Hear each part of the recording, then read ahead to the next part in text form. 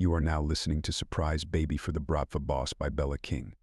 Sit back, relax, and enjoy. Chapter 1. Avram.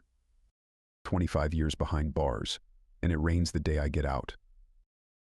That bodes well. I shrug the rain off my shoulders as I step into the gas station. I get a curious look from the cashier, a scrawny man who looks like he dabbles in meth after work. It's like I escaped from prison instead of being released, and the looks I've been getting do nothing to ease that feeling. Something about being out after all these years feels wrong. I'm clothed in newfound freedom, but it feels like wearing clothes that I stole from my brother. I haven't seen him since we parted ways at 16. Even though I stick out like a wolf in a chicken coop, I retain some comfort from knowing that people in small towns are also 25 years behind. The slow-moving, disinterested energy in this town might as well lock its residents in a prison of monotony. It's a time capsule I'm eager to move on from. I head straight for the bathroom, hoping that I won't be pressured to buy anything in exchange for being allowed to take a piss. I'd sooner steal and get thrown back in prison than waste a penny of the $50 of gate money I received upon release. I needed to get to Montana. Back to the treasure I buried. Back to being filthy rich. I close the bathroom door and slide the lock in place. It smells like someone had a medical emergency in here, but I've experienced worse. When my cellmate of 9 years was stabbed to death over a cigarette, they left his body on my bed for me to discover. I could smell it on my mattress for months, even though the guards supposedly swapped it out for a new one. I doubt it. They don't treat felons well in that prison, and I was no exception. But I also wasn't the worst. Cop killers and molesters. Those get treated the foulest, but I managed to avoid that title despite the fact that I killed one of the boys in blue when I was 19. I didn't get caught for that. Ironically, it was the murder of a career criminal that got me locked up, which is also why the judge handed me 25 years instead of a death sentence. It does seem odd, however, that I was permitted to take a life and still keep mine. What's left of mine, anyway? When I look in the cracked and fogged bathroom mirror, I see a man with about 40 years ahead of him if he's lucky. 40 years of freedom. No bedtime, no flavorless meals, and no prison guards searching where they shouldn't. No rules either. The free world is just as lawless as when I left it, but that works in my favor. The only thing a man can really do once he spent the majority of his life around criminals is commit more crimes. It's not like I'm going to waltz into a university at 45 without a penny to my name and become an astrophysicist. That opportunity came and went, but the years have made me sharper. I've gone over the mistakes I made last time, and I'm going to do things differently. Much more patiently. I'm not in a hurry to get locked up again, though I'll admit it's more comfortable in a cell than it is on the outside. Cleaner too. One thing about life behind bars is that you get so used to it that being outdoors feels more claustrophobic than being locked in a cell.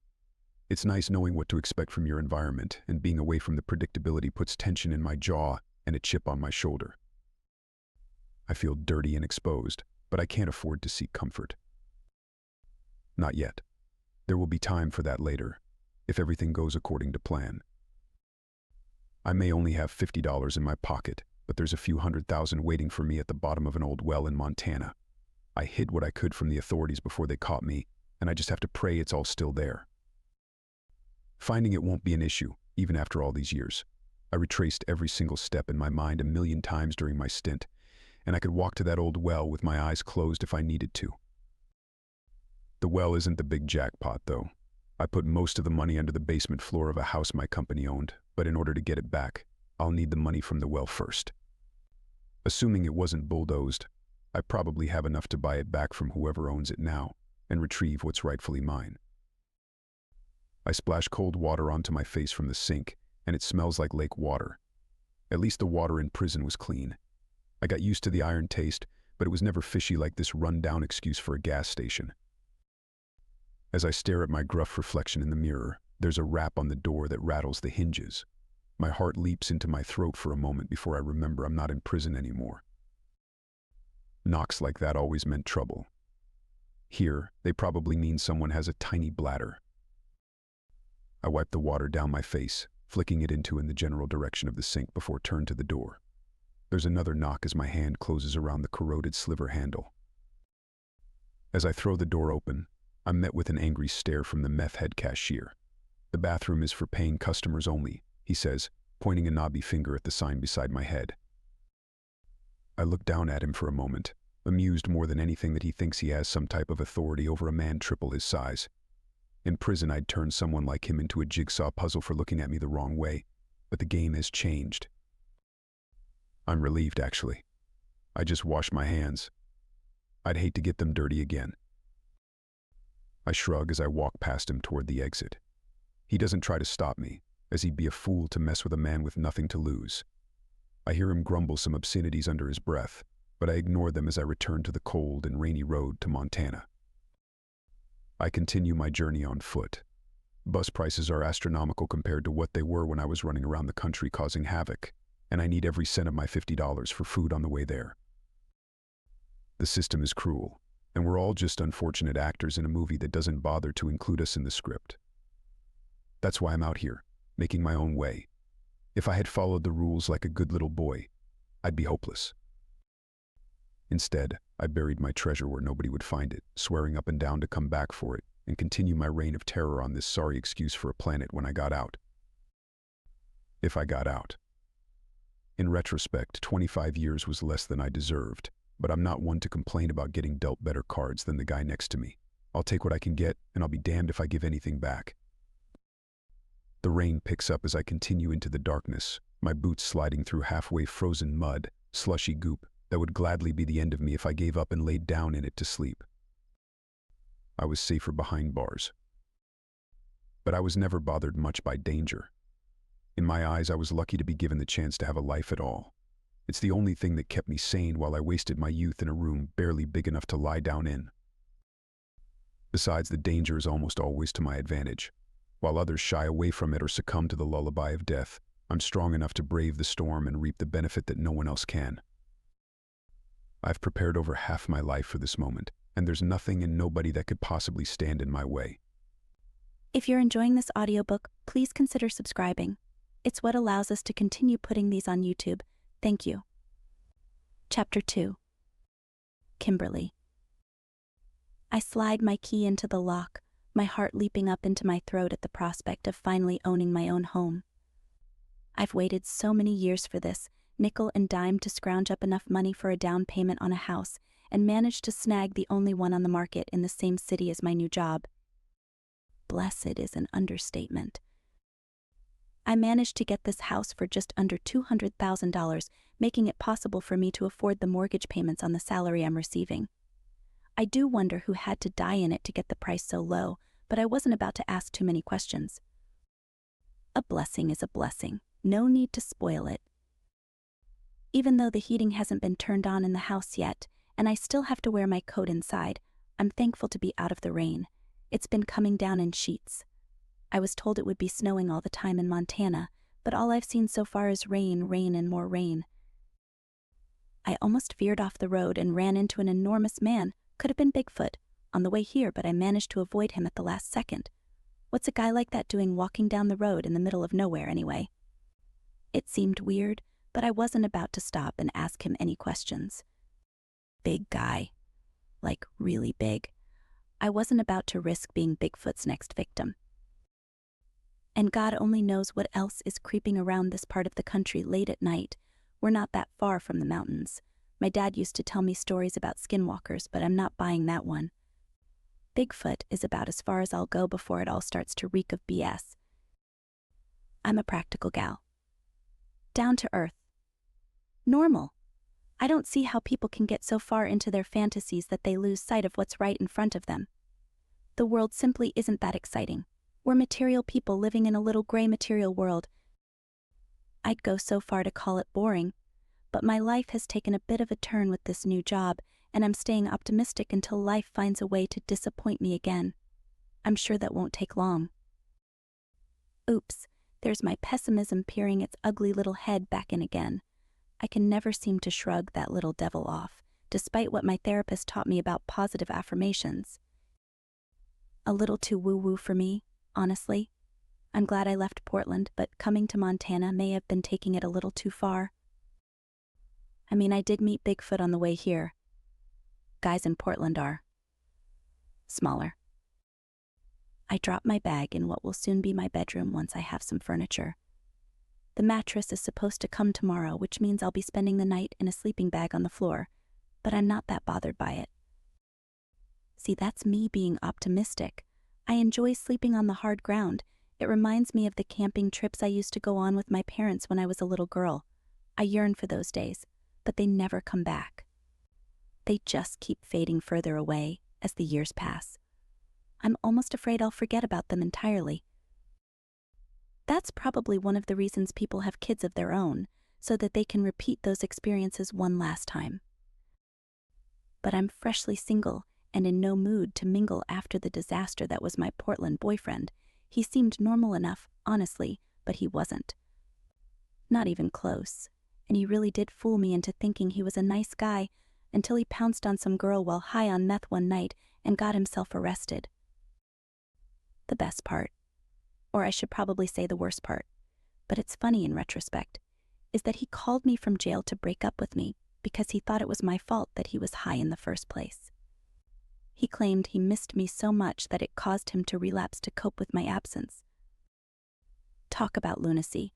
I'll never fault someone for having an addiction, but hiding it from me and then trying to blame me for it crosses several lines.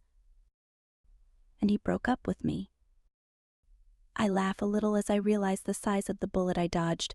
At least I'm not having his babies. I might not be having any at all at this rate, but that was never my plan. 28, office gal, attractive but totally done with men. I could stand to wait a few more years, but if Prince Charming doesn't come galloping into town on a pony, I think I'm going to adopt a couple of cats and become a mountain witch. That's better than becoming a skinwalker, I suppose. I try not to look out the windows as I walk to the kitchen to test the water. They're like big, gaping black rectangles cut into the walls, with glass so clear and unobstructed that it looks like there isn't any at all. And the night is so dark here in Montana.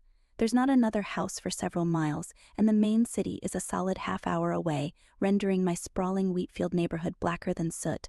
Looking out the window is like staring out into space after every star in the sky has died. Curtains feel more important than furniture at this point. I probably shouldn't have even moved in tonight, but my lease was up, and my ex-boyfriend was about to be released on bail. I don't think he should have been released after the mayhem he caused downtown, but since he didn't actually hurt anyone, they thought it was fine to let him off the hook until his trial. He may have even tried to text me after he was out, but I blocked him, so I wouldn't know.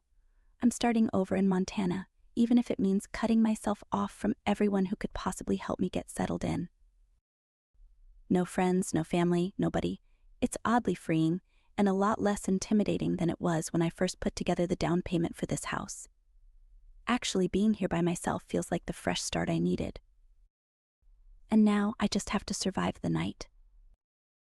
I test the tap in the kitchen, and ice-cold water spurts out of the shuddering faucet after a few seconds, running a slight yellowish color before turning crystal clear. It's probably not the best idea to drink from it, but I brought a big bottle of alkaline water because I was told it was healthier than regular water, but I haven't read into that claim. It tastes good, though. Crisp and sweet, though I'll admit that I'd rather have a hot cup of tea right now. Chamomile preferably, but I'd take what I could get at this point. I check the cabinets, but there's nothing except dust and the occasional spider. Whoever left this house took every last thing inside, and it looks like that was a while ago. I wasn't told how long this house was vacant, but it seems like it was at least a few years. Why? Also no clue, but whatever it was probably contributed to how cheap I got it. I'm assuming someone died, but I'm not superstitious enough for that to bother me. Ghosts don't exist. The world isn't that interesting. I feel like that's still an optimistic take. I mean, who really wants ghosts to exist? What good would come from that? The thought of them puts tension in my shoulders as I leave the kitchen and creep down the hallway toward my bedroom. I know they're not real, but that doesn't stop my imagination from concocting traumatic scenarios where dead people chase me around the house. I turn the light on in the hallway, even though I don't need it. Electricity out here costs roughly the same as Oregon, making it lower than the national average. I can afford to be a little silly. If nothing else, the light will keep the bugs away. With the rain coming down like it is, I can imagine they'll all be looking for a nice dry place to hang out until it passes. Not in my sleeping bag. I'm drawing a circle of bug spray around myself before I pass out for the night. Ghost might not be real, but big spiders and cockroaches certainly are, and neither seem to have any qualms with starting a family in your ear while you're trying to sleep.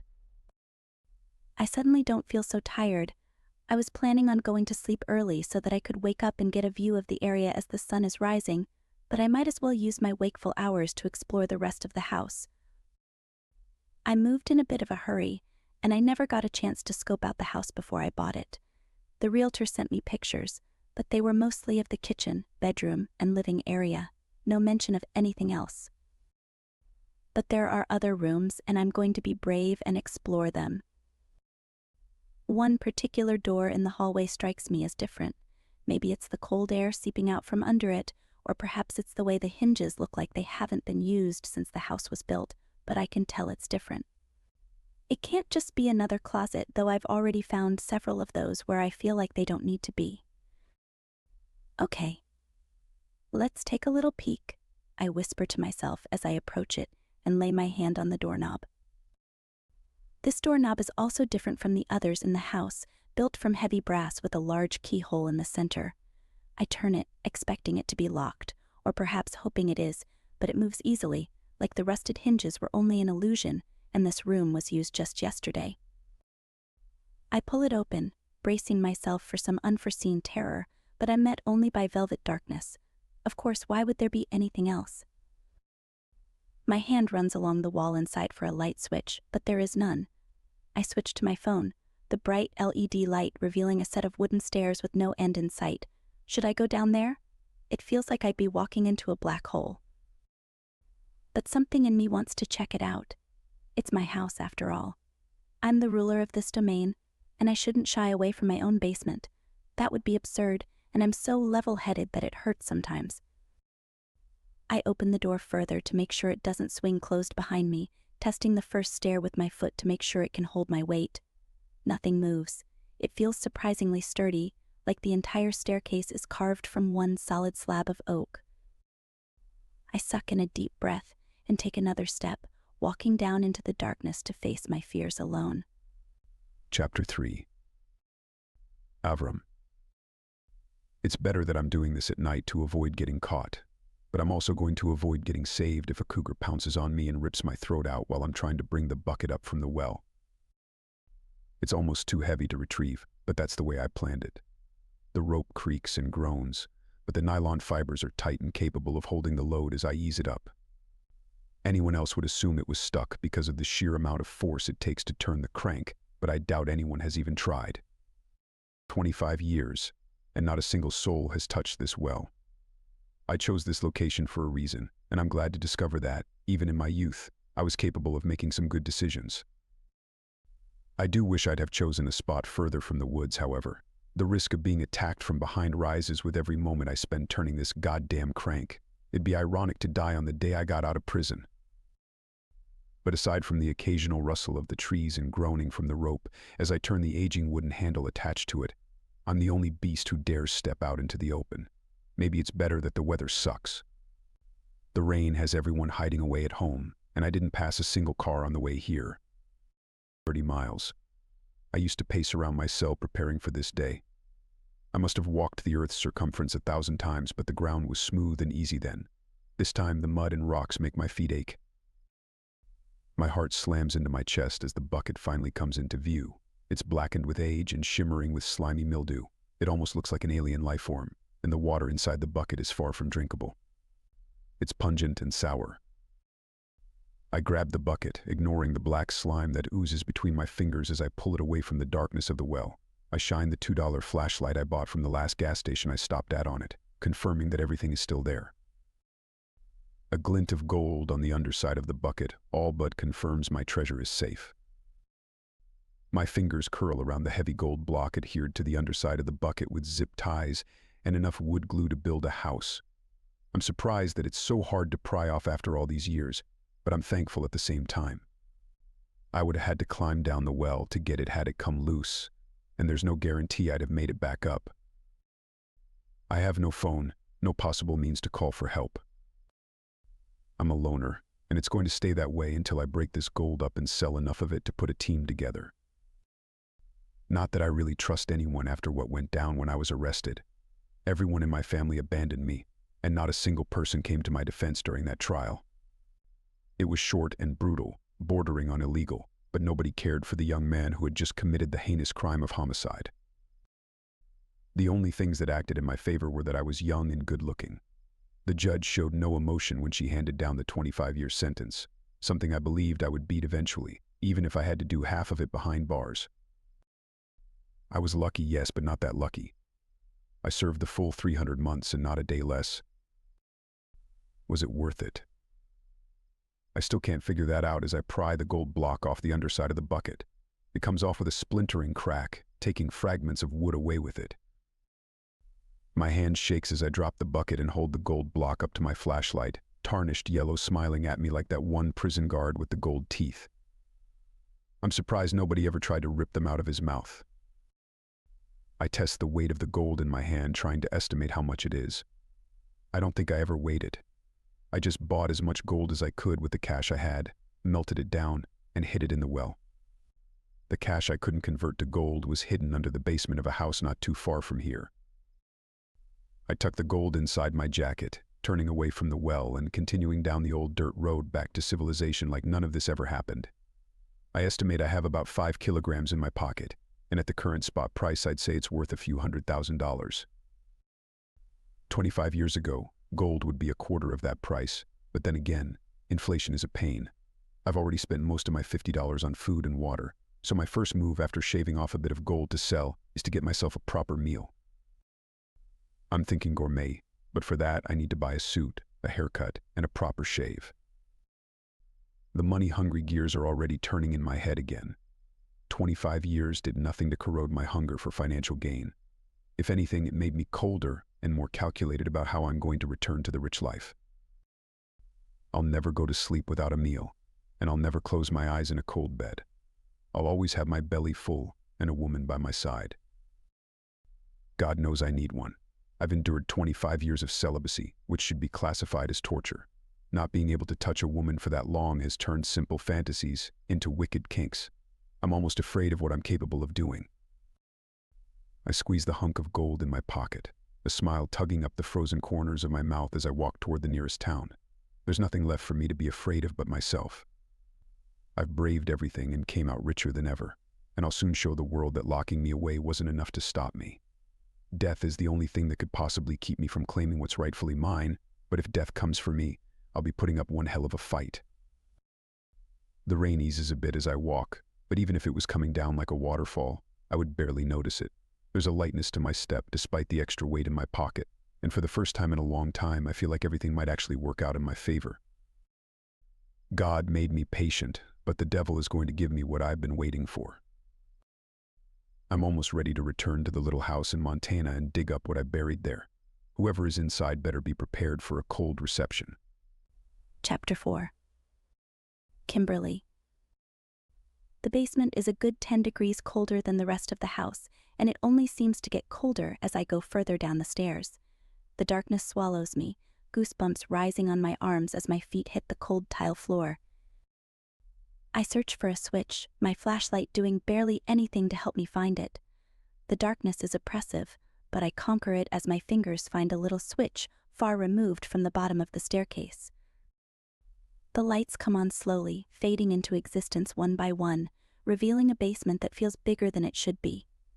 It stretches twice the distance of the house, buried underground and tucked away like it's not meant to be found.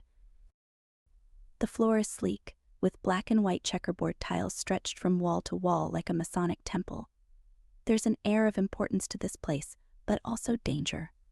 I don't feel like I'm supposed to be here, even though it's my property. I tuck my phone into my pocket, standing with my feet together and my arms wrapped around myself in a comforting embrace. It's not the cold that's bothering me. There's something weird about this place, and it makes me supremely uncomfortable. The air is still, heavy with the kind of silence that's only found deep underground or in a purposefully soundproof chamber. This silence has been undisturbed for a long time, and my intrusion upon it is a ripple in the eerie calmness of a forbidden place. By coming down here, I have the strong impression that I've changed the course of history. A little dramatic for my reasonable self, but it's easy to get lost in the energy here and forget who you are. I take a small step forward, testing my luck, but the floor creaks in a way that it really shouldn't, considering that it's tile, and I turn around and race back up the stairs, leaving the light on. When I get up to the top, I close the door hard, wishing I had the key to lock it. It was such a bad idea to come here so late at night. I need to learn to be more patient. I let out a deep sigh, taking a moment to collect myself. My heart is beating much harder than it should for what little exertion it was to dash up the stairs. I'm reluctant to admit that I'm afraid. There's nothing for me to fear. Until a heavy knock on the front door echoes through my empty house. Who is that? I whisper to myself, my voice tight and high in my throat. What little calmness I managed to achieve has vanished like a drop of water in the desert sand. Nobody should be knocking on my door at this hour. I'm frozen in the hallway, unable to move until another knock nearly rattles the door off its hinges. Someone really wants to get in, but who could it be? The previous owner. Is it just a coincidence that someone arrived the moment I came up from the mysterious basement? Or do they know I was down there? I swallow hard, trying to muster up the courage to respond to my unknown visitor. Maybe if I don't say anything, they'll go away. Another knock eliminates that possibility. They know I'm home. The lights are on and there aren't any curtains to shield myself from view.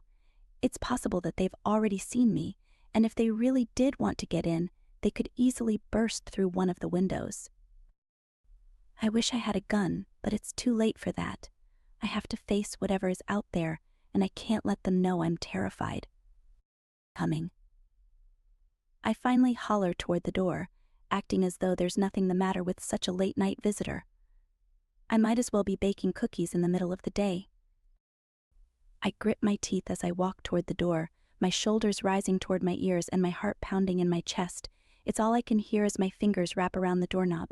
It feels hot and cold at the same time, and I can barely turn it without my fingers slipping in my sweat. I pull the door open an inch, just enough to peek outside. Who is it? I ask. I can see nothing but darkness outside. But that's only because the man standing outside is so big that he blocks the light from the moon entirely, casting a thick shadow that's as cold as it is black. I'm chilled by it, iced over on the spot like I've been blasted by a sudden January snowstorm. When he speaks, his voice is so deep and coarse that it feels like sandpaper against my skin. Are you the owner of this house? What do you want? I ask, reluctant to tell him anything about myself. He leans forward, his face coming into view and startling me by how handsome it is. I was expecting a monster, but instead I got a model with pale gray eyes and tattoos crawling up his throat. He's no less threatening than a monster, though, considering that he's triple my size and it all appears to be pure muscle. I don't know what a man has to do to get that big, but I doubt it's helping old ladies cross the street. I would like to speak to the owner of this house, the man says, his voice enriched by a thick Russian accent. You already are. His eyes narrow. Let me inside, and we'll talk about why I'm here. Sounds like a great way to get murdered, I reply dryly. He chuckles. You really think I came all this way to kill a woman I don't even know? Maybe. He leans forward again, the smell of rain and wicked possibilities weighing heavy in the air between us. I'm here to talk about the house. I raise an eyebrow. Why? I used to live here. I laugh. Oh, come on. You'll have to do better than that to get me to open the door. I mean, I don't even know who you are. Avram, he replies without missing a beat. I'm taken aback by the suddenness of his response, but I doubt he's lying. He wouldn't be able to come up with a fake name that quickly, unless he planned this all ahead of time. If so, I'm already screwed, so what good is it going to do to resist? Well, Avram, I say, opening the door a little more. My name is Kimberly, so if you're going to murder me, at least you know who you're killing. I can see his face better now. Sharp jaw, thick eyebrows, and salt and pepper hair. He frowns, and somehow that makes him even more attractive. Avram is dangerous, and not just because he's knocking on my door late at night. The door comes open another inch, despite the warning bells ringing like gongs in my head. It's cold and I've been through a terrible rainstorm, Avram says, stepping closer. If you don't mind, I'd like to come in and dry off. I pull the door the rest of the way open, examining him thoroughly before making any final decisions. He is soaked, and that can't be comfortable considering how cold it is tonight. I don't see a car anywhere. Did he walk here? If so, from where? Does he live nearby? Questions swirl in my mind, but remain unanswered as he walks in, his powerful presence forcing me aside harder than if he had used his hand and shoved me. Nice place, he mutters, shrugging off his coat and hanging it on the hook beside the door. You're a minimalist, I assume. I'm struck by confusion until I realize why he's saying that. Oh no, I say with a nervous laugh. I just moved here. Haven't had time for the furniture, but it's coming. They're expecting me to be here to pick it up tomorrow. He turns, his body casting a long shadow down the hallway. It makes him seem even taller than he is, though I'm certain he's almost 7 feet tall. His slicked back hair almost touches the ceiling, and his legs are about as long as my entire body. I wouldn't even have to get on my knees for him. Totally inappropriate. I don't even know why I would think something like that. Who was the previous owner? Avram asks, his eyes scanning me like I'm hiding something from him. They linger on my breasts just long enough to make me blush and forget what he just asked. Sorry, what was the question? I ask, shaking my head to clear it. The previous owner, he repeats, walking toward the door to the basement. He lays his hand on the knob, then pulls it back suddenly. Or has it been empty this whole time? I'm not sure. It did seem kind of abandoned when I bought it, but they didn't say. I didn't ask too many questions, honestly. It was a good price, so I took it. I can give you a better price, he replies, looking at me with eyes like lasers. How much did you pay? I wrinkle my nose at his question. What's your deal? I want the house, he replies. Seems nice. You must be crazy or something, I reply, shaking my head. I'm not even sure why I let you in, but if you start acting weird on me, I'm going to call the police. There's a flicker of fear in his eyes, and his face drops. No need for that. I'm not trying to bother you.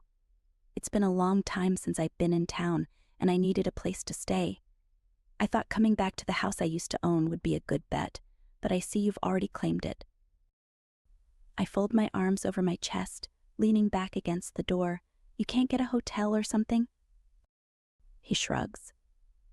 No money. You're homeless? I ask in disbelief. For the time being, yes. Maybe you'll take pity on me, he says, holding out his hands with his palms turned upward. A smirk creeps onto his face, and I immediately know he's playing some kind of game with me. I scoff. Save the sob story. I'm not selling the house, and I'm not letting you stay the night. I think we got off on the wrong foot, he says, softening his voice as he drops his hands. I'm not trying to intrude on your space or disrupt what you have going on here. I was cold and in need of a place to warm myself up for a few minutes. I'm not going to bother you. May I just use your dryer for my coat? It's soaked. That part of his story is true. His clothes are dripping wet, and I'd rather not send him out to his death. I'd hate to feel responsible for that, even if this is entirely his fault. I don't owe him anything, but if everyone acted that way, civilization as we know it would end. There's a laundry room at the end of the hallway, but I'm honestly not even sure if the dryer works. I haven't tested anything but the water. He smiles, crow's feet at the corners of his eyes revealing his age. He's handsome for how much older he is than me, and I can't suppress a flutter in my stomach as he comes back toward me. His hand hovers over his coat, his eyes catching mine and holding me in a trance for a moment before he turns away. Thank you, Kimberly. I hope this won't take long. It'll be an hour at the very least with how wet his coat is, but it's better than him staying the entire night. I really can't have a stranger in my house like this, especially not one who is making my stomach swirl and my legs weak. I want to accuse him of making me feel like a high schooler with a crush, but that isn't his fault. I'm the one who is allowing my mind to go there. I lock the front door before hurrying after Avram, the cold air putting goosebumps on my arms that I can't rub away. I need to find the heater and turn it on, but it might very well be in the basement, and I'm not sure I want to go back down there until morning. Oh, perfect, Avram says as the dryer rumbles to life. 30 years and she still works like a charm. He turns it off. The way he speaks sends a chill through me. The goosebumps rise higher, making it impossible for me to hide the way I feel as Avram peels his shirt off, tossing it into the dryer with his coat. His torso is fully tattooed with intricate black images and Russian script. Some of them are quite old, but others seem fresh, like they were done just last week. There's probably a lifetime of stories in that ink, but I doubt I'll get to hear any of them. That doesn't stop me from admiring his body, though. I have to take a small step backward to get the full picture, my eyes scanning his thick muscles and wondering how it's possible for a man to get that built. He exists without an ounce of fat to cover his washboard abs, and the gutters leading down to his family jewels hint at a strength that can't be achieved from the gym alone. I bet he screws like a beast. I cross my legs a bit as Avram puts his thumbs into the sides of his pants and begins to ease them down. I come to my senses when I realize he's taking his underwear off with them. "What are you doing?" I yelp, jumping back. Chapter 5. Avram. Kimberly is jumpy like those little crickets that would find their way into my cell in the summer. It's cute, but a little unnerving, considering I'm not doing anything that would warrant that type of response. I'm drying my clothes, I tell her. She pulls her head back and gives me a critical look. "So, you're just going to walk around my house naked or what?" I'm no stranger to nudity. I wasn't given much privacy when I was locked up, and it only dawns on me now that getting naked in front of a stranger might come off as threatening. "You don't happen to have a towel or something I can cover myself with?" I ask. "I might," she replies, looking over her shoulder. "They're in the bedroom. I'll be back in a second." I take the opportunity to remove the rest of my clothes while she's away, tossing them into the dryer and starting it up. She can't fault me for wanting to get dry. A nice hot shower and a cup of black coffee would be nice too, but I'm not pushing my luck. It looks like she doesn't even have food in here yet. I wish I had the sense to buy dinner before I came here, but I didn't want to waste a minute of my time, and I doubt Waffle House takes gold shavings as payment. The gold block is sitting under the porch, where I trust nobody will come snooping in the middle of the night. I couldn't bring it inside with me for risk of Kimberly discovering my secret. My lips are sealed. If I can get downstairs and uncover my treasure chest beneath the basement floor, I might not even need to buy this house. But I'd rather have it, and I wouldn't mind having it with Kimberly still inside. I don't think it's just because I haven't had a woman in 25 years. I'm as aroused as Hameros himself, but that doesn't mean I'd screw just anyone. Kimberly is young, exceedingly beautiful, and innocent enough to drive me crazy with desire. Plus, I'm pretty sure she's single. That makes her the prime candidate for becoming my Bratva queen. I want to ruin her with my sin. I want to corrupt her until her soul is as dark as mine. I want to put my babies inside of her and make her belly full and round. She will have my children. She will give birth to the heir of my new kingdom. My head is filled with the filthiest of fantasies about how I will claim her. The positions, the sounds, the tastes. I want her flesh against mine, the heat of her purity soothing the beast inside of me as I fill her with my seed. I'm going to lose control just thinking about it. I'm released from the shackles of my imagination before I'm able to, however. Kimberly comes back down the hallway and lets out a loud gasp. "Avram, I told you I'd get you a towel first." I look at her, instantly enamored by the flush of her soft cheeks. She's too innocent for this world, but that's what makes her so irresistible. The fact that she's been able to preserve her purity is nothing short of a miracle. "If you give me the towel, I'll be able to cover myself," I say, holding out my hand as Kimberly stands 3 yards away from me, frozen in utter shock. "You're seriously naked right now," she says, as though she can't believe any of this is happening. Towel, please. Oh no, I'm not coming over there when your junk is literally out. I sigh. Innocence has its benefits, but I'm starting to get annoyed by this exchange.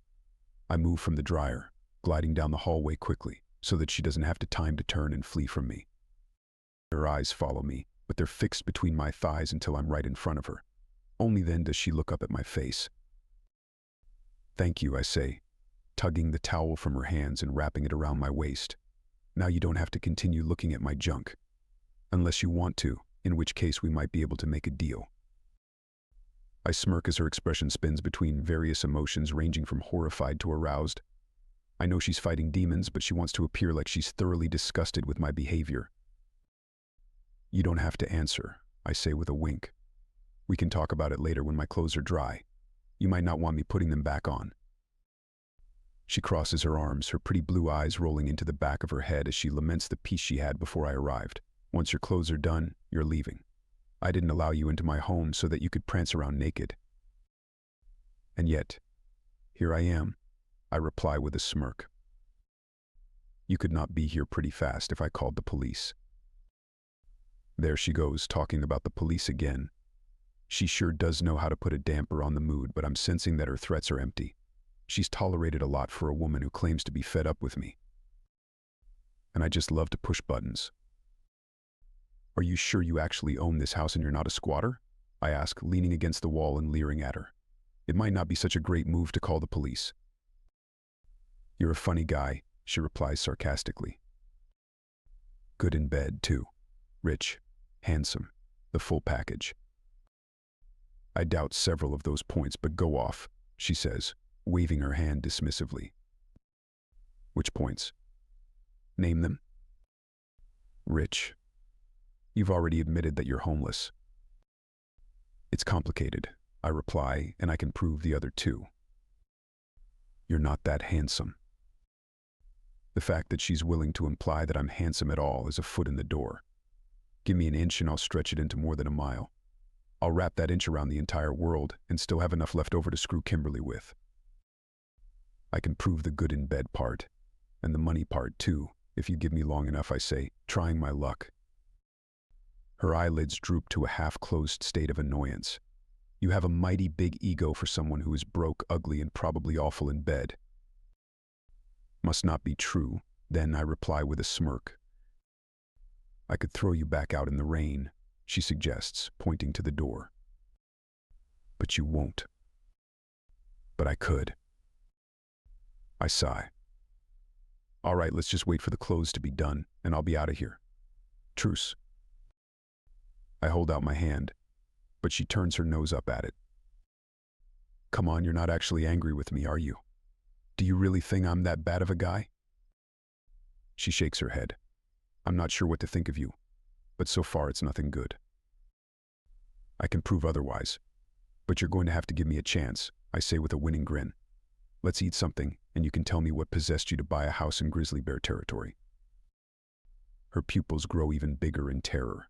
Please tell me you're joking. I'm not. I used to live here.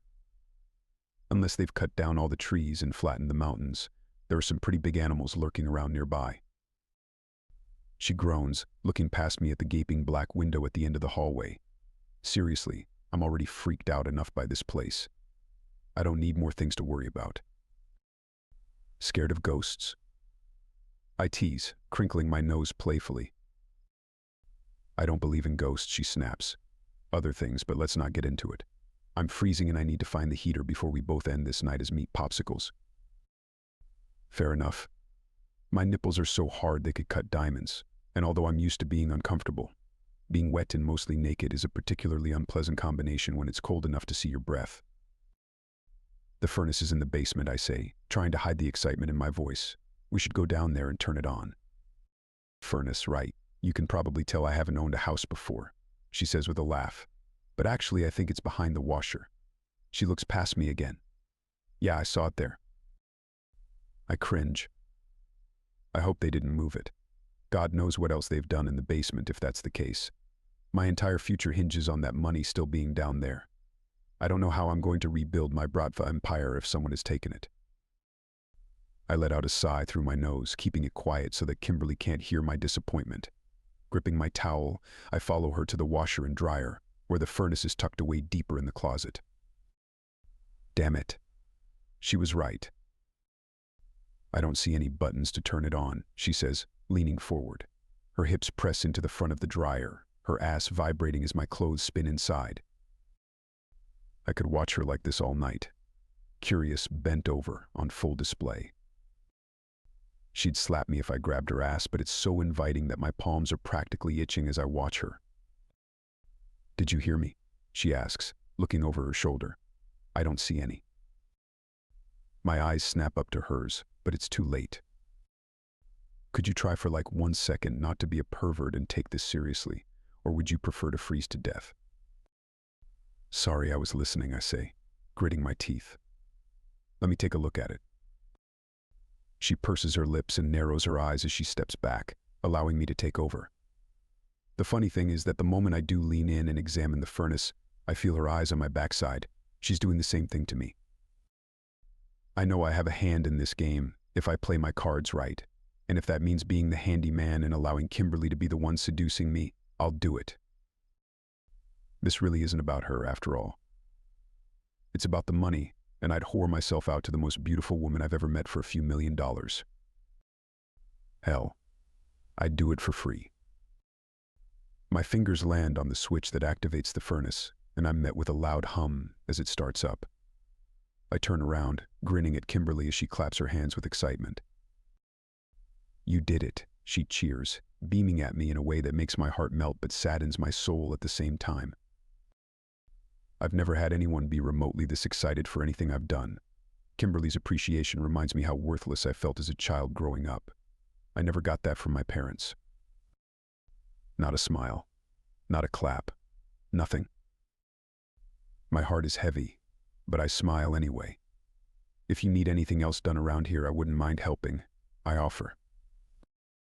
She tilts her head to the side, and I can hear the gears moving in her brain. I can think of a few things that need fixing. Chapter 6. Kimberly. I'm just glad to have something to keep Avram busy. Left to his own devices, he's dangerous. When I have him checking the locks on the windows and oiling the hinges on the doors, he's actually quite useful. You're obviously quite capable, I say as he tests the bedroom door and grunts in approval of his work. Why are you wandering around town without a car? I live nearby, he says, looking over the door again like he's not quite satisfied with it. This is old. You see the paint here? He traces his finger down the edge of the wood. That's going to flake off all over the carpet. Well, I don't have any paint. We'll get some tomorrow, he offers, winking at me. You can drive me to town in the morning. I narrow my eyes at him. But you live nearby. Wouldn't I just need to drive you to your place? Yeah, in town, he says, avoiding my eyes. God, he's a terrible liar, but his good looks and charm more than make up for it. I'm just confused why he feels the need to be so dishonest in the first place. He doesn't seem like that bad of a guy, despite appearances. I'm dying to know what he's hiding. So, what do you do exactly? I ask, digging for clues. What do you mean? For work. He glances at me for a split second, then focuses his attention back on the door. Business, mostly. That's vague. Well, you haven't told me what you do, he replies, his sharp eyes meeting mine. You're just as much of a mystery as I am, it seems. All these questions and not a single word about your personal life, starting to think you're hiding something. I laugh at his attempt to flip the script on me. He can't think I'm that basic. What? He asks, looking slightly offended. If you're not willing to open up, then neither am I. Please. You're the one who arrived at my house in the middle of the night, completely unannounced. Used to be mine, he grumbles. You're too much, I reply, wagging my finger at him. I think your clothes might be dry, so you can leave, and we can both forget this ever happened. No need to exchange life stories. You aren't going to thank me? He asks, cocking his head to the side and frowning. For what? Allowing me to dry your clothes? He points to the door. I fixed this, and all your windows. That's something people pay money for. Okay, thank you, I say, planting my hands on my hips. You happy? He shakes his head. Not really. Then how can I make you happy? I ask, regretting the words the second they leave my mouth. His mouth turns up in the most devilish grin I've seen, but on him it's shockingly handsome. My entire body breaks out in a cold sweat, and my heartbeat doubles in speed as he lowers his large hand to the tragically small towel I gave him. It hasn't been doing much to cover his muscular thighs, but I've done my best to keep my eyes off the ample skin he's showing.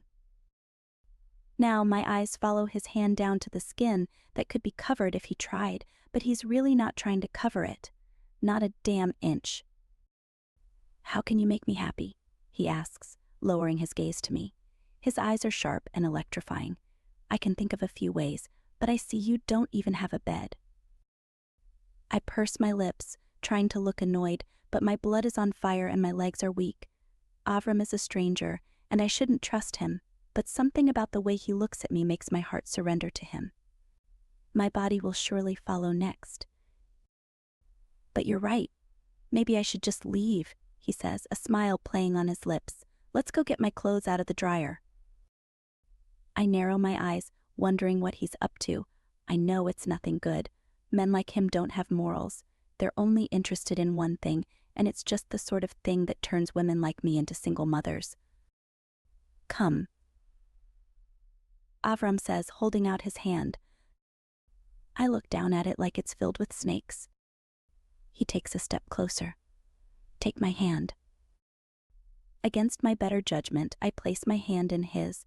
It's the first time we've actually touched, and I feel an immediate magnetic pull from his body. Electricity passes between us, the type that longs for a discharge as strong and sudden as a bolt of lightning. My entire body buzzes as he leads me out of the room and down the hall. He's in control now. I'm just following along, completely helpless against whatever he has planned. I shouldn't give up control so easily, but it feels like I did that the moment I let him into my house. He shouldn't be here, and I shouldn't be doing this. But I can't take anything back. The line has been crossed, and fate is acting accordingly. Seems as though my clothes are dry, Avram says, smirking at the silent dryer. Better get changed. He lets go of my hand, dropping his towel at his feet before he's even opening the dryer door. I'm shocked by his nudity, but no less enamored than I was the first time he took his clothes off. His figure is spectacular, like he was carved from granite by an angel. Every muscle is perfect in size and shape. Every curve is indicative of power and grace. Every inch of flesh is blessed with the warmth and color of a man full of life and energy. I don't know who he is or where he came from, but his intentions are clear, and I'd be a fool to say no to a body like that. Due to the very explicit nature of the next scene, it's only available by following the link in the description or going to bellakingbooks.com. Your book will now continue. Chapter 7. Avram. My body rises and falls with her breathing as we both return to the quiet calmness that came before this storm of passion. The air is different, though. It's not thick and strung up with tension. The night is warm even through the freezing rain outside, and the energy is peaceful. I can't say I've felt peace like this since I was locked up. In prison, everyone walks around with their shoulders hunched, painfully aware that violence and chaos can break out at any second. It'll be something simple, like a spoon being dropped or a napkin in the air, but we all knew what was coming the second the tension broke. I've been in my fair share of fights. I never sought them out, but sometimes they were necessary. People out here don't understand that. When you're stuck in a box for decades with the same people, you can't walk away from confrontations. Your reputation is like a house of cards, and if one little punk decides to pull one of your cards without being taught a stern lesson, the whole tower will fall. I never let mine collapse, but I've seen it happen, and it wasn't pretty. A lot of blood. That's always how it is, just a whole lot of blood. I'm relieved to be done with that, but I'm still not sure what to make of Kimberly and her instant refusal to sell the house. I'm going to have to get into the basement somehow, and if she makes that difficult, I'll have to use force. For now, I try not to think about it. I'm almost able to fall asleep on top of Kimberly with how soft and warm she is, but I'd rather not crush her and risk doing another 25 to life. I help her up and smile as she blushes. She's adorable, and I allow myself to get lost in the perfect blue of her large eyes. The way she looks at me makes me want to melt, but I must stand strong. She can't believe that I'm weak for even the tiniest fraction of a second. That's not the way a Bratva Boss acts. I must reclaim my rightful place in the social and financial hierarchy of the free world or succumb to its hardships. Kimberly cocks her head to the side, studying my face. Perhaps she's trying to see my thoughts. "What?" I ask. "I'm just curious about you. That's all," she says with a smile. "And I'm wondering if you're planning on sleeping over." With those words, I realize how I'm going to get the treasure hidden under the basement floor. I'm usually quite stoic, but this time I'm unable to prevent a smile from creeping onto my face. Spend the night with the most beautiful woman in the world and dig up some buried treasure before she wakes up. I'd be a fool to respond with anything but a resounding yes. But I contain myself. I take her hand and I look deep into her eyes, allowing myself to lose myself in them again. "I'll keep you warm tonight, darling." "You have quite the job to do, honestly," she says, looking down the hallway toward the bedroom. "I don't even have a bed. We're going to be sharing a sleeping bag." "That will do," I reply, unwilling to tell her exactly why I'm fine with a sleeping bag on the floor over a bed. I'm so used to hard surfaces that the thought of sleeping on a sinking foam mattress makes me feel uncomfortable. I enjoy the stability of a firm mattress, and the ones we had in prison might as well have been made of stone. A hard floor and a soft woman beat a real bed any night. "I have PJS, but I guess you're sleeping naked," Kimberly says, looking over my body. I squeeze her hand. "Whatever you're comfortable with, beautiful." "You're being awfully nice compared to before we had sex," she says, eyeing me with suspicion. "Was that all it took?" I shrug. Calms me down. Men are too easy. I chuckle. "Try it again next time." "I don't mind." "I think I've spoiled you enough," she replies, but the glow in her cheeks tells me she's the one who is spoiled. I allow her to win the debate, if only to make sure she's still in a hazy, post-orgasmic state when she closes her eyes to sleep. The sooner she's in bed, the better. It's already late, and I'm not going to risk rummaging around in her basement when the sun is up. The darkness is the only friend I've ever had. Aside from my twin brother, but I haven't heard from him since we were 16 and parted ways. He decided he didn't want to take the same route to riches that I took. He wanted to do it the right way, the way our mother would have approved us. No laws broken. Just clean and tidy business without the thrills that the Bratva life offers. Maybe he was right, but I have no way of knowing. I don't even know if he's alive, much less who he is or what he's doing. He never reached out when I went away. Maybe he expected it. Maybe he didn't even know. I assume he still wants nothing to do with me, seeing as I haven't deviated from the path I set out on when we were just becoming men. At least I'm consistent. I've always known that I would do anything for money. It's a character flaw, sure, but it's also what makes men richer beyond their wildest dreams. That's my fantasy anyway. I can't be certain that my fortune still exists aside from the block of gold, which only serves as a starter for my new Bratva endeavor. I'm going to need a lot more money than that to rebuild my empire. So I follow Kimberly down the hallway, holding her hand until we arrive and she rolls out the sleeping bag on the carpet. It's too small for 2 people, but she seems to believe we can fit. After some unzipping and a lot of squirming, we manage to find an arrangement comfortable enough to make sleep come quickly. She snuggles up to me with her eyes closed, but mine are wide open, glued to the ceiling as I listen to Kimberly's breathing slow down. This is the first time that I'm happy to discover the person I'm sharing a room with snores. I wait a little longer after that to ensure Kimberly falls into a deeper sleep. She needs to be good and gone before I dare leave the room and venture downstairs. Feeling her warmth against me, I'm tempted to fall asleep and push my plans to a later date, but the thought of money pulls me from the comfort of my bed after 2 hours of stillness. Nothing good comes to those who can't forgo comfort for progress. Even with the furnace on and the thermostat cranked up to 75, I feel cold as I step out of the bedroom into the hallway. I'm unclothed, and every creak of the floorboards feels like an attack. The hair on my neck prickles as I reach the door to the basement. It's not how I remember it. Someone replaced the doorknob with one that locks, but when I turn it, the door swings open easily. I peer down into the darkness, waiting for my eyes to adjust. They never do.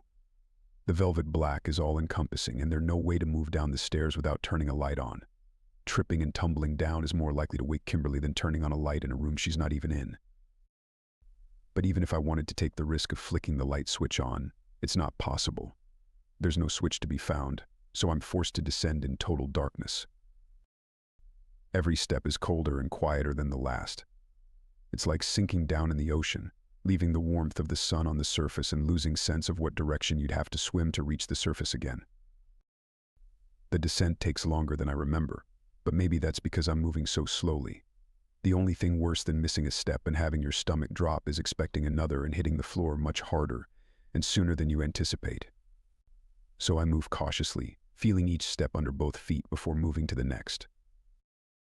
Eventually I reach the bottom. When my bare feet touch the smooth tiles floor, I know something is wrong. There wasn't a floor like this when I buried my treasure. My heart jumps into my throat as I feel around for a light switch. This time I'm able to find one. Light floods into the room, confirming my fears and causing an audible groan to escape my mouth. It's been redone with large black and white checkerboard tiles, the kind that would take a sledgehammer to break through. There's no way I'll be able to retrieve what's hidden under the floor with Kimberly home. It would take days to find the treasure, and I'd need heavy equipment to break through the floor and dig. 25 years ago, when I put a chest full of money under the floor, this basement was covered in cheap linoleum.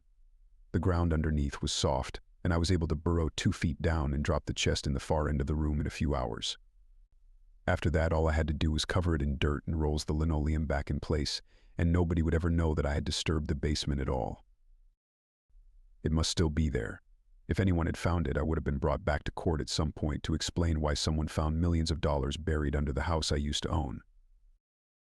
That's what I tell myself, but I know if I found that much money, I wouldn't call the police and report it. That's life-changing. There's no reason to ruin your good fortune by reporting it to the cops and having them come confiscate your new fortune from you. There are people who would call the police anyway. Kimberly strikes me as one of those people. Too good, too sweet and innocent. It's what makes her so attractive, but it's also what makes her impossible to keep. I try not to think about what I'm doing to her as my eyes sweep the basement again. A plan brews in my head like a dark storm. I'm not going to be able to get the money tonight, but I am going to get it. No matter what I have to do. No matter whose heart I have to break. Chapter 8. Kimberly. I'm surprised to find Avram beside me when the sun glares through the unobscured window at 7 in the morning. I was almost certain he'd sneak off before I woke up, never to be seen again. But he's still here, rock-solid, abs and all. I peel back the top of the sleeping bag a bit to get a better look at him. He's just as gorgeous as he was last night, if not more in the morning sun. His body glistens with a light layer of sweat from the heat of the overactive furnace. It's divine. I've never seen a man quite so attractive, and I have no clue how he ended up in my house last night. He just showed up, and he still hasn't explained why. Oh, and we slept together. No condom or anything. I haven't done something that risky since I was 18, and still discovering that men will not wear a condom, unless you make them.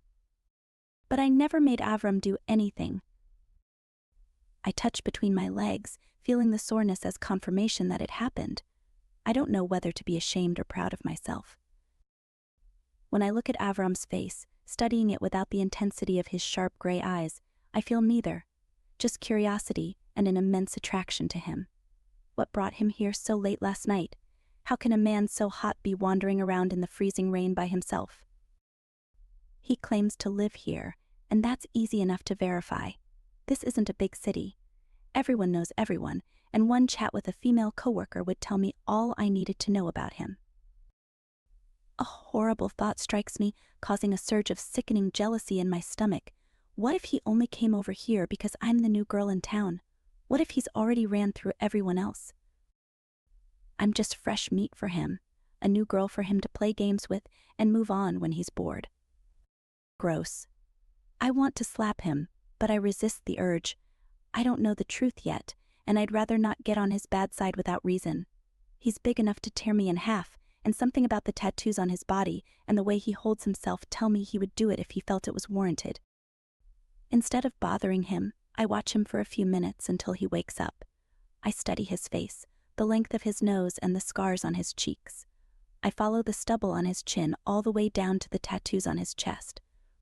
From there, I keep going, watching the way his muscles develop all the way down to his manhood. I could gaze at it all day, but he wakes up when I shift my weight. He blinks the sun in, just as bothered by it as I was when I awoke. "You need to get curtains," he says, looking toward the window. I laugh. "Yeah, I don't have any privacy." Avram narrows his eyes at the window. "If any peeping Toms come around, I'll beat them to a pulp." Starting the day with violence, I laugh, sitting up and stretching my arms. Avram sits up beside me, mirroring my stretch until we both look like cats laying out by the window. If I wasn't so hungry, I'd suggest going back to sleep for a little while, but my stomach growls so loud that it echoes through the empty room. "Time for breakfast," Avram says cheerfully. "We'll have to go somewhere. I don't have much to eat at home." Breakfast date. "I like it," he says, springing up from the floor. I'm captivated by his naked body as he walks to the bathroom. Even the sound of his piss in the toilet has this intoxicating masculine energy to it, and I'm unable to get up and make myself presentable until he leaves the room. I'm just so entranced by him. I'm simultaneously disappointed and relieved when I find him fully dressed in the hallway a few minutes later. His hair is wet, slicked back, and his stubble glistens with water from the sink. He's all fresh and ready, and I look like someone ran me over with their car last night. "Know any good places in town?" I ask, testing his story with an innocent question. "I usually eat at home," he replies. I raise an eyebrow. "No dates?" "Only you," he replies with a wink. For some reason I doubt that, but I let it slide. I don't want to spoil the charm until I know for sure that he's lying to me. Then, I can be angry. Now all I want to do is play the fool. Before we leave, I throw my hair in a tight bun and change my outfit twice. Nothing is without wrinkles from the suitcase, but I manage to smooth out the creases enough to where it isn't painfully obvious. I doubt Avram would wait for me to send my outfit through the dryer first. He looks like he's ready to sprint out the door. "Very modern," he notes as we slip into my 10-year-old Honda. Not really," I reply with a laugh. "What do you drive?" "Same thing," he replies a little too quickly. There's something up with him, but I can't figure out what it is. I find it a little unbelievable that he's homeless, but it's also not adding up that he's not homeless. At the very least, he doesn't actually live here, and he's probably not who he says he is. But why lie? What's he hiding? I pull into the parking lot of a small diner in town. There are other cars there, so it seems like a good bet for breakfast. Avram is looking out the window like he's never seen a building or other people before. It's bizarre, but I doubt I'll get anywhere by questioning his behavior. He acts like it's normal when it's obviously not. "There's a pawn shop near here, right?" he asks as I park the car. "Not sure." "Should be one. Every town has one." "You thinking of pawning my car while I'm eating breakfast?" I joke. He doesn't appear to get it. His expression is serious and little confused. "No, I'd just like to talk with them about something." Something. More vagueness from him, but I'm too hungry to care at this point. I just want something to eat. "Let's go," I say, stepping out and breathing in the crisp morning air. It's a lot cleaner than it was in the city. Even though the mountains tend to block in pollution, the air still tastes better than where I'm from. Avram hangs back by the car, even as I walk toward the glowing building. He's hesitant. Maybe people around here do know him after all. I look over my shoulder at him as he stands by the car with his arms crossed. You coming? Yes, of course, he replies, snapping out of whatever thought was preventing him from moving and hurrying to me. He avoids my eyes as he opens the door to the diner. I almost think he's not going to come in with me, but he slips his hand around my waist as we step up to the hostess and request a table for two. Right this way, the slightly frazzled woman chirps, snatching two oily laminated menus off the stand and charging toward the back of the restaurant. I follow her with Avram on my heels, sliding into cracked but surprisingly comfortable red booth seats. Avram looks like he's never even been to a diner before, examining the menu like it's written in a different language. Maybe he can't read English and he's too embarrassed to tell me. His Russian accent is quite strong. That would explain some of his behavior, but certainly not all of it. Can you read English? I ask, not mincing words. It's better to be direct with his type. He puts down the menu. Sure. Can you read English too? I laugh, but again, he seems to have trouble understanding what's funny about what he's saying. He just sits there with a scowl on his face. Maybe you need a cup of coffee, I say, shaking my head. He nods. Yes, something strong. What do they have here? I point to the menu in front of him. Espresso. That'll probably do the trick. I usually save that for the afternoon since my stomach can't handle it in the morning, but everyone's different. 3 espressos, then, he says, sliding out of the booth. Can you order them? I need to go to the bathroom. 3? I ask, bewildered by his request. He doesn't answer as he rushes away from the table toward the front of the building. But the bathroom is the other direction. Chapter 9. Avram. My fingertips graze the few gold shavings in my pocket that will hopefully get me enough money to pay for breakfast. I need to be quick, or I'm going to make a fool out of myself by requesting that Kimberly pay. I'd never make a woman pay for her meal.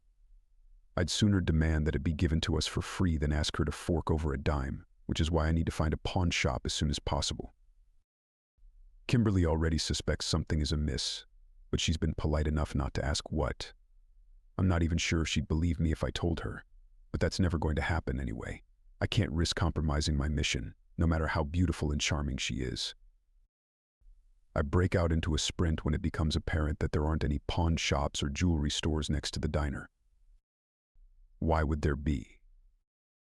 I'm an idiot for not doing this earlier, but I was so caught up with Kimberly that I didn't even think about the money I would need going forward. Now, I'm desperate to exchange the little gold shavings in my pocket for cash, and I don't have any idea how I'm going to do that without being gone for an hour. But just as I'm starting to feel the lactic acid building up in my legs, I see a glowing yellow sign that proudly states we buy gold. If that isn't a sign from God, I don't know what is. I hurry into the store, tossing the gold shavings on the counter in front of a scrawny-looking boy who can't be much older than 16. My best guess is that he's the shopkeeper's son, but I don't have the luxury of time. I need money, not answers. How much can I get for this? I ask. The boy looks down at the shavings, frowning a bit. This is interesting. It's gold, I'm assuming, but what carat? 24, I snap. Pure gold, what's your best price on it? Depends on the weight, he replies, scooping the shavings off the counter and carrying them over to a scale. And I'll have to test it first, if you don't mind. Don't be long, I grumble. He drops the shavings on a small metal scale behind the counter, studying the numbers as they rise. It's 1.5 grams on the dot. I can give you 40 for it. I already know that number is tragically low, but I'm not in a position to waste time negotiating.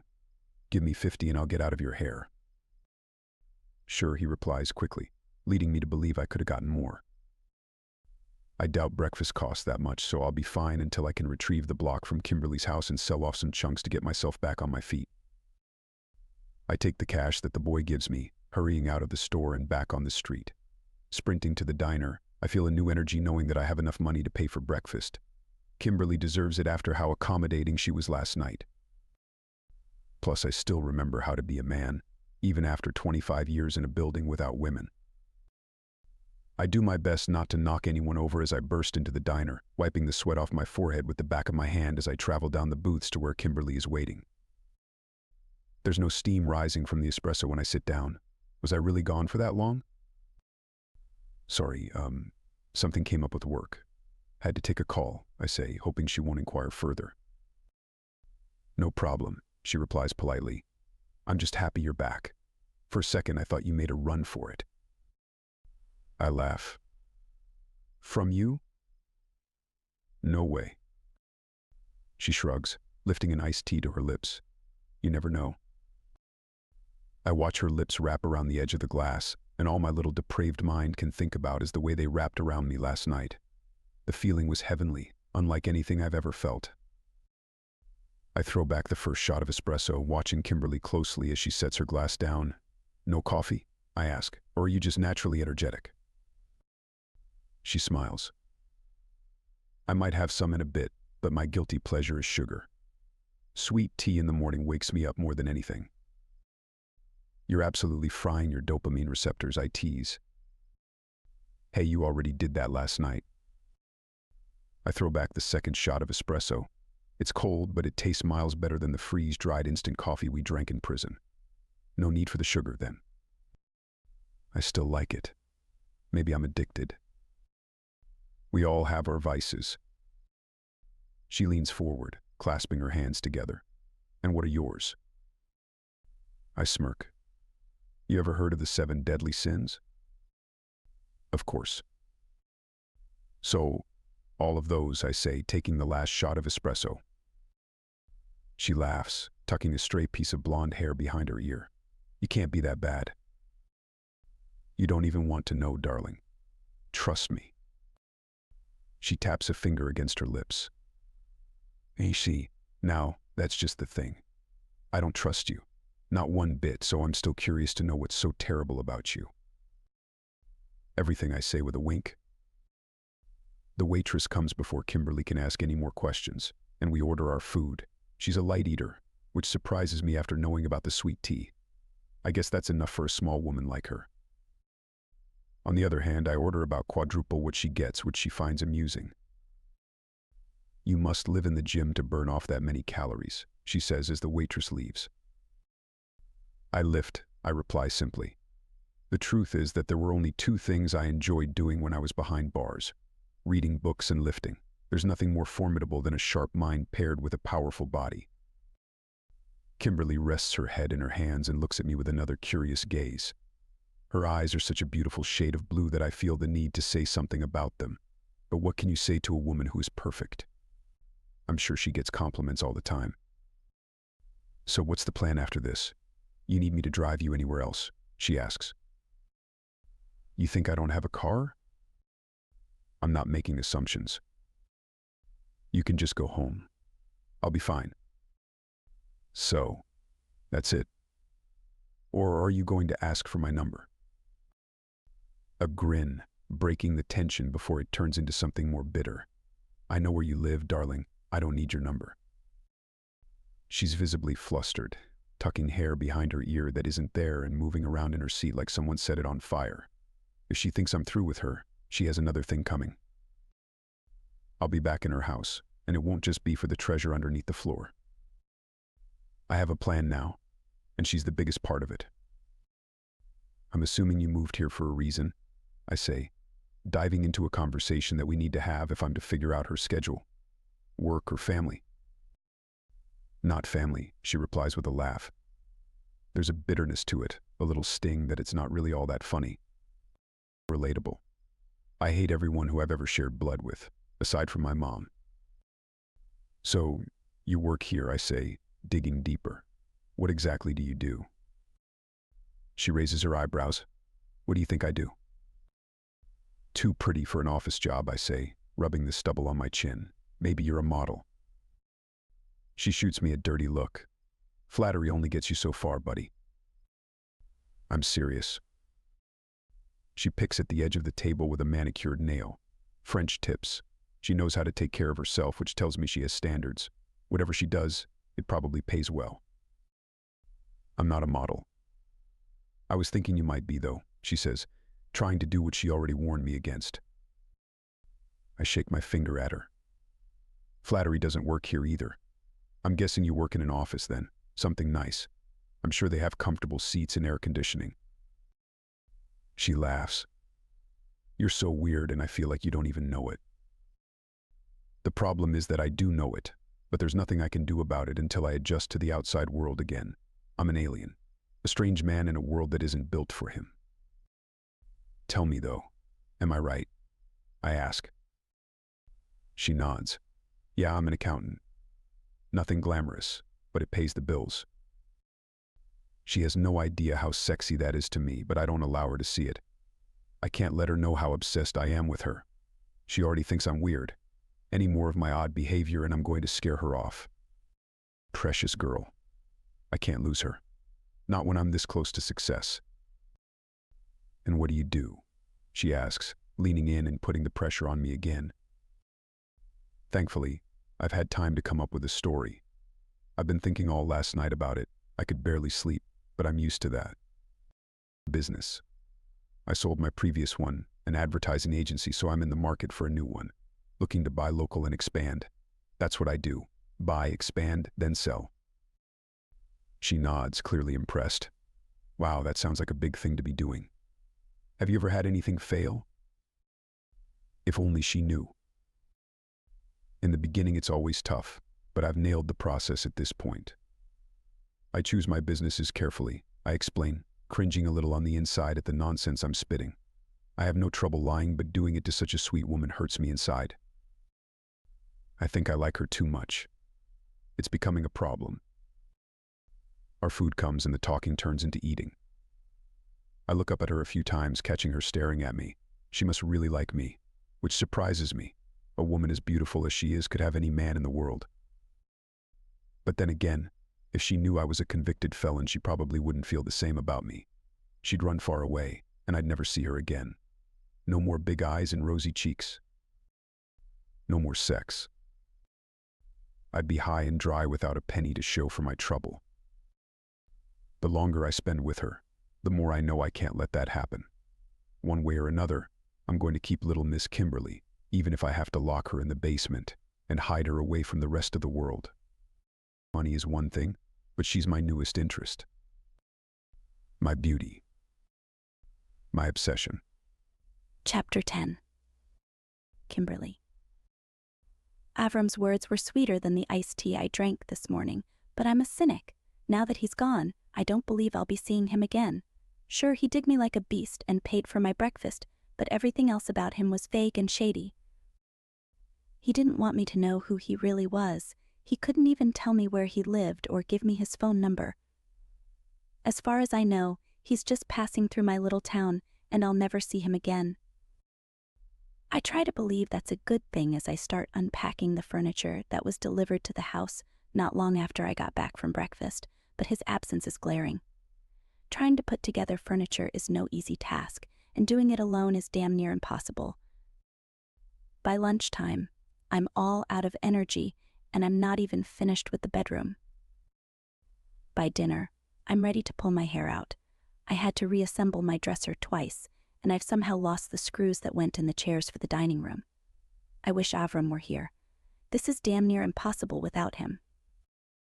I carb-load for dinner pasta and breadsticks, so when I lay down in my new bed with a thick feather blanket and lavender pillow spray, I expect to fall asleep instantly.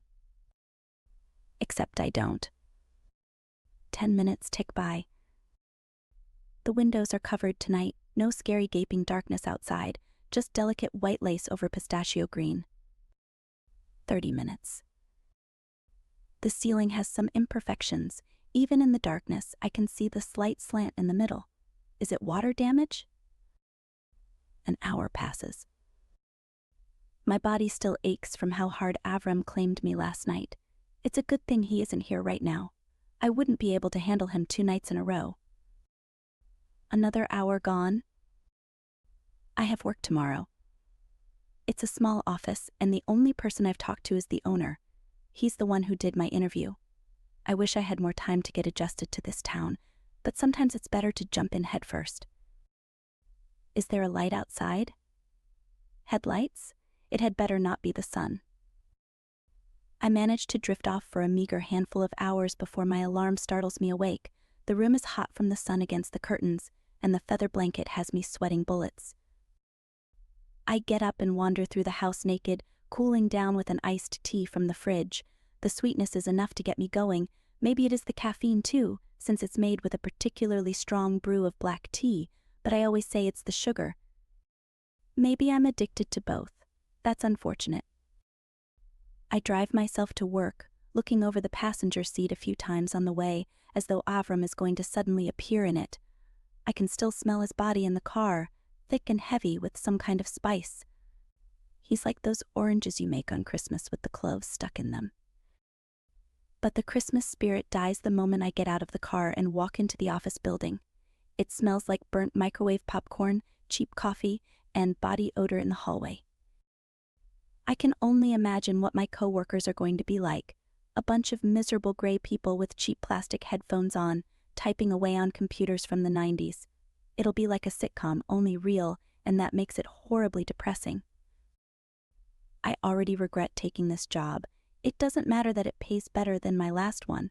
I'll be trapped in rural purgatory for 8 hours a day, and there's no escape now that I've committed to buying a house.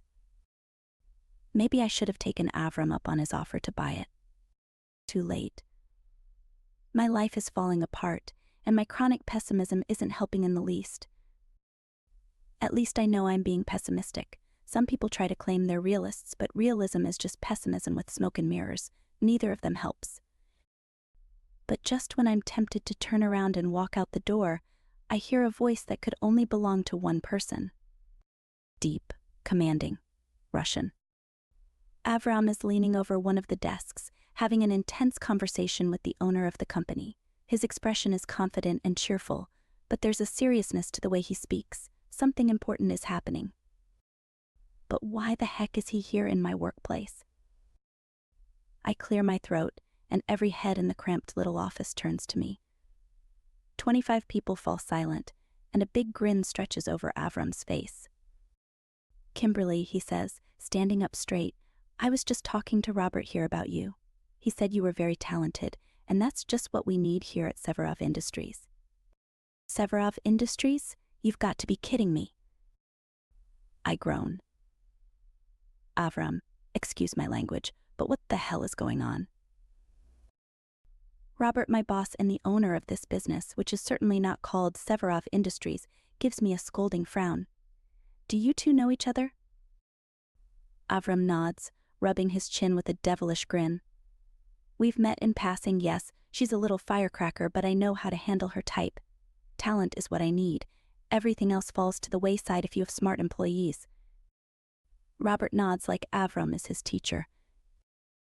I want to puke. Guys, what's going on here? Robert gets up from the desk, giving me an apologetic look. I'm sorry for the confusion, but I'm not going to be much help explaining things anymore. I'm retiring as owner of the company, and Avram will be taking over from here. Blood rushes to my head, and my face burns with rage. This can't be happening. Is Avram insane? Is he trying to ruin my life just because I wouldn't sell the house to him? I should have trusted my doubts and called the police on him the first chance I got. He's nothing but trouble. Robert gives me a thin smile, sliding past me and heading quickly for the door. He's leaving me alone with this monster. I can't believe his guts. Someone has to say something. Nobody here is going to allow a man like Avram to run the business into the ground. But as Avram continues to grin at me like some kind of psycho, everyone looks back down at their computers and goes back to work. Seriously? Am I the only one who sees a problem with this? Avram, I hiss through gritted teeth, crossing my arms. We can talk about this in my office, he says, motioning toward a door at the far end of the room. It has Robert's name on it. I want to scream, but I contain my fury so that I don't embarrass myself in front of my new coworkers. With my fists balled and my heart pounding in my chest, I reluctantly follow Avram to Robert's office. Chapter 11. Kimberly. Explain yourself, I demand as the door closes behind us. Avram takes his time walking around the desk, sliding into the big leather seat like he's worked here his entire life. It'd be comical if I weren't so angry. He pulls a cigar from his jacket pocket, running it under his nose as he leans back. There's a thin smile on his lips, obnoxious and self-serving. You can't smoke in here, I say as he pulls out a lighter. I'm the boss, darling. I can do anything I want. He lowers his gaze to me, his eyes glowing with mischief. That's a nice blouse you have on. Appears to be silk. Is someone trying to look sexy on her first day of work? You'll have to try a little harder to get a raise out of me on your first day. I glare at him with such contempt that I'm a little bit surprised he doesn't explode into flames. Disappointing. I have a million questions about what you're doing and why, but I'm a bit afraid to hear your answers, I say, placing my fingertips on the edge of the desk and leaning in. He lights up his cigar, puffing blue smoke into the already stuffy room. Then don't ask them, darling. Would you stop calling me that? I'm not your darling, I snap. What would you prefer to be called? He asks calmly. Baby? Sweetheart? Perhaps my little toy? The last thing on earth I want to feel right now is arousal, but that's where I am right now. My legs tremble slightly as I clamp them together, trying to encourage the warmth in my belly to go away. Not here. Not now. Please. I can't let him know he does this to me. You can't talk to me like that at work, I say, finally mustering up the courage to talk back to him. I will go to HR. He holds his hands out with that silly cigar tucked between his teeth, looking around in a mock show of confusion. Where are they? I'm sure they're in this building somewhere. Nope, already fired, he replies, pulling the cigar out of his mouth and ashing it straight onto the desk. And unless you want to meet the same fate, I suggest you sit down and start listening. He points to the chair beside me. Go on, sit. I obey him only because of the house. If that down payment hadn't cleaned out my savings entirely, I would already be out the door. However, I need this job to pay my mortgage. Good girl, Avram murmurs once I'm seated. I remain silent, unwilling to give him any more opportunities to tease me. I hate his guts, and I'm going to get him back for this. One way or another, he's going to pay. He blows a smoke ring toward me, and I wave it away. Stop it. Just stop, Avram. This isn't funny. No, you're right. This is very serious, he replies, lacing his fingers together. I brought you into my office for a reason. Robert's office. Things change. Robert and I had a nice long discussion this morning about his retirement. You know, we can't just keep things like this going forever. People get old. They want to relax and enjoy the years they have left, and managing women like you isn't easy. I glare at him. It's all I can do in a situation like this. So, I decided to give Robert a break. Take the burden off his shoulders, so to speak. I bought his company, and now it's mine. Didn't I say that's what I do for a living? You never said anything about buying my damn workplace, Avram. This is insane.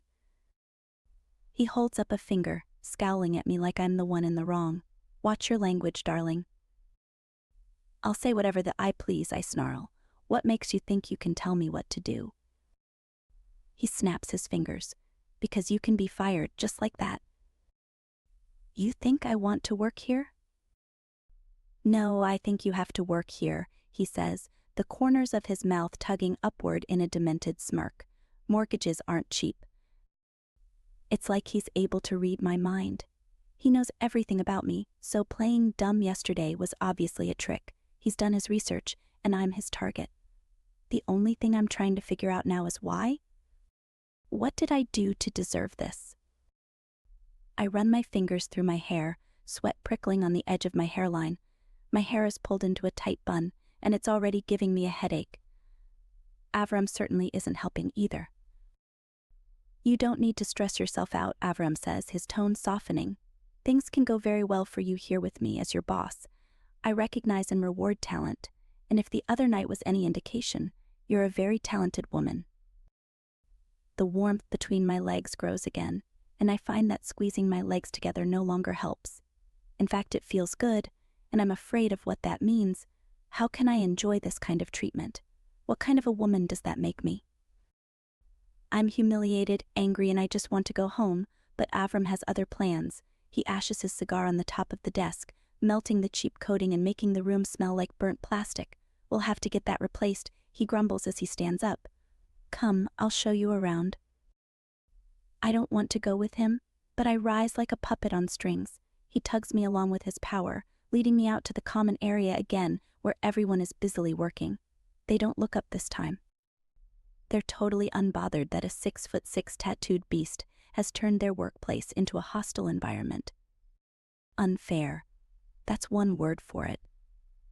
Another word is insane. Here's the break room, Avram says, his voice a stark juxtaposition to my current mood.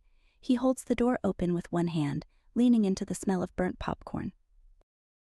I prefer the cigar smoke, honestly. Hope nobody's planning on a tuna fish sandwich for lunch, he says with a chuckle. I'll have someone open a few windows, maybe put in a new filtration system. This place is a bit stuffy. I sigh a little at his reasonable ideas. I feared he would turn this place into a madhouse. I mean, he still might, but at least it won't stink as much. Bathrooms are down the hall and to the left. Smoking is now permitted indoors, but only in my office and by me. Cigarette smokers are banished to the parking lot to get their fix, he continues.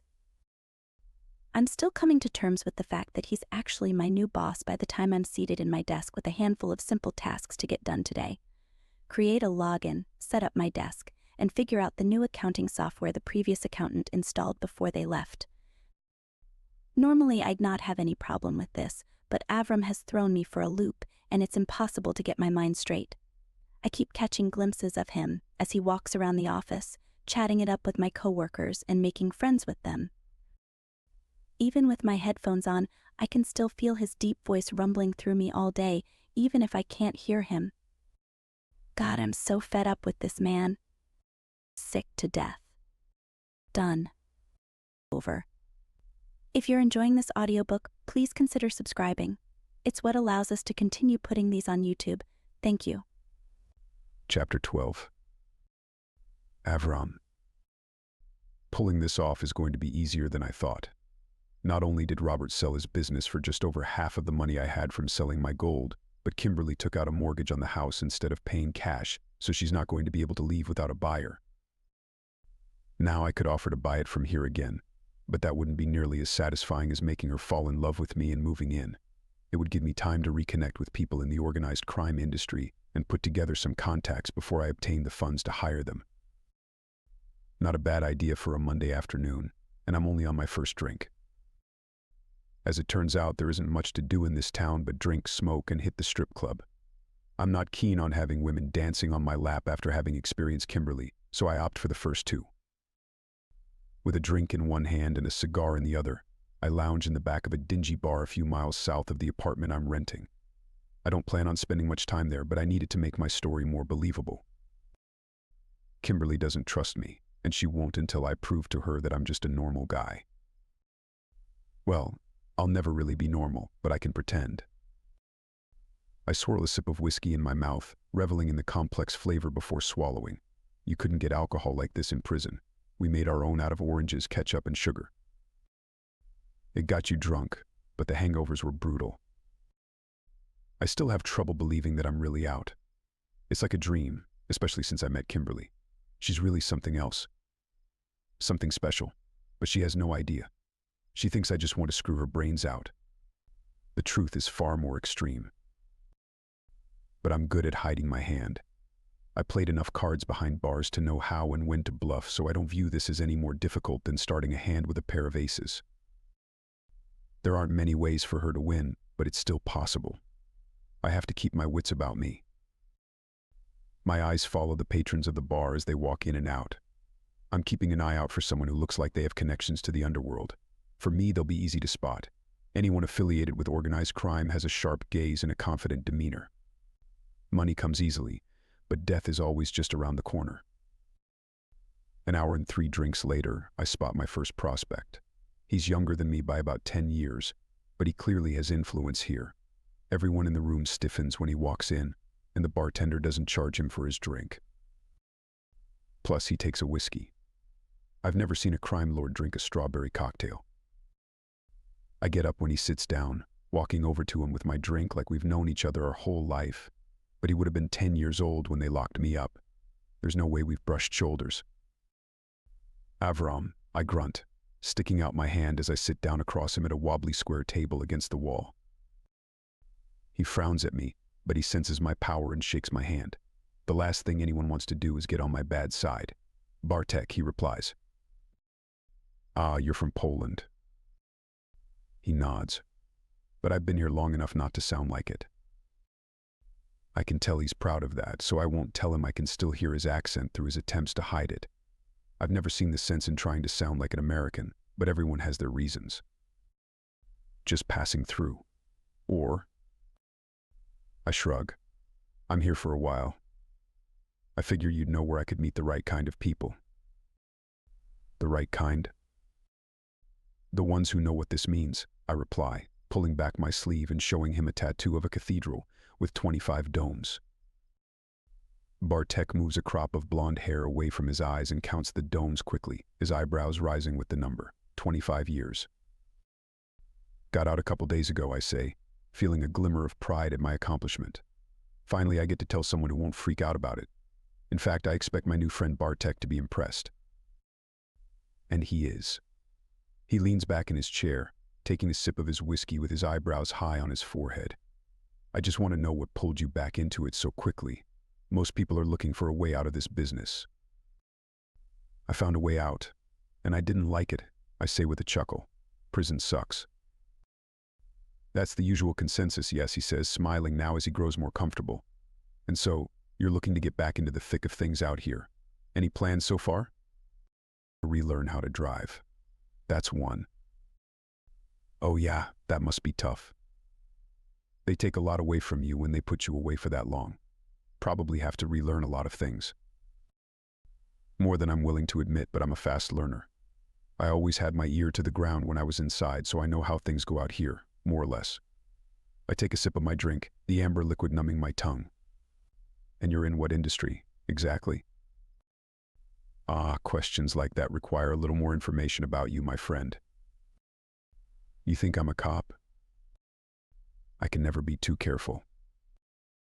I shrug. Well, I'll tell you what. You search up a man named Avram Severov, and you'll find all you need to know. Bartek pulls out his phone immediately, his thumbs moving like crazy over the screen. I figure he's typing, but I'm not used to phones like his, so I can't be sure. We had access to some in prison, but they were old and most of them didn't even have a way to browse the internet. I feel old. Like really old, but I know I'll get up to speed soon, especially if I'm around Kimberly enough. She's a good 20 years younger than me, and she seems to have a good head on her shoulders. A bit hysterical, but she'll calm down once she gets used to me. I'm not that bad. Bartek lays his phone down between us, an article about my sentencing on the screen. Pretty serious felonies, but anyone can turn federal given enough money. What else can you tell me about yourself? I chuckle. Oh, this is grand. You're obviously a novice or something. You think a Bratva Boss would ever turn federal? It's against our code of honor. Honor probably used to mean something when you were out hustling, but times have changed. You can't trust anyone anymore, he says with a hint of sympathy. I'll need to have you checked out, but it won't take long. Then, I might be able to introduce you to some people. I raise my glass to him. I'll drink to that. He smiles, raising his glass and drinking with me. It feels good to have a foot in the door, but I know this is only the beginning. Things can get ugly fast if I don't keep my money in order and my people in check. I'm not looking for a job, I'm looking for a job, I'm looking for a connection to help bring me back to the top. And that inevitably involves rubbing some people the wrong way and taking what I haven't earned. It's how the game works. A king doesn't give up his crown without giving up his head first. And it's only a matter of time before I start swinging my blade. Chapter 13. Kimberly. What a moron. I can't believe Avram has me coming in after hours on a Friday to close up some accounts. If he needed those done this week, he should have assigned them to me by Thursday.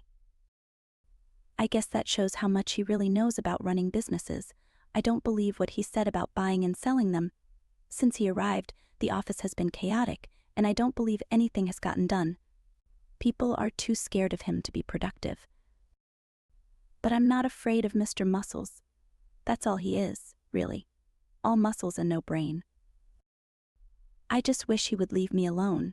The night we met was amazing. It would have been nice to never discover what he was really like, but as usual, cold hard reality proves to be much less glamorous than my fantasies. I jumped with the delusion that I could fly. Instead, I broke my legs. The office is eerily quiet when I arrive, all the lights off and not a single hint that Avram is even here. I'm almost ready to believe this is all a prank when he pulls up in a car that's identical to mine, hopping out and grinning like an idiot. I look back and forth between my car and his. They're exactly the same, all the way down to the paint color. I really wish you weren't such a weirdo, I say as he walks up to me. He cocks his head to the side, his swagger intensifying as he approaches me. I'm not weird. You are. Seriously? What have I done that's weird? Well, for one, you're working on a Friday night, he says, pulling out the keys to the building and twirling them around on his finger. Very funny, I reply dryly. He unlocks the door and opens it for me. After you, darling. I narrow my eyes at him, but step into the dark office anyway. If he wanted to murder me, he's had plenty of opportunities already. I'm not scared of him, just annoyed by his antics.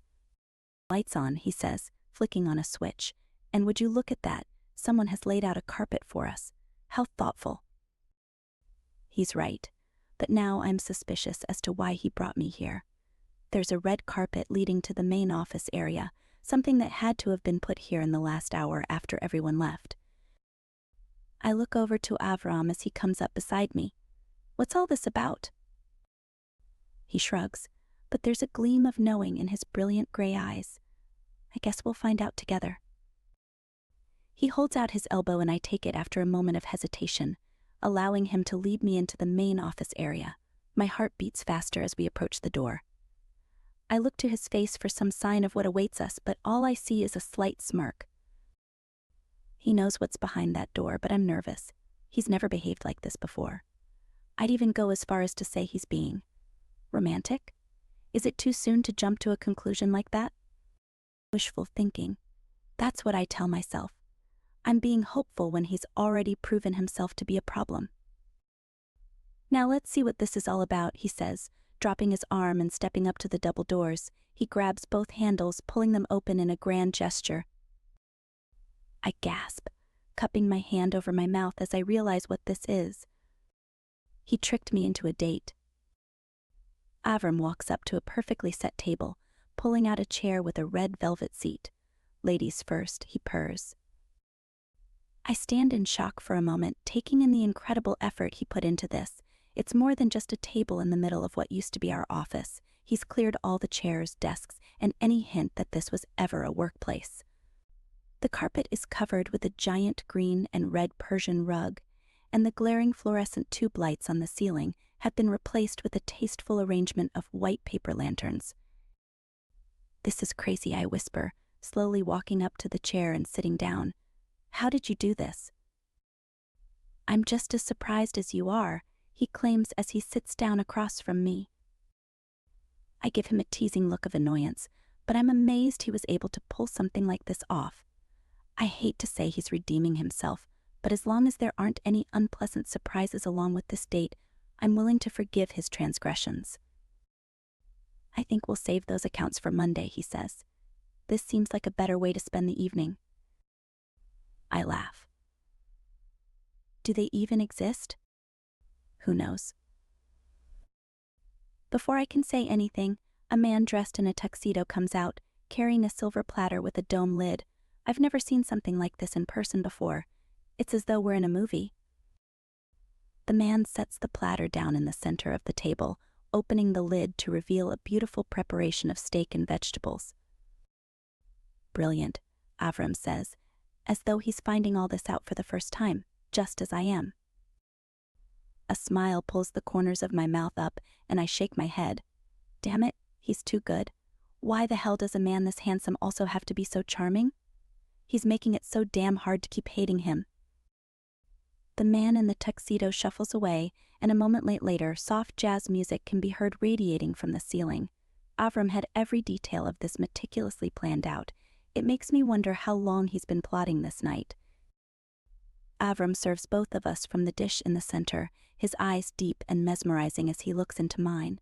He maintains that intensity even as he begins eating, making my belly stir and my palms sweat. I hear the wine is good here. He winks at me. I scoff playfully. Oh, now I see what this is all about. You're trying to get me drunk so that you can take advantage of me. It'll more than likely be the other way around, considering your history, he counters. I laugh. My history? He nods. Oh, yes, darling. I do recall you inviting me into your house just to trick me into taking my wet clothes off, and then you had me perform cunnilingus on you. His filthy claim sends a chill through my body. He did all of that willingly, and then he had sex with me without even bothering to use a condom. I still think of the risk we took and the consequences it could still have. No plan B? I didn't even think of it after he left. I was so caught up with preparing the house and starting work that I took no precautions against getting pregnant. I can't even imagine what it would be like to give birth to Avram's baby. Would he even stick around, or would fatherhood be too much for him to handle?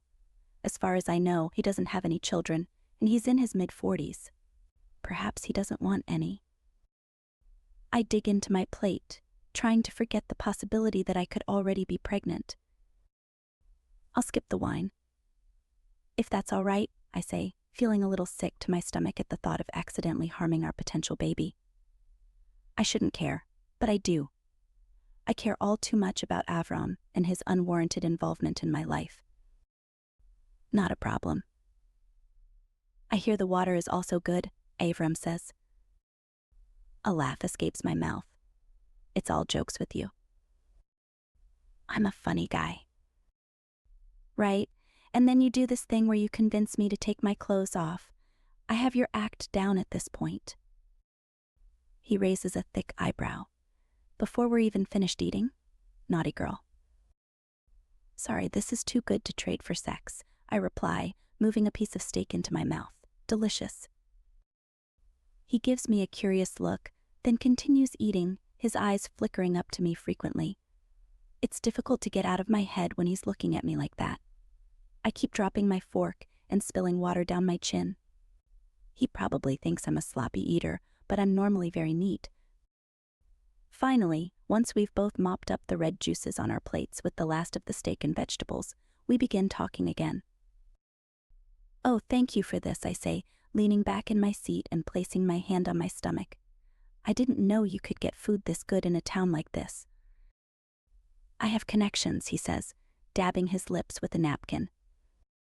Care to share? My little secret, he replies with a smirk, but you seem to have your own as well. What really brings you to Montana? I know you're not from here. Just work, I reply in a manner that's more nonchalant than the truth. Work may have brought you here, but something pushed you from the other end. We're already getting too personal, and it's not in a romantic sort of way. His question is direct and prying, something I'm not sure if I should answer truthfully. After all, he's done his best to dodge my questions. Why should I answer his with any honesty? Lack of income, I say, taking a careful sip of my water. Can't really get by when they don't pay you enough back home. Enough income to buy a house, he replies just a little too quickly. I pull my head back. All right, I didn't know I had sat down to an interrogation. What's this really about? I thought you wanted to surprise me with a cozy little dinner, and instead you're grilling me like the steak we ate.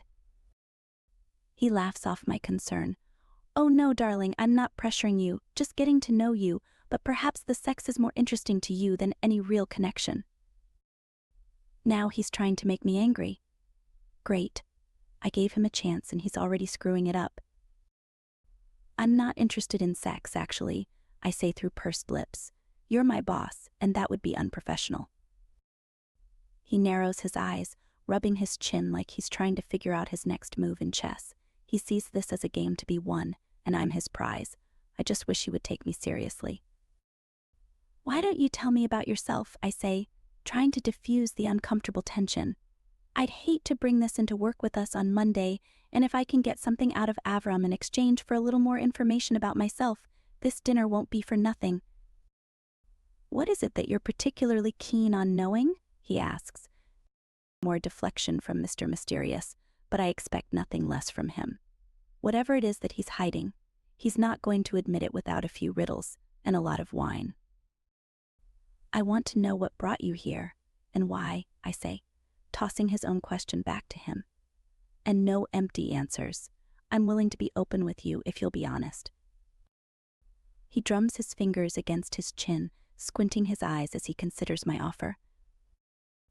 I almost think he's going to give me the silent treatment after 2 minutes of quiet, but he finally puts his hands on the table and speaks up. There are things that should probably be said, but saying them is difficult without some level of commitment from you. More riddles? I'm hoping this is leading to something significant and not just more reasons why he can't tell me anything. What kind of commitment? I ask. You want me to take a blood oath or something? He laughs. Nothing so extreme. I just need to know that you're not the type of person to stir up trouble just because you can. I shake my head at the mere suggestion of me acting that way. You really think I'm a drama queen? The first and probably the least dramatic person you'll meet. I'm not looking for conflict. I'd be happy with a boring life, but I guess the universe had different plans. Drama comes to me. I don't create it. Am I the drama? He asks, leaning in with a goofy smile. Partially, but we'll get to that once you tell me your story. He straightens up, pushing his hair back and nodding. His expression is serious now as he considers his next words. I know you'll find this out sooner or later. Maybe you already know if you've done your research, but I have a criminal history. They had me locked up for a while, but I did my time and I'm out now with no plans of going back. I shouldn't be surprised, but I am a little scared by what he's saying. It'd be one thing if he was just my boss, but I had sex with this man. I let him into my house, and there's a chance he even got me pregnant. I thought the man I left behind in Portland was wild. Avram is even wilder. But I refuse to show the swirling anxiety in my expression. I remain calm and collected on the outside for fear of Avram turning off the tap of information. This is the most I've ever gotten out of him. It's a huge breakthrough. So, you came to Montana. Why? I ask. I was already in Montana, actually. They locked me up here and I stayed here when I got out. It's home to me. A Russian from Montana, I say with a laugh. You're an interesting man. I go where the opportunity takes me, and when I was younger it led me here, he replies. And I'm glad for that, despite what I've been through. I was able to meet you. My heart jumps into my throat, and it becomes difficult for me to breathe. Does he really find me that important? I know he's attracted to me, but this dinner and his admission is deeper than the urge to procreate. I'm not sure if I'm ready for it after what I went through with the last guy I was with. So, now you know, he says, holding out his arms and smiling. It's your turn. I come to my sense with a sudden jolt of suspicion. Wait a second. You never told me what you went to jail for. The air grows tense again, and then he sighs. All right, but you have to promise not to freak out. It was a long time ago. I'm not the same man I used to be. I nod, but my insides are eating me alive. I have to know, but at the same time, I'm terrified of what he's about to say. Chapter 14. Kimberly. Murder in the first degree, Avram says, his voice void of any shame. I served 25 years. Holy crap, I whisper, unable to contain my shock any longer. I know, it can be a bit jarring. To me, it's just another day in my life, but for everyone else it's a huge surprise. That's why I don't like talking about it. People judge. His voice is soft and non-threatening, and I feel a little sorry for him. It's not right to kill someone, but having to drag around that burden even after serving his time is cruel. I guess life never really goes back to normal after something like that. There's no way to start over unless you want to hide your past and pray nobody discovers you lied to them. Considering that, I'm thankful he came clean. I don't want to be lied to either, and this isn't going to make me write him off as a person. Unless he killed someone in a way that feels unforgivable, I'm willing to give him the chance he deserves. Like, I don't want to pry, but was it just murder? I mean, why did you do something like that? Was it an accident? I ask, trying not to jump to the worst conclusions. No, he says, his lips moving like he's hiding a smile. Maybe he's just nervous. This is a big admission. I killed my rival, but he would have done the same to me. The state was originally going to charge me with racketeering, but they dropped that and just went for the murder charge. Probably better that way, or I'd still be in prison. That must have been scary. He shrugs. I knew it was coming, so I prepared for it. Just got my head right and made sure I'd have something to come back to when I got out. I couldn't save the house, though. That's how you ended up with it. He laughs, but I hear the sorrow in his voice. Not only did he lose half his life to the state, but he also lost his home. Guilt rises in my stomach, but I push it down. I'm not the one who is responsible for what he did, and the house hasn't been his for decades. Well, I'm glad you're doing all right now, I say, trying desperately to avoid bringing that guilty feeling back. Thank you, he says with a thin smile. And you? Did running off to Montana solve your problems? Back to the accusations, I see. I clear my throat, straightening up in my chair and pulling my shoulders back. I don't have problems, actually. I was just looking for a new job and I found one. It happened to coincide with my ex-boyfriend getting locked up for attacking a woman while high on meth, but that's not really the reason I left. He laughs. Oh God, your story is almost as bad as mine. Not really, I say, gritting my teeth. I'm not guilty of anything, but I do attract drama, as I mentioned earlier. A lot of it, he says, laughing with his eyes. You're the biggest drama queen of them all, the ruler of drama land. That's a bit of a stretch, so I have one crazy ex. That's not that bad. He raises an eyebrow. Want to make it two? His words have a way of striking me. The confession of murder first, and now the suggestion that he could become my ex. We're not even dating. Unless? You can't be my boyfriend and my boss, I say, crossing my arms. You need to choose. Oh, so I get to make the choice? He asks, looking amused.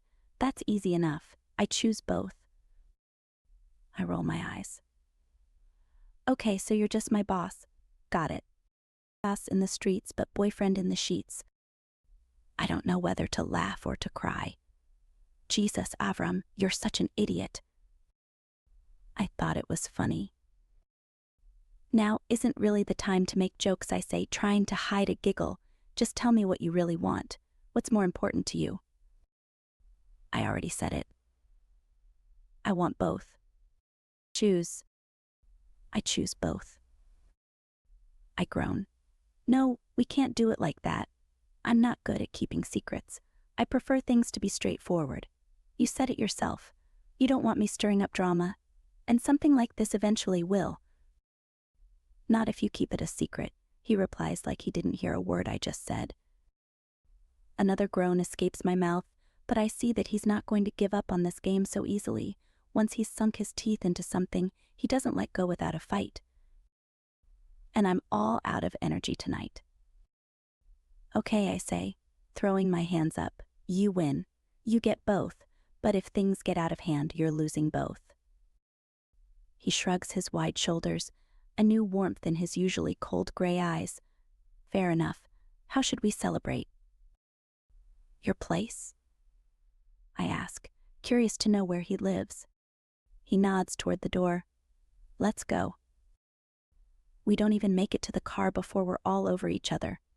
His lips burn against mine, the sexual tension that's been building all week threatening to catch us both on fire before we can relieve it.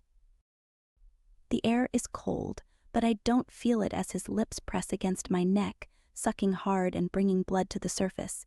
Makeup can only do so much to cover a hickey, but the feeling is intoxicating. I won't stop him. My hands move under his jacket, feeling the burning desire that radiates from his body. His muscles are tense, but as I run my hands up under his crisp cotton shirt, he melts between my fingers. Due to the very explicit nature of the next scene, it's only available by following the link in the description or going to bellakingbooks.com. Your book will now continue. Chapter 15. Avram. She's everything I've ever wanted, but that won't mean a thing until I have my money and I'm back on top.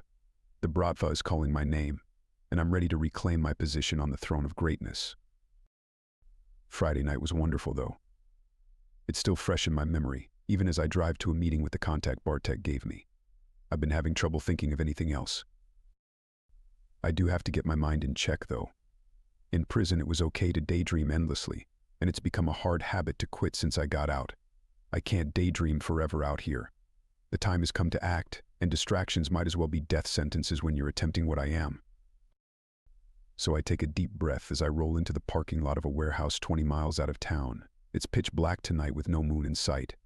The only light outside is from the stars, but it's barely enough to see the ground as I get out of the car and walk toward the entrance. Typical Mafia stuff. They can never do anything during the day. Everyone has to be nocturnal, which means I'm not coming into the office on time tomorrow like I anticipated. I knock on the thin steel door, and I can hear it echo inside the building. I use the knock that Bartek taught me, but nobody answers. Did I get it wrong? Hey, other door, I hear someone whisper from a few yards left of me. I turn, and I can just barely see someone peeking out of a door further down the side of the building. I'm just relieved there's anyone here at all. As I walk closer, I realize it's Bartek. He can't be the only one running this organization. If so, I need to get the hell out of Montana. It used to be that there was a surprising amount of money to be made in the crime industry, but if that's changed, then I'd better change my location with it. The light inside the warehouse is a dim yellow, as though they're afraid someone might see it from the outside and wander in. Why, I don't know, because this is private property. Cops never come snooping in private warehouses without a healthy amount of prior suspicion. There's a couch near the south wall, and a table with snacks and a television. It almost looks like someone is living here. Bartek, is it just you here or what? I ask, feeling a prickle of annoyance at the idea of him wasting my time.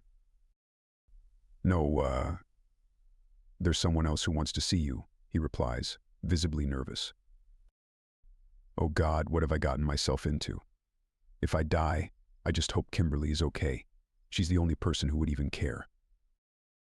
Better not be a setup, I grumble to myself as Bartek motions for me to sit down on the couch. But before I can sit down and consider my options, a man who is almost a mirror image of me walks out from behind a towering wall of boxes. So it is you, he says, his voice laced with the same Russian accent as me. Damien? I ask, hardly believing it to be true.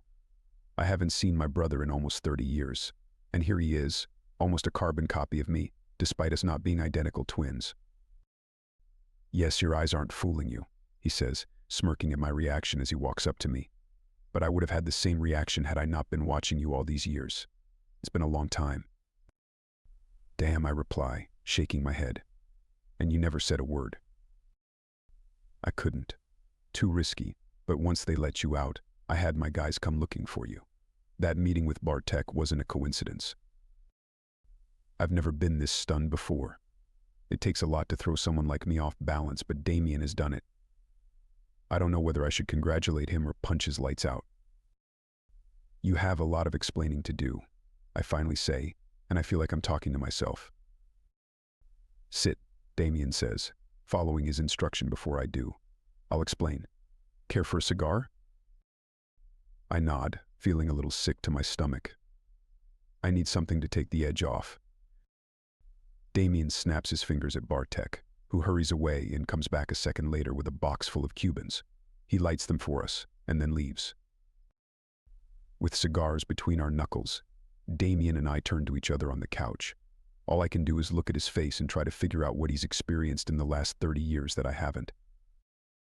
All right, so this is probably awkward for you, but I assure you it was necessary to meet like this, he begins, smoke rolling from his tongue as he speaks. I'm sure it is, somehow, but I don't like it. This doesn't seem real.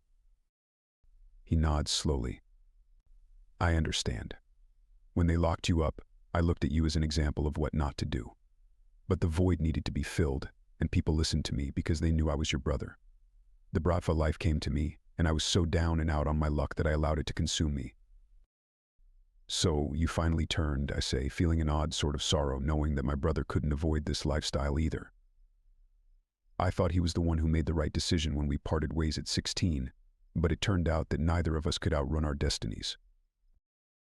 I turned and I ran down this path as far as I could. I knew you'd be out eventually, but I waited to reach out. I couldn't draw attention to myself in the position that I'm in, he explains. The boss, I hope. He chuckles. Yes, the boss, which is something I'm assuming you're going to want to be eventually. I shrug. I never stopped being the boss. But out on these streets people don't know you anymore. They've all vanished like the dust in the wind. There was a power vacuum when you were locked up, and pretty much everyone you rolled with either left, went to prison too, or ended up dead. Flattering. If you think about it, I say, feeling a little better as the nicotine hits me. Damien grins. You're as cocky as you always were, but I'm the same way. Part of me only brought you here to show off. Show off what? I ask, looking around at the poorly lit warehouse. He scoffs. This isn't the main headquarters. This is just where we meet from time to time. Right. I reply with palpable sarcasm. All right, he says, an edge of annoyance to his voice. You tell me what the hell you've achieved in the past 25 years. Wait, don't answer that. I already know. It's a whole lot of nothing. It wasn't nothing, I say, blowing a ring of smoke toward him. I was making plans. For what? For how I was going to make a comeback. And I was already well into executing them when your little minion Bartek led me astray. He laughs, and I hear myself in his voice. You weren't doing anything, brother. I led you here, and I'm going to help you get back on your feet. I'm assuming you need money and a place to stay. I have both. Already taken care of, I reply with a smug look. Don't need a dime. Mooching off that woman. What's her name? He must be talking about Kimberly, but I want him far away from her. One word about her appearance, her body, her smile, or anything else, and I'm going to rip his head off. Family or not, I won't tolerate anything bad said about my woman. Kimberly is my girlfriend, and I have more than enough money to take care of her. She's not giving me anything but her time and her affection, I say, my lips tight over my cigar as I speak. Touchy subject, he says, cocking his head to the side curiously. She must be special. I shrug. We'll see. Well, Avram, if you don't need anything from me, I'm not sure what to say. I've offered you the world and you've turned it down. I shake my head. You haven't offered me anything but the basics. What I need is the crown, and if you're the one running this broke little town, then I'm probably better off elsewhere. Not so fast, he snaps. I have connections everywhere. I could set you up. Don't need the help, I grumble. He scoffs. You're a real piece of work, man. Are you still bitter about what happened when we were kids? Mom told us to stick together and you refused to do that, I reply, feeling a surge of resentment for him. We were brothers, and now look at us, arguing like we're 16 again. It's sad, and I'm not sure I have the heart to continue. You want an apology or something? He asks, waving his cigar around the air in front of him. Because you're not going to get one. I did what I thought was best, and it didn't work out. Everyone makes mistakes. Sounds like you were waiting for me to get locked up, and then you took what I had, I growl. He jumps up from the couch, throwing his cigar onto the floor and raising his fists. What do you want to do, then? Fight it out. I'm tempted to jump up and throw fists with him until I remember what Mom said. Stick together. Fighting with Damien will only drive us further apart. I sigh, standing up slowly. I'm not going to fight you, man. I just want to go home. Thanks for bringing me here, but I don't think we have any business together. Seriously? You're just going to walk away like that? Like you did before? Although his words hurt, I won't allow him to manipulate me into staying. I didn't come to Montana to reunite with my brother. I came to reclaim my title as the most notorious Bratva Boss in the country, and his antics aren't going to stop me. You know what, screw you, Avram, he yells after me as I walk toward the exit. One more reason not to speak to him again. He hasn't changed, and I doubt he ever will. Chapter 16. Kimberly. I'm still coming to terms with who I'm dating, but I'm not going to let his past get in the way of our future. It's not my place to judge someone.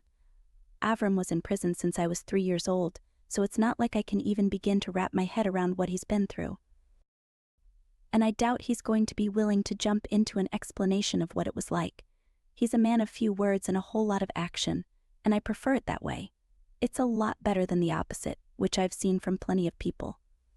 Silence has power, and running mouths tend to be void of anything meaningful to say. Though sometimes I feel that Avram's silence has nothing to do with the power games he plays. This week it feels angry, and I don't know why. It's nothing I've done, but there's something hanging above him that's pressing his shoulders down and causing him to drag his feet. And then there's the silence. It's not a calm silence. It's more like a quiet rage, and I'm not sure it'd be a good idea to ask him why. But I need to get to the bottom of it. I can't have him acting like this when I reveal to him that I might be pregnant. No, period. I haven't taken a test yet, but I'm almost certain I've flown too close to the sun and melted my wax wings. Now, I'm falling to the ground, and my only hope of redemption is landing in Avram's strong arms. But what if he steps away, allowing me to hit the ground on my own?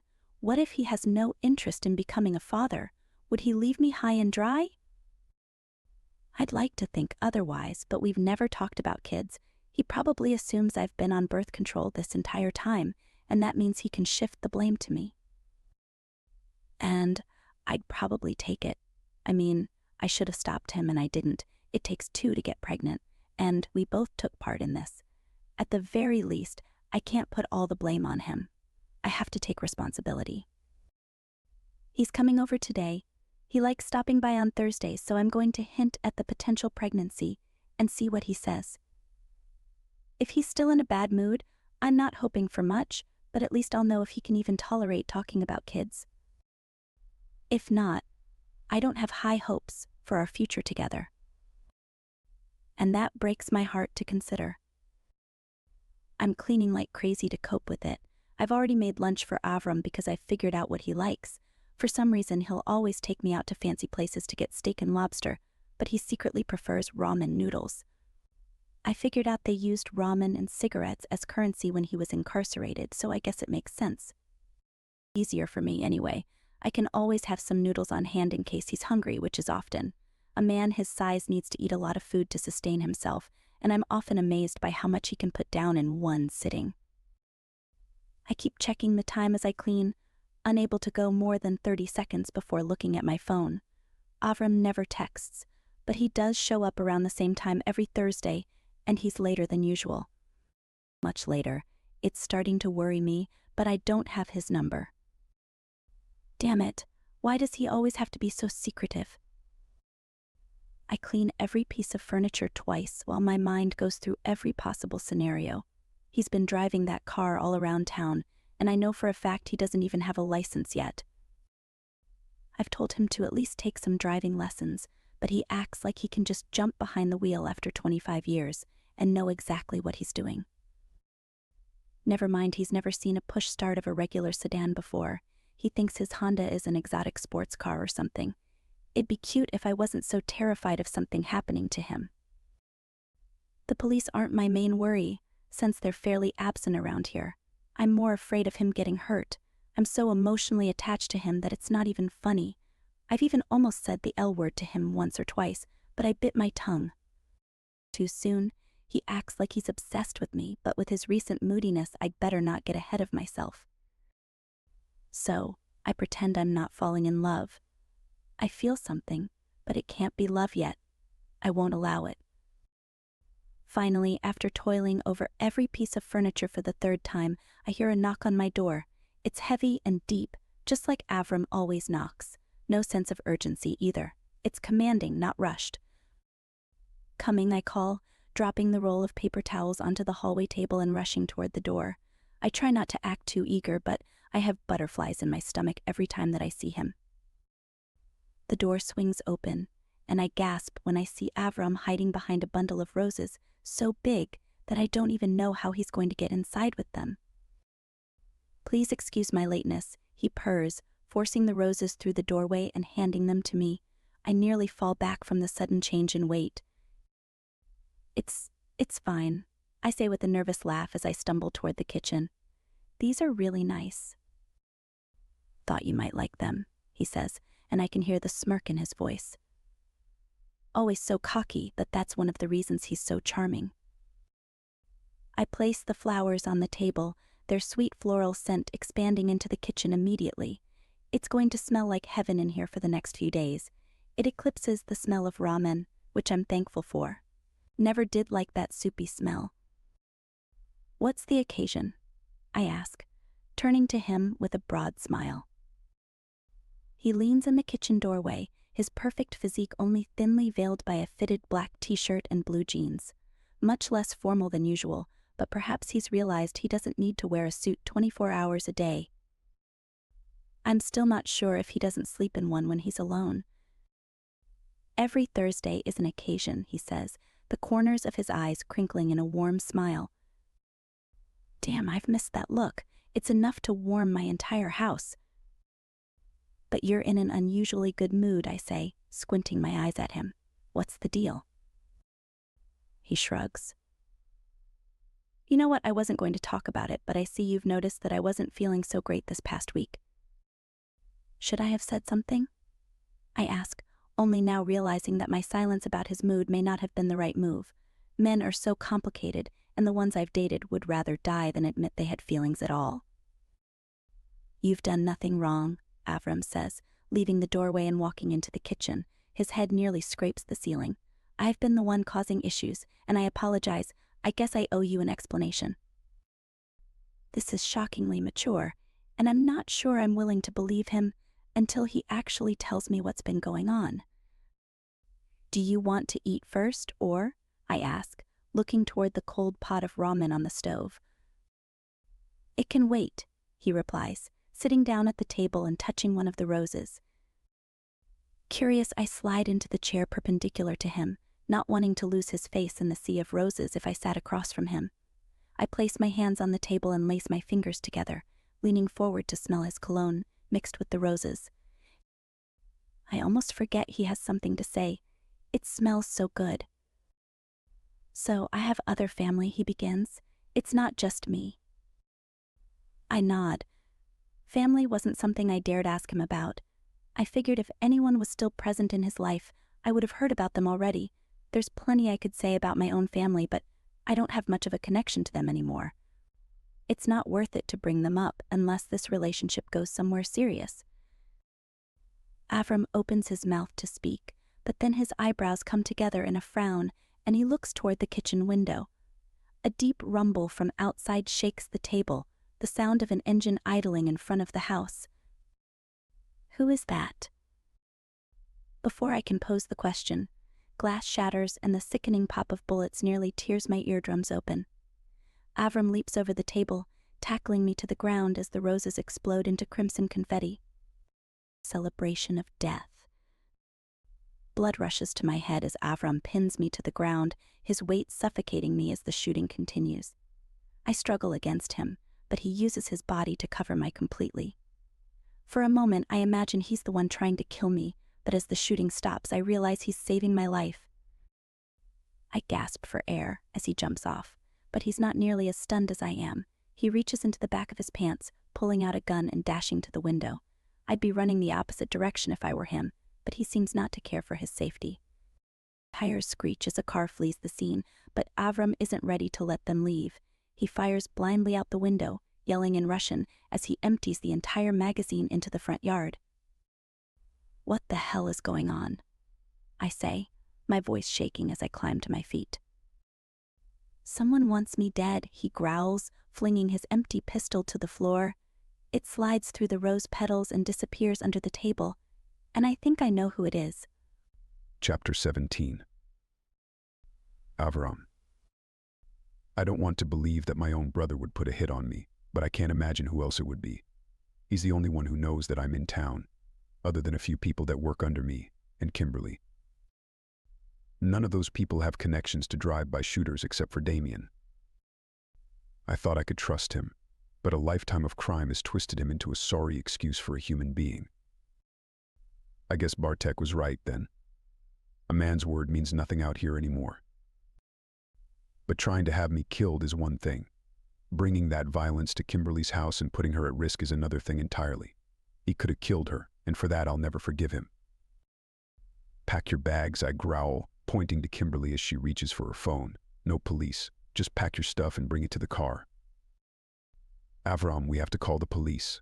That was a drive-by. Heat surges in my chest. The police are the last people we need right now. What did I just tell you? I snarl. Get your stuff and get in the car before I carry your little ass out of here without a damn thing. Her eyes widen in terror, but I'd rather her be scared of me and safe than comfortably lying in an early grave. I don't have another weapon, so we need to get the hell out of here before they come back to finish us off.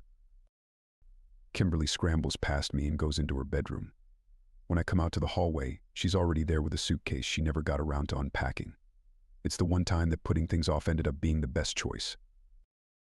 We'll take my car, I say, opening the door and poking my head out. There's nobody outside, and we're so deep in the country that I'd be able to see someone coming from a mile away. It's safe to make a quick dash to the car, but that could easily change. Thankfully, Kimberly is a woman of urgency, and she wastes no time running to the car with her belongings. She knows how serious this is, and she trusts me. I pause for a moment to admire her before jumping into the car and slamming on the accelerator. We fly down the dismal country road toward the city, where I'm staying in an inconspicuous apartment with a gate out front. It's not going to stop someone who really wants to get in, but that's why I have a shotgun hooked up to the front door. Not hard to get weapons around here. It's the ammunition that ends up being scarce. I sense an arbitrage opportunity, but I'm more focused on getting Kimberly to safety than money. Until I realize that getting Kimberly to safety is exactly what's going to make me the most money. Because if she's not in the house, then nobody is going to stop me from tearing up the floor in the basement. And I'm going to be filthy rich in a few days. You have to stay with me for a while, I say, gripping the wheel with both hands as we approach town. It's not safe at your house anymore. They know where you live. Who knows where I live? She asks, her eyes wide with fright. You have to tell me, Avram. What are you mixed up in this time? I'm offended that she immediately assumes this is my fault, that since I'm a felon I'm incapable of being innocent. But she's also right. This isn't about her. It's about me, and I owe her an explanation. I was telling you about my family. I have a brother, I say, looking down the road. He lives here, actually. With you? She asks, still trying to make sense of what I'm saying. No, in Montana. I can't say for sure, but I think he's the one trying to kill me, I explain. It doesn't sound right when I say it, but I don't know who else would be after me. I can't stand the idea of my brother wanting me dead. We were supposed to stick together. But I left him. Just like the first time. Maybe he's had enough of me this time around. Your brother wants you dead. Why? She asks. I shake my head. I don't really know. We parted ways when we were 16, and that's the way it's been ever since. When I got out of jail, we talked a bit, but I realized we weren't on the same page, so I cut him off. Now, I don't know. Maybe he hates me. Seems a bit extreme. She doubts me, and I understand why. She thinks I'm hiding the truth, but there's only so much I can tell her before she turns on me like Damien has. It's safer to keep her in the dark, feeding her half-truths until I can figure out how loyal she really is. I sigh as we pull into my apartment complex. Damien and I went different ways when we were younger, but we ended up mixed up in the same lifestyle. The trouble is, he's still involved in the Bratva. Are you? She asks me point blank, catching me off guard. Am I? I ask back, trying to figure that out myself. Technically, I haven't gotten involved yet. I'm still trying to find my footing in the modern world, but my plan is to get back into it. I guess that makes me a criminal. And if I have to be one to survive, then so be it. And if I have to lie to Kimberly to keep her, so be it. Avram, I don't know who you are. I want to know, but you're always so secretive about it, she says, placing her hand on my arm as I park the car. Tell me the truth. You think I've been dishonest with you? I ask, knowing in my heart that I have. I'm guilty and it's eating me up inside, but I can't let her know the full truth.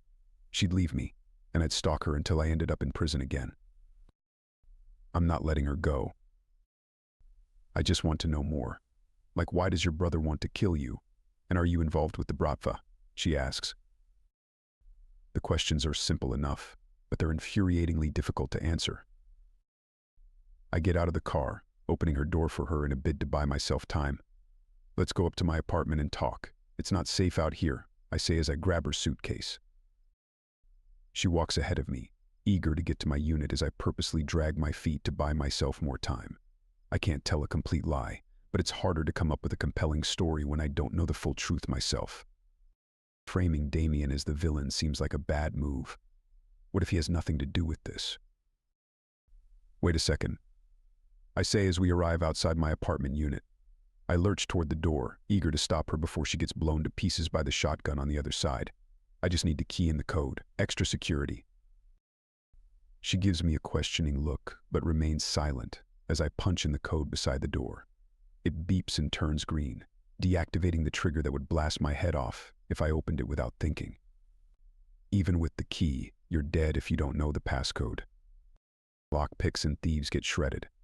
I have no mercy for people out to get me. Just, ignore the gun, I say as I step inside.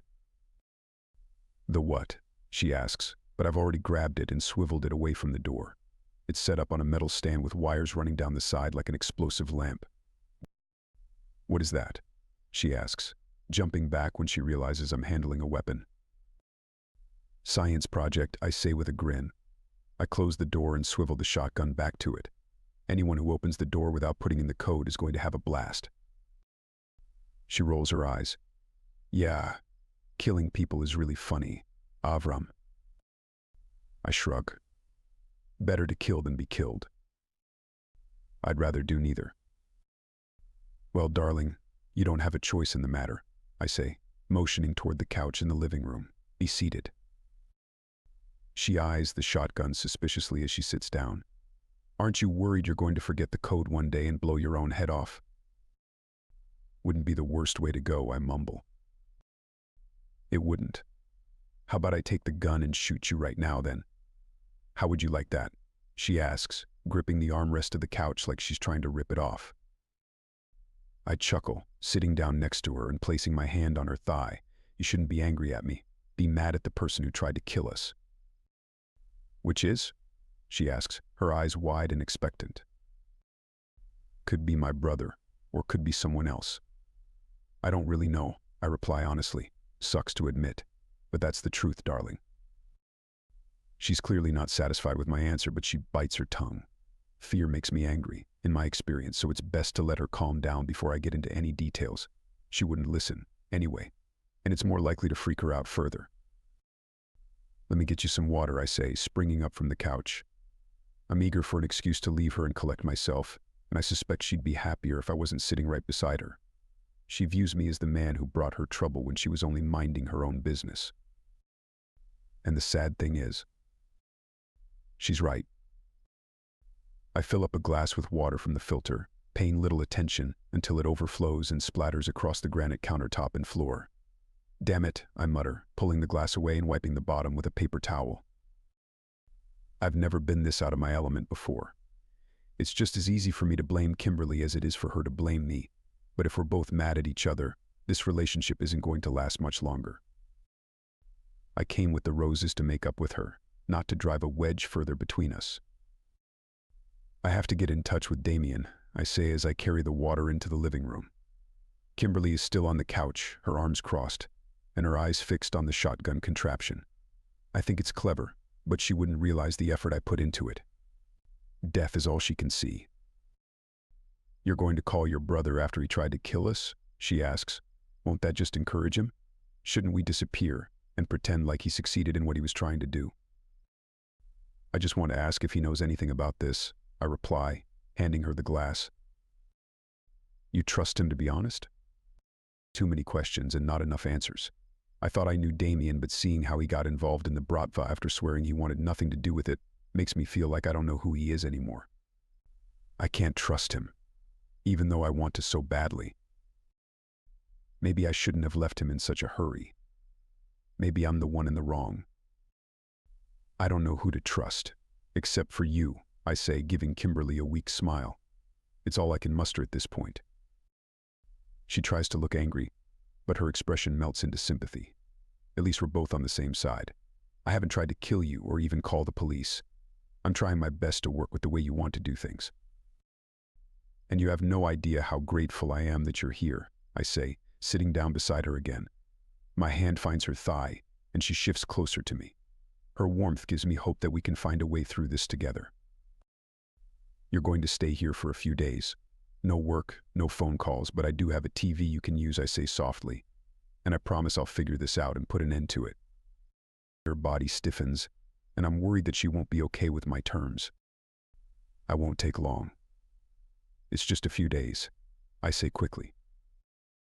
She shakes her head. That's not what bothers me, Avram. I just want you to be safe. I don't want you to end up back in jail over this, or dead. Nobody has ever cared where I ended up, and the fact that she's telling me all this now, even after I almost got her killed, is making my heart melt. It's a painful feeling, one that I want to push away and deny, but that wouldn't help anything. I need Kimberly in my life, and I'm going to do everything in my power to keep her. Thank you, I reply softly, squeezing her thigh. You don't know how much that means to me. She smiles, and it lights up my whole world. Right here and now, I know that I have to make this right. I can't ruin this for us, and I can't allow her to ever be in danger again. She deserves better, so it's time for me to reclaim my throne. But first, I have a basement to dig up. Chapter 18. Kimberly. No phone to call Avram with, no way to go get myself a pregnancy test, and a shotgun pointed at the front door that's going to kill the next person who tries to open it. I try not to think of everything that can go wrong in this scenario, but my mind is racing without Avram. He said he left to take care of business, but I don't even know what that means. He didn't say. I just pray he doesn't end up dead. I hold my belly as I pace around his apartment. It's nicer than I thought it would be, considering he drives the same car I do, but I suspect he tries to hide his wealth. I know he's rich because he bought the company I work for. At least my child won't have a broke father. He might end up in prison, but at least we won't have to worry about the bills being paid. Oh God, that's such a horrible thing to think. I'd trade all the money in the world to have Avram in my arms every night. I can't stand to think of our child growing up without a father. I was going to tell Avram about the baby, but now I'm not sure. I don't want to stress him out further, but I also feel like he deserves to know. Maybe he'd keep me safer. Maybe he'd never have left to do God knows what in the first place. But it's too late. Just like it's too late to prevent the pregnancy from happening. Just like it's too late to stop the shooting. And just like it's too late not to fall in love with Avram.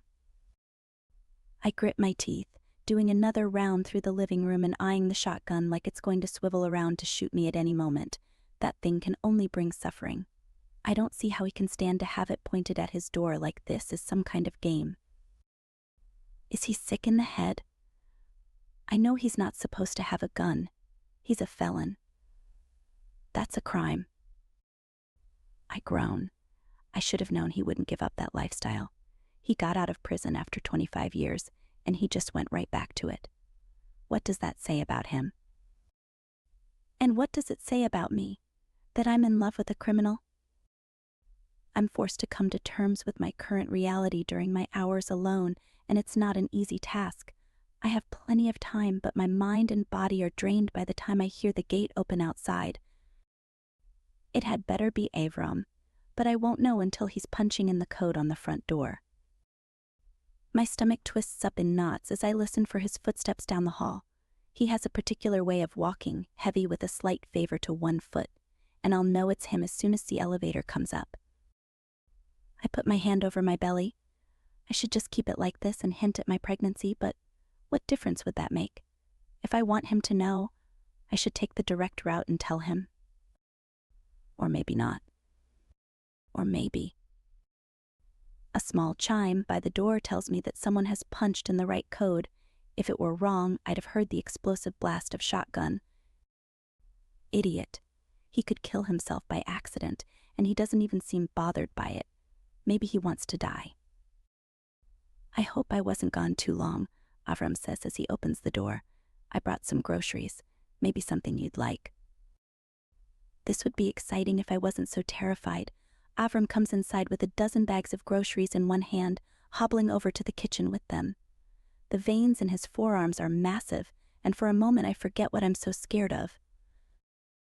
I have a beast on my side, the most powerful man I've ever met, and he's obsessed with me. But guns beat brawn in the end, and it wouldn't take much to kill us both. I can't allow myself to get too comfortable. This isn't a cute sleepover. This is a ticking time bomb. I got cereal. Nothing too sweet, but you're already sweet enough, he says from the kitchen. I wander in with my hand over my belly. I'm not even trying to signal anything to him, but my instinct takes over. I know I'm pregnant and it's impossible to hide it. It's only a matter of time before he finds out. Orange juice, apple juice, and lemonade. Wasn't really sure which one you'd drink, so I got all of them, he says before looking over at me. I stand awkwardly in the doorway, my hand still on my belly as his eyes wander over my body. He frowns. Everything all right? It's fine, I reply, wondering if I should tell him what he should be able to figure out on his own. I'll give him a moment. He's probably not expecting this. You're pregnant? He asks, looking at my belly like he's never seen one before. That was quicker than I expected, and much more direct, but now there's no avoiding it. I nod, biting my lip as I try not to cry.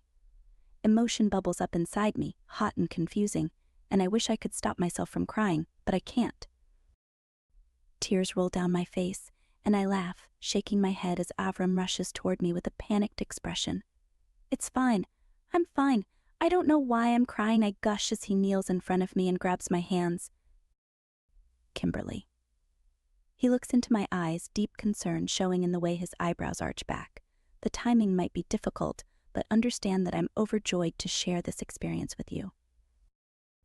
I bite my lip harder as more tears come to my eyes. I really don't know why I'm crying. I'm usually not like this. Darling, don't ever apologize, he replies softly, wiping my tears with the back of his hand. You are amazing and so very special to me. We're going to get through this together. I promise. I swallow hard, but the lump that's formed in my throat refuses to budge. Avram kisses my stomach, looking up at me with nothing but respect and affection in his eyes. His reaction isn't just surprising to me. I'm stunned by it. Since when did my filthy boss become such a gentleman? I like it, but it's almost a little worrying. He stands up, holding my hands again and smiling down at me. We're going to get through this, Kimberly. I know. I whisper. So I need you not to freak out when I tell you what I've been doing all day, he says, his voice suddenly tightening. It's, not something I've talked about before. Oh God, more surprises. But I should have guessed something like this would be coming. I've already learned that he's potentially being hunted by his brother and that he spent 25 years behind bars for murder. I shouldn't be shocked to hear what he has to say next. I still brace myself for it, praying that it won't be something unforgivable or outrageous. For once, I want this to be a good surprise, like the bundle of roses before everything turned sour. All I can think about, though, is the mess of petals that now litters my kitchen floor. Maybe you should sit down, Avram says, trying to steer me away from the door. No, I reply, refusing to budge. I'm fine. Whatever you're about to say, I'm ready to hear it. He nods. Okay, but understand that what I'm about to tell you stay between us. I have nobody to tell. He narrows his eyes at me, searching my face for a lie, but he can't find one. Satisfied, he lets out a sigh of acceptance.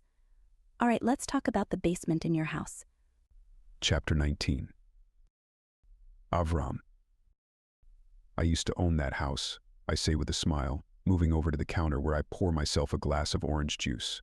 I offer one to Kimberly, but she declines. But when they locked me up, they took everything I had and sold it. Crime doesn't pay, she reminds me. I laugh. Oh yes, but my crimes paid me a lot of money. More than you can imagine, darling. I'm met with a stern look. She's not nearly as enamored by material wealth as I am, but that's what I admire about her. I need someone to even me out, to force me to appreciate other sides of life, to show me what it feels like to love someone and be loved back. Well, I made enough to buy that house, but that wasn't the only place I put my money. Once the warrant was issued for the murder, I knew I didn't have much time before I was going to end up behind bars. I planned on fighting the case, of course, but since they knew it was me who pulled the trigger, I didn't think I'd be able to get away with it. Why kill anyone at all? She asks, shaking her head. I shrug. Petty stuff, really. He wanted me dead, and I wanted him dead. It was mostly about money and territory, but believe me, if I didn't kill him first, he would have gotten me. I'd rather be in prison for 25 years than serving life in a coffin. I feel like there must be another way to handle something like that, she replies, but I can see she doesn't have much hope. This is a violent life, and the only way that you can avoid violence is to be so high up that you're untouchable. I take a sip of my orange juice. It's more acidic than I remember it being. I swear fruit used to be sweeter 25 years ago. Who was he, the man you killed? Kimberly asks, cocking her head to the side. A man who went by the name Markov, I reply, experiencing a flood of memories at the utterance of his name. I haven't said it in ages. Markov was a greedy man, but in that way we were alike. It's the people most like you that you end up hating the most. At least you realize that. Well, I didn't at the time. I just shot and killed him, because I saw the opportunity. Unfortunately, the security camera also saw an opportunity to capture everything on film, and I was found guilty quite easily. I sigh, shaking my head at how foolish I was back then. And then I knew I had to hide all the wealth I had built. Kimberly frowns. She's trying to figure out what I'm talking about, but she's probably not going to come to the conclusion that I hid a chest underneath the house until I tell her. But I'm getting to that. I have to tell the whole story for any of this to make sense. All right, so after the warrants were issued and I was on the run, I knew I wasn't going to get far, so I had to hide the money locally. I managed to convert some of it to gold and throw it down a well, but the rest was cash, and I needed a better place for it. I continue. So I bought a large chest with a tight seal, dug up the ground in the basement, and buried it there where nobody would find it. Kimberly gasps. You buried it under my basement? A chuckle escapes my mouth. No, darling, I buried it under my basement, but you found your way into the house. I didn't find my way in, she replies with a scoff. I bought the house, which means by extension, the chest is technically mine. I can't hide a grin. Maybe so, but you're here, and I was already there today, digging up some buried treasure. She gasps. Oh my God, Avram, is that why you were at my house when we met? You were just using me to get to your money? I sigh. I knew she wouldn't be happy about this, but I need to convince her that my intentions have changed. I'm not trying to make her fall in love with me so that I can get the money from her house. I'm the one who has fallen in love, and it has nothing in the world to do with money. Tell me you didn't just do all of this for money, Kimberly pleads. I take a quiet sip of my juice and set it down on the counter. I'm not sure why I bought it. Too sour. I didn't, I say, my voice firm and confident. In the beginning I was checking out the house, but I wasn't expecting someone like you to be living there. You blew me away, Kimberly, and I knew I couldn't be content with just the money. I needed to have you too, to claim you. She rubs her belly and laughs. Well, you succeeded, so I hope you're happy. I'm overjoyed, I reply. Simply overjoyed. She blushes, and the soft pinkness of her cheeks, coupled with the pout of her lips, sends my heart into a tailspin. She's perfect, and she couldn't even begin to understand why. But I see it, and I need her now more than ever. I need to claim her again and again until we're both too sore to walk tomorrow. And then I'll claim her again. The silence in the room says everything. Even though I lied to her, even though I ruined her job and destroyed her basement, there's not even the slightest hint of anger from her. It's all just love, the purest kind, the type that makes bad men good and good men great. I don't know where I stand in the little red leather book of morality, but I know where I stand in Kimberly's heart. And in her bed. Due to the very explicit nature of the next scene, it's only available by following the link in the description or going to bellakingbooks.com. Your book will now continue. Chapter 20. Kimberly. Avram lowers me to the ground gently, looking at my stomach like our baby might start crying. I laugh, but Avram doesn't find it funny. We need to be careful. Right, but to be fair, I haven't taken a pregnancy test yet. Maybe we should get one. He rubs his chin, narrowing his eyes at me. Ah, so we don't even know if you're really pregnant. 90% certain I am. That leaves 10%. Which I'm sure the test will settle, so if you'd like to go get one, I'll be waiting right here, I chirp, walking over to the couch and sitting down.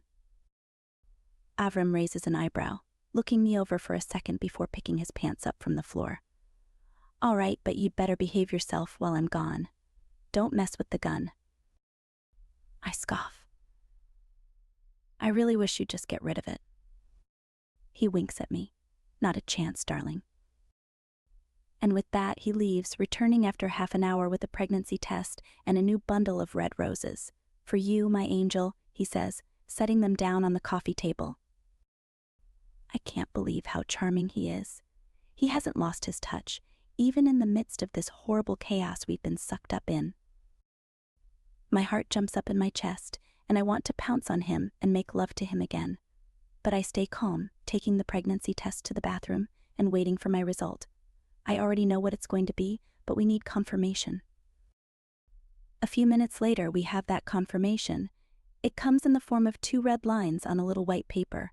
I show it to Avram, curious to see his response to knowing without a shadow of a doubt that he's going to be a father. He takes the test from my hand, holding it up to the light like he's testing a potentially counterfeit bill. Satisfied in its authenticity, he hands it back to me and smiles. You're going to make a hell of a mother, Kimberly. I was going to say the same for you. I'm not going to be a mother, he says with a chuckle. I roll my eyes. You know what I mean? He grins. Well, it's going to be a little while before the baby is born, so we have time to get things arranged. For one, you can't live here. It's too dangerous. We have to leave Montana. My stomach drops. But I have a job here.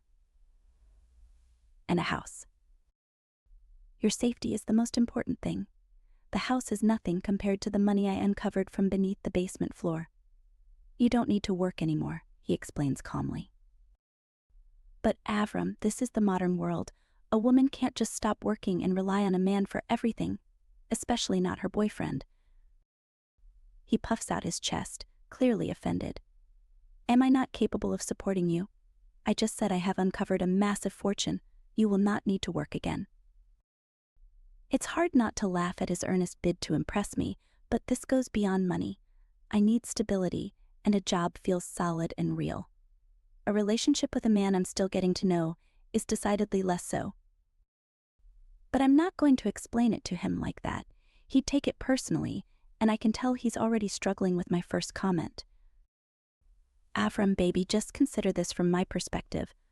I was totally independent before we met, and then you come along, get me pregnant, and tell me I don't need to work.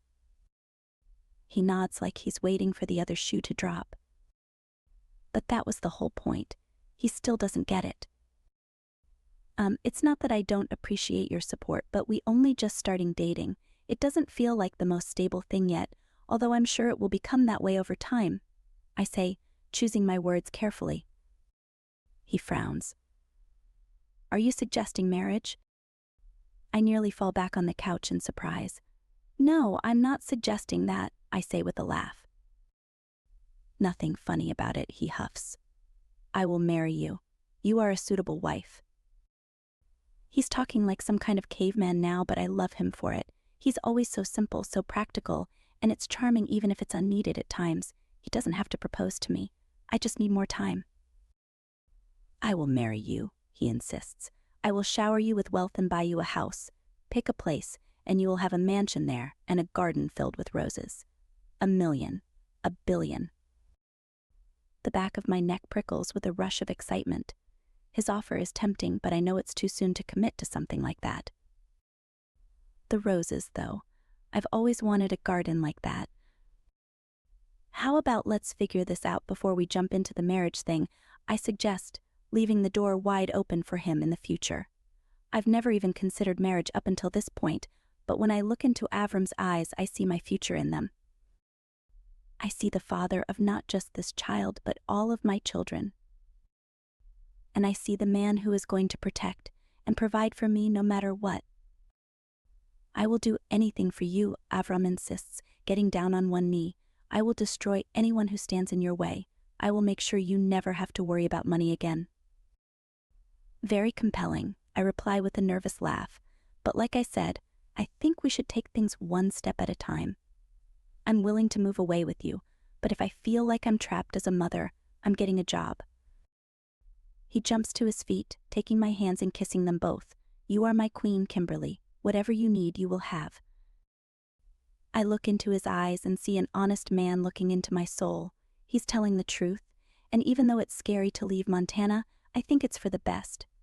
I have to trust him. Chapter 21. Avram.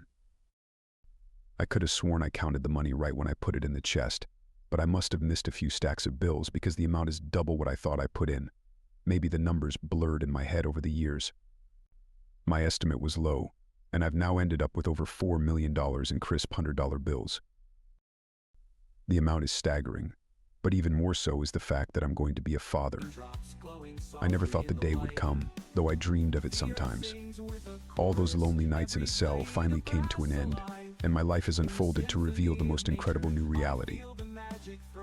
But then there's the issue of my brother. I can't stop thinking about Damien's potential involvement in all this, but I haven't had time to find him and demand answers. I need to rebuild my empire with the money and the mother of my child. Miracles only stick around if you appreciate them, and I'm not about to let all this slip away because of a family feud. It would be a grave disservice to myself and to Kimberly. So Damien can wait. I'll have the opportunity to confront him in the future. Right now, Kimberly's safety is all that matters. We're headed down to Nevada, where the weather is warm and the opportunities are endless. I hear the Las Vegas crime scene is crowded, but just outside the big city, there are plenty of opportunities for a wealthy Bratva boss like me to carve out his niche. Since we're dealing in cash, we're going to have to stay in a hotel for a few days before I can find a seller who is willing to hand over property for cash.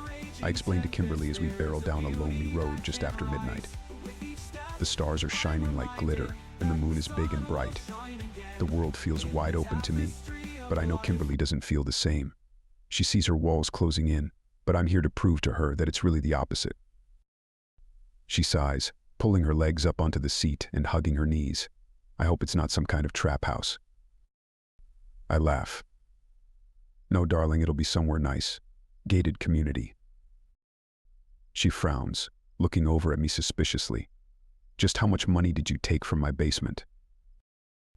Enough, I reply, unwilling to reveal the numbers. Knowing her, she'd be counting every dollar to make sure we have enough, but that's not the way things work in the Bratva. Money comes and money goes. You can't get too stingy or you'll end up with a clogged pipeline. No money out means no money in. You should be a little more open if you intend to marry me, Kimberly says. Well, when we're married, perhaps I will, I counter. She squints at me, pushing a strand of blonde hair behind her ear. You're on thin ice, Avram. Well, that's no good. I hear it's pretty hot in Nevada. She's not laughing at my jokes, but that's all right. They're more for myself than anyone else. I need to take my mind off the gravity of our situation. It's not the danger that I'm concerned about, nor is it building back my Bratva kingdom. It's Damien. I just don't understand how he could betray me like this. Speeding down the dark road at night, my mind is caught up in memories of our brief past together. We were together a lot as kids, But when we came to the United States, our connection was severed so hard and so fast that I believed I'd never see him again. And I was right, up until he inserted himself in my life again. He claimed to have been watching me this entire time, but why? Does he actually care about me, or does he see me as a threat to his lifestyle? I wasn't willing to accept favors from him or start anew under his command. Does that make me the villain? Is that all it took to tear us apart again? It's confusing and frustrating, but I try to hide that from Kimberly. I don't want her stressing out more than she already is. Her pregnancy is delicate, and I don't want to hurt her or the baby with unnecessary worry. Kimberly relaxes a little as the night wears on. It's not easy for her to keep her eyes open after a few hours on the empty road, and she's fully surrendered to the dream world by the time we cross the border into Idaho. The silence gives me time to think. This hasn't been easy, but it's going to be a lot better now that we have the money. The black and white tile floor in the basement was surprisingly easy to remove, and once that was up, the ground was soft from years of water damage. In all honesty, that's probably why Kimberly got the house for so cheap. The foundation is soft, and I wouldn't be surprised if the entire house needed to be rebuilt in a couple of years. But that's largely irrelevant now that we're moving to Nevada. Kimberly isn't keen on leaving everything she has behind, but it's not like she's been in Montana for very long. It's not about the house or the job. It's the stability that she craves, something I won't be able to provide until I get my Bratva kingdom rebuilt. And I find out who is trying to kill me. But like the rising smoke from the barrel of a .45, the devil behind the shooting isn't far away. I get a call on my phone as I drive, and I answer it, curious who has managed to obtain my number. Avram, the distinct voice of Damien growls through the phone. I look toward Kimberly, who is snoozing peacefully through the white noise of the road beneath us. I'll have to keep my voice down not to wake her. You sound upset, I whisper. But maybe that's just because I'm alive. What are you talking about? He asks, sounding genuinely confused. I'm worried about you, brother. I have eyes everywhere, and one of my guys told me that Kimberly's house got shot up earlier today. Thought you were responsible for that, I grumble, unwilling to believe his innocence just yet. Are you nuts? Why would I try to kill your girlfriend? I'm not some kind of lunatic, man. I know you don't like me, but I'm not going to ruin your life over it. I figured you just needed some time to calm down, and then we'd talk again. Too late, I suppose, I reply, looking down the dark road ahead. We've already left Montana, and I don't plan on coming back. You've got me mixed up, Avram. I didn't shoot up your girl's house. I'm trying to help you, and you're blaming me for something dumb like a drive-by. I'll find out who did that if it makes you happy. It's more to clear your name than make me happy. Nobody knows anything about me except for you. I was followed to Kimberly's house, and someone tried to kill us both, I say, struggling to keep my voice down as my anger rises. I have no reason to do something like that, and after I found you and offered to help you, I'm not sure why you'd assume so. Look, I know we have some unsettled business between us, but I'd like to drop the games and speak to you about this in person. Just come back to Montana, and we'll talk. I glance at Kimberly. I can't do that, I reply to him. This isn't just about me. It's about the girl. I get it. You can bring her too. I sigh. Too dangerous, Damien. She's pregnant. There's a long silence on the line, almost like he's hung up on me, but he eventually speaks. Wow, you're not wasting any time there, Avram. I smile a bit, despite my frustration. The universe had its plans for us, I suppose. Well, I'm not judging you for it, man. I just want to make sure you're running from Montana for the right reasons. I scoff. I'm not running. Driving. I'm recalibrating. You have your business in Montana, and I'm going to make my own elsewhere. That way, we don't interfere with each other's business. Fair enough, he replies. But I did say I would help you. I don't need help.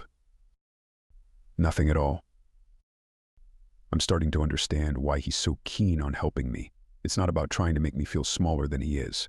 He still holds guilt in his heart over the way we parted ways, and this is his way of saying sorry. Well, if you have any connections in Arizona, I'd like to know about them. That'll help me get started up again, I say. but I don't want to hear anything from you until you find someone to pin the shooting on. He laughs. I don't have to pin the shooting on anyone. I'll have Bartek look around for the guy responsible, and then I'll hook you up with some guys I have down south. They might be able to help you get started. Thanks, I reply, trying not to sound too grateful. I don't want him thinking we're on good terms just yet. I need answers, and unless he provides them, I'm keeping my distance from him. Oh, one more thing, I say, switching the phone to my other hand. How'd you get this phone number? Pick a different carrier if you're trying to hide. I have access to every database in Montana, he replies. Ah, so you really have the whole state on lock, I say, feeling impressed. Pretty much, but there's always more to do. You have to stay on top of things if you want to keep your head intact. Things move faster than they used to. Yeah, I'm discovering that. So, we're good. I'll call you when I have any information about the shooter. All right, I reply, hanging up the phone before I'm tempted to apologize for making assumptions. Right now, I doubt he's responsible for the shooting, but until we find out who is, I'm not taking Kimberly anywhere near Montana. Somebody wants me dead, and I'm not letting her raise our child alone. Chapter 22. Kimberly. The day Avram closes on the house in Nevada is the day I realize that he has a lot more money than he's letting on. It's a 3-story mansion on the outskirts of town, with a little pool in the back, and a garden full of herbs and flowers. He keeps promising to plant roses for me in the spring, but I'm already satisfied how it is right now. It's more than I ever dreamed of having, and the fact that he's put my name on the lease with his isn't just endearing. It's downright sexy. I'm starting to forget about my boring life in Montana, and I'm embracing this new future together with Avram. Even if he won't say much about the shooting, preferring to act like it never happened, rather than admit that we could still be in danger, I know he has my best interest at heart. He chose this house because of the towering iron gate wrapped around the property and the thickness of the marble walls. It would take an army to breach this place, and a skilled sniper to get even a single shot off from the main road. We're safe, so far as I'm concerned. But we can't stay on this land forever. For one, I'd lose my mind if I never got to go into town again. I don't mind walking outside and picking flowers to put on the dining table with dinner, but I need to see other people. I need a life outside of these walls. For now, I don't complain. It's difficult to find fault in the way that Avram is treating me, so I accept my current circumstances as necessary. I can think of a lot worse places to stay until we figure things out, and raising a child in a house like this is a dream come true. I've invited Damien over, Avram says, adjusting a few books on the shelf as I recline in a green velvet chair in the lounge. He finds little unnecessary things to fix a lot now that he's quit smoking. I miss the smell, but we both agreed it's better for the baby. Damien? I ask, shooting up from my chair. Didn't he try to kill us? My brother proved that to be false, he replies calmly. We talked over the phone this morning. He's coming over with the full evidence, and we're having him for dinner. That's Sutton, I reply, my stomach twisting up in a knot at the idea of having someone so dangerous at the house. It feels like we're inviting trouble in. Damien wants to talk business, and I suspect there's some making up we have to do. Avram explains, his eyes meeting mine with an empathetic glow. Don't worry about any danger. I'll have him searched and cleared before he can even step onto the property. My sigh of relief is small.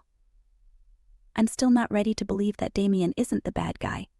Avram seemed so sure he was behind the shooting, and I accepted that possibility as a fact. I actually feel less comfortable now that I don't know who it was again.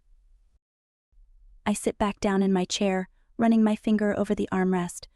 Are you sure this is safe? We're armed, he's not.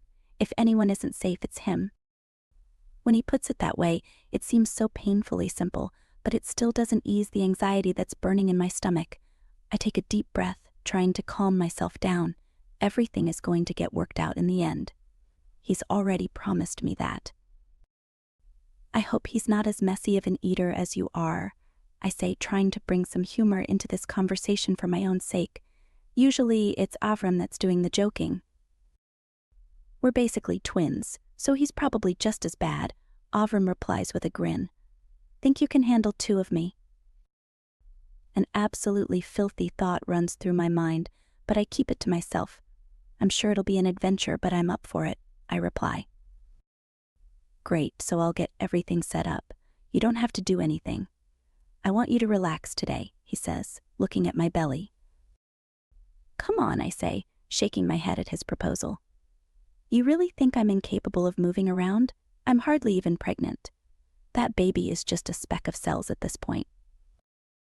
You've been under a lot of stress, he says, adjusting one final book on the shelf and coming toward me.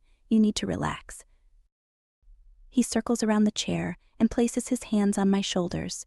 The warmth from his skin seeps through the thin layer of silk covering my shoulders, and I melt in the chair like a popsicle in the sun.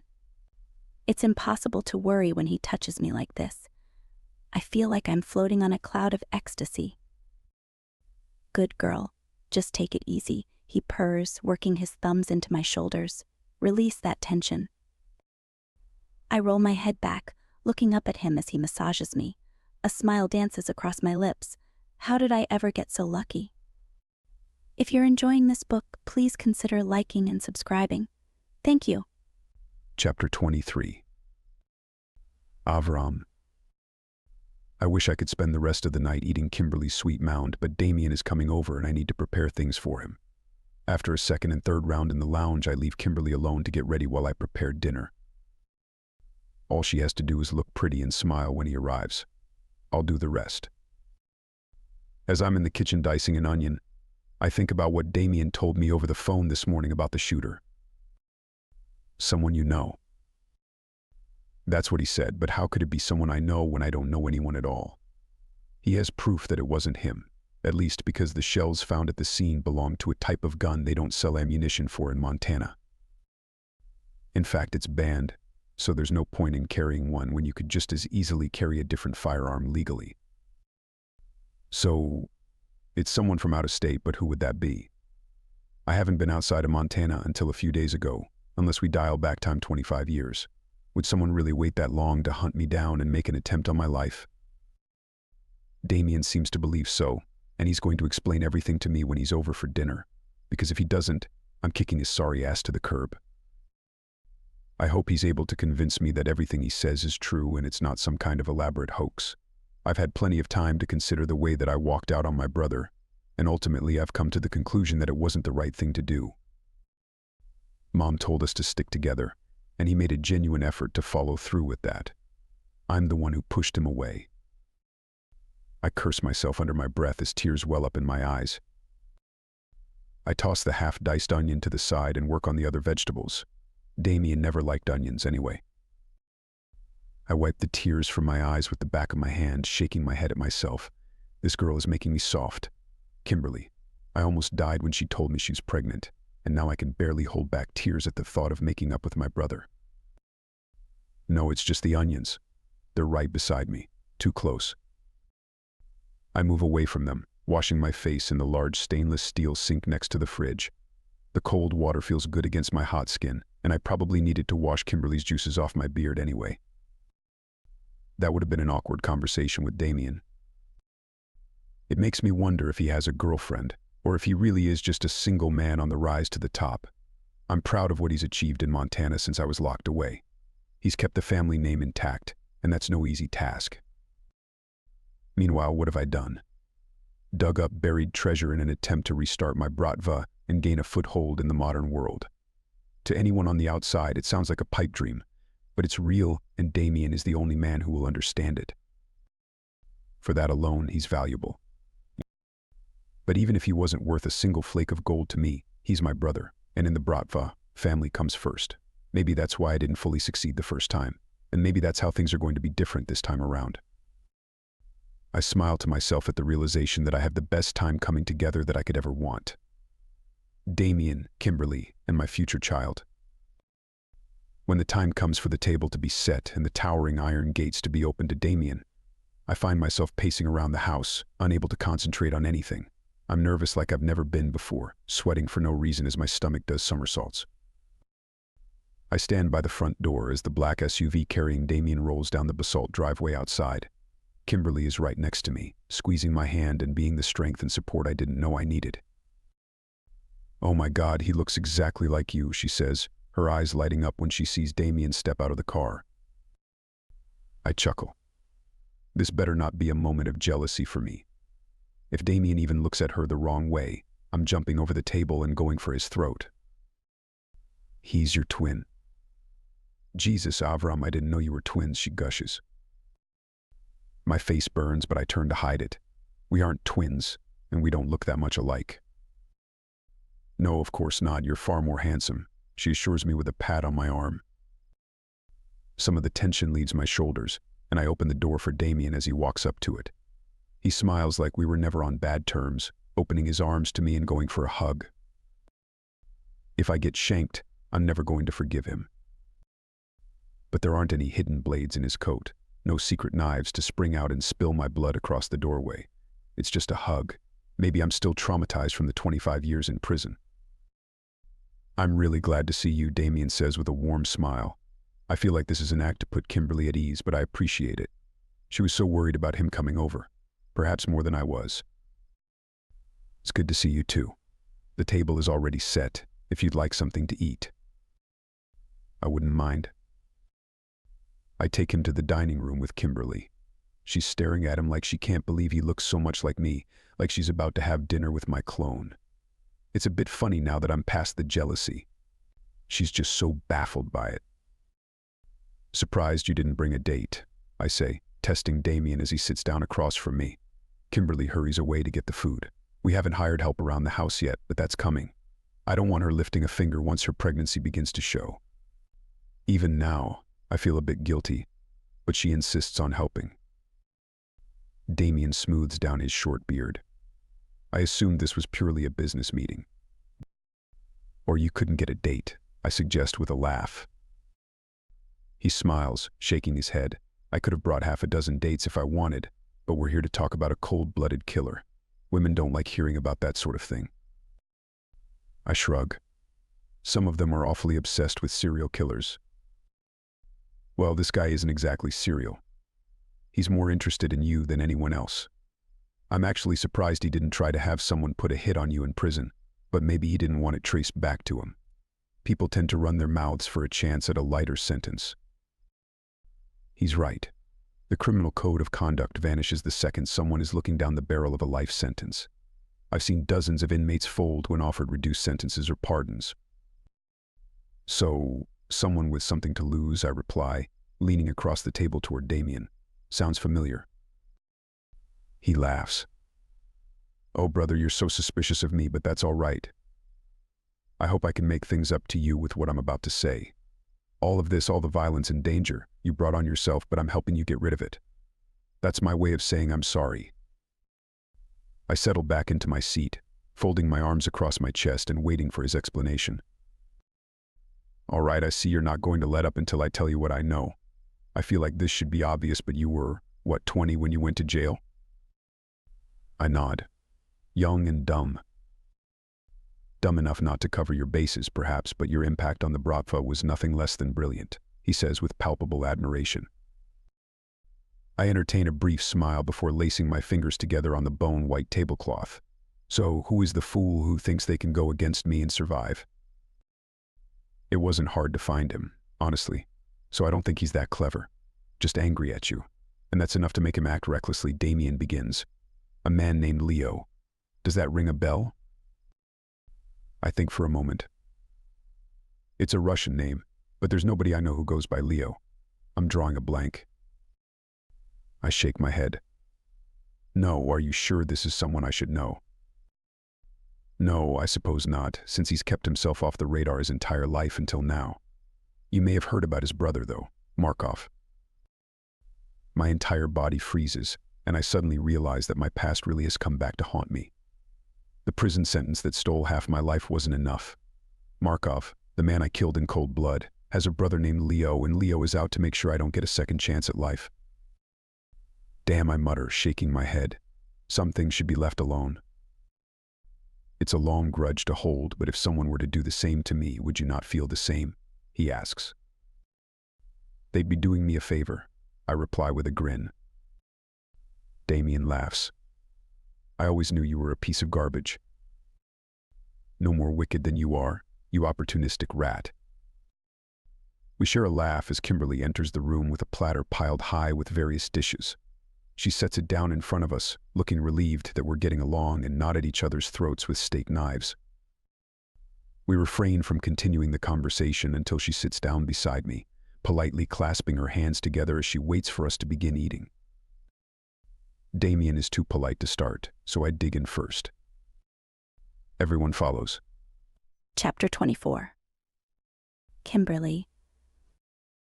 What I've learned so far is that a man named Leo, the brother of the man Avram killed 25 years ago, Markov, is out to get revenge. It's simple enough, but I suspect that the danger involved is dramatically more than Avram and Damien are willing to let on. They downplay it at dinner, and they downplay it again as Avram invites Damien to stay with us for the week, and then again as they build a private army to patrol the premises and make sure nobody gets through the iron gate that surrounds our little paradise. I feel like something is coming, a great war that will shed more blood than a single drive-by could ever hope for.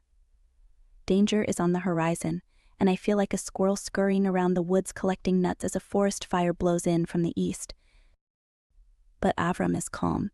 He's serious, but there's not a hint of worry or anxiety in his eyes.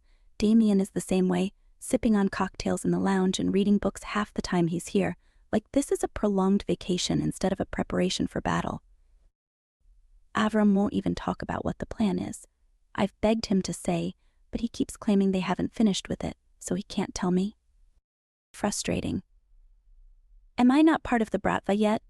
Is this because I haven't agreed to marry him? I sleep close to him at night, feeling the warmth radiating from his powerful body and finding comfort in it, but it's temporary. The moment he opens his eyes in the morning, he springs out of bed like it's on fire, showering and leaving the room with barely a word or a kiss. Finally, after 2 weeks of this behavior and no explanation from either of the Bratva brothers, I've had enough. I find them in the lounge one afternoon, drinking mojitos while huddling over a map of the United States, and I stand in the doorway until one of them notices me. It takes 10 whole minutes. Avram jumps when he sees me, placing a hand over his heart. Darling, you surprised me. I narrow my eyes at him as Damien peels his eyes from the map. What are you two doing? Making plans, Avram replies with a thin smile. And you? Is there something you need? I scoff. Maybe some answers. We can start there. Damien gives Avram an amused look, as if to suggest that Avram is the one in trouble, but my words are directed at both of them. You two owe me an explanation, I say, waving my finger between the two of them. What's up with the map? What are we doing? And why is this taking so long? Leo is just one person. Avram motions for me to come over, but I'm reluctant. I stand in the doorway with my arms crossed until he motions several more times before I finally give in. I shuffle over to him, and Damien steps aside to make room for me in front of the map. It's tapped to a table with colorful pins stuck in so many places that I can barely see what state they're in. So, this is what we have on Leo so far, Avram says. And all of these pins are places where Leo has been spotted. We're looking for a pattern so we can make a hit on him without stirring up attention. If we know the time and place he snaps his fingers, then we can take him out with a single bullet. Nice and clean. Damien winks at me. We have to keep Avram out of jail this time around. I don't find it quite so amusing, but Damien and Avram laugh. So, we're just tracking him down to make a hit, that's all? I ask. What about all the security at the house? What about the guards patrolling with machine guns every night? Avram sighs. Yes, the security is high, but that's because Leo is playing the same game we are. The only difference is that he's on the move and we're staying in the same place. That makes us an easy target without all the security. That makes sense, but it's also worrying. Whoever pulls the trigger first is the winner, and Damien and Avram are taking an awfully long time. I don't doubt that you two know what you're doing, I say, although that's not entirely true, but I'd like some reassurance that we're going to be able to pull this off before the baby is born. Damien and Avram both look down at my stomach, as though trying to figure out how much time they have before I'm waddling around, yelling at them that we're almost out of time. We've figured it out, mostly, Damien says after a moment of hesitation. The real issue is that Leo doesn't like to travel alone. He moves with a group of at least 6 men, and that means getting a hit on him while minimizing extra casualties is going to be difficult. Why not kill them all? I ask, realizing that I sound like a psycho. Is this what the Bratva has done to me? Or is it just fear that makes me not care about other people's lives anymore? Avram puts his hand on my shoulder, giving it an empathetic squeeze. Believe me, we'd love to gun all those rats down without remorse, but our reluctance has more to do with not drawing attention to ourselves, rather than being the good guys. As you know, we're far past that point already. I still think of us as the good guys, but I don't tell him that. I don't want to be talked out of my comforting delusions. I offer Avram a weak smile as a thank you for his explanation, but I don't feel that much better after discovering that we're still trying to figure out how to kill Leo. I don't even know what he looks like, but perhaps that would make this too real for me. I can't imagine being the one to pull the trigger, so it's better to keep some distance from this whole thing. Oh, but some good news for you, Avram says, squeezing my shoulder again. The doctor is coming this afternoon for your first ultrasound. My heart leaps up into my throat. Why didn't he tell me this before?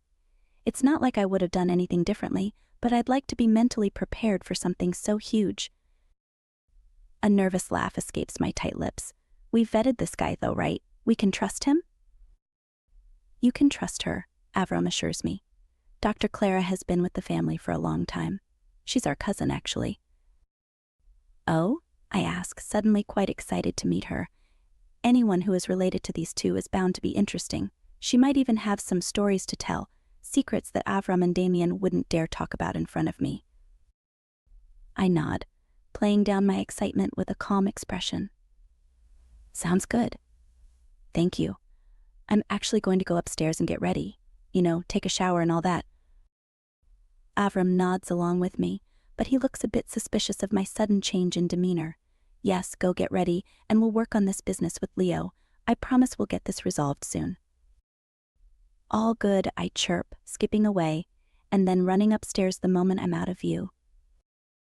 I hop into the shower, scrubbing myself down with the rose soap Avram bought for me, and rinsing the sweat out of my hair. I spend a lot of time in the attic because there aren't any windows there. Horribly paranoid of me.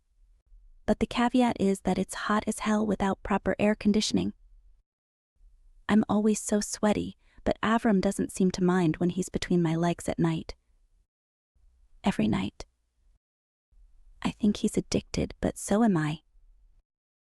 After I'm all toweled off and rehydrated, I hear a doorbell downstairs. Is it Dr. Clara already? I jump off the chair in the bedroom and rush downstairs, pushing my hair back in a tight bun and smoothing the wrinkles out of my sky blue silk blouse. I don't want to look sloppy. I have the impression that Russian women take very good care of themselves, and I feel kind of... It's not because Avram hasn't showered me with beauty products and treatments, but the pregnancy really takes a lot out of me. I'm tired all the time, and in the mornings I feel sick. Maybe Dr. Clara will have some advice for me, a multivitamin I should be taking or some breath work that would help me stay calm. The only thing I've been able to do these past few weeks is reading books. Avram has a wonderful library and I've hoarded half of the books in the attic, where I've gone through them like a starved reader feasting on words. But sometimes the sentences make me nauseous, like trying to read in a moving car, and I have to put them to the side and stare at the wall until it passes. I know having a baby is nothing less than a blessing, but the pregnancy aspect is downright brutal. Avram is already at the door when I get downstairs, ushering Dr. Clara in and helping with the cart full of medical equipment. It's intimidating that all that stuff with the screens and cables are for me, but I remind myself that Dr. Clara is here to help me, not make my life harder. She's a tall woman, very thin, with violently blonde hair and a prominent nose. She's wearing a white coat that would probably be long on a shorter woman, but on her it threatens to become indecent. With nude heels on, she's almost as tall as Avram. Dr. Clara, this is Kimberly, Avram says, smiling softly as he takes my hand and pulls me into the limelight. Dr. Clara's green eyes dance over me, focusing on my belly for a moment before she smiles. Avram is lucky he's found someone who tolerates him, he says. I can see Avram rolling his eyes in my peripheral vision. This confirms that these two have a history, and there's probably more that she can tell me about how he was when he was younger. She seems like she wouldn't shy away from telling me every painful detail of his childhood. We'd like some privacy, the doctor snaps, shooting Avram a sharp look while waving her hand for him to leave. We'll be in the living room. Should be an hour, maybe half, if there aren't any complications. Avram lets go of my hand and hurries off. Russian men always seem so scared of their female counterparts. I wonder if I can learn something from Dr. Clara. Avram isn't afraid of me at all. I follow Dr. Clara to the living room, where she has me lie on the blue couch with pillows piled behind my head. You are a very lovely woman, she says, smiling sweetly as she unravels a few tan cables from her cart. Avram was never so great with women, always scaring them off. He was a bit of a puzzle when I first met him, but he's sweet. He's changed, she says, nodding in approval. That's a good sign. Men like him don't change unless they find the right woman. You two will be fine, so long as you put him in his place from time to time. I can't imagine what that would entail, but I don't question her. My first priority is making sure the baby is healthy, and then we can talk about what it's like to date a Bratva Boss. So, before we even get started with the ultrasound, is there anything you want to bring to my attention? Dr. Clara asks, cocking her head to the side like a bird. Anything that's changed since you found out about your pregnancy? Well, I feel sick all the time, I reply dryly. Like all the time. Especially in the morning, but it could be any time. That's normal, but if it gets to be too much, there are some herbs that can help. Try peppermint and ginger tea. Red raspberry leaf as well, but there's reason to stay away from it until at least the second trimester. I nod, trying to remember what she's telling me. I've always just drank iced tea, so anything else doesn't sound quite as nice, but have to leave my comfort zone for this. Being pregnant has already kicked me out of it. Anything else? Any discomfort or trouble sleeping? She asks, putting on a pair of white latex gloves. I shake my head. No, everything else is fine. Maybe I'm a bit more irritable than usual. Make Avram give you a massage. That should help, she says with an encouraging smile. Now, I'm just going to put some jelly on your stomach, so if you'd lift your shirt, we'll get started. For some reason, I expected the ultrasound to be a lot more uncomfortable than it actually is. Dr. Clara is gentle, and being able to see the baby for the first time is exciting.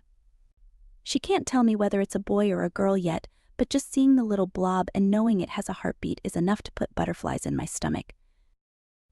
We'll just print off a few pictures so you can share them with Avram.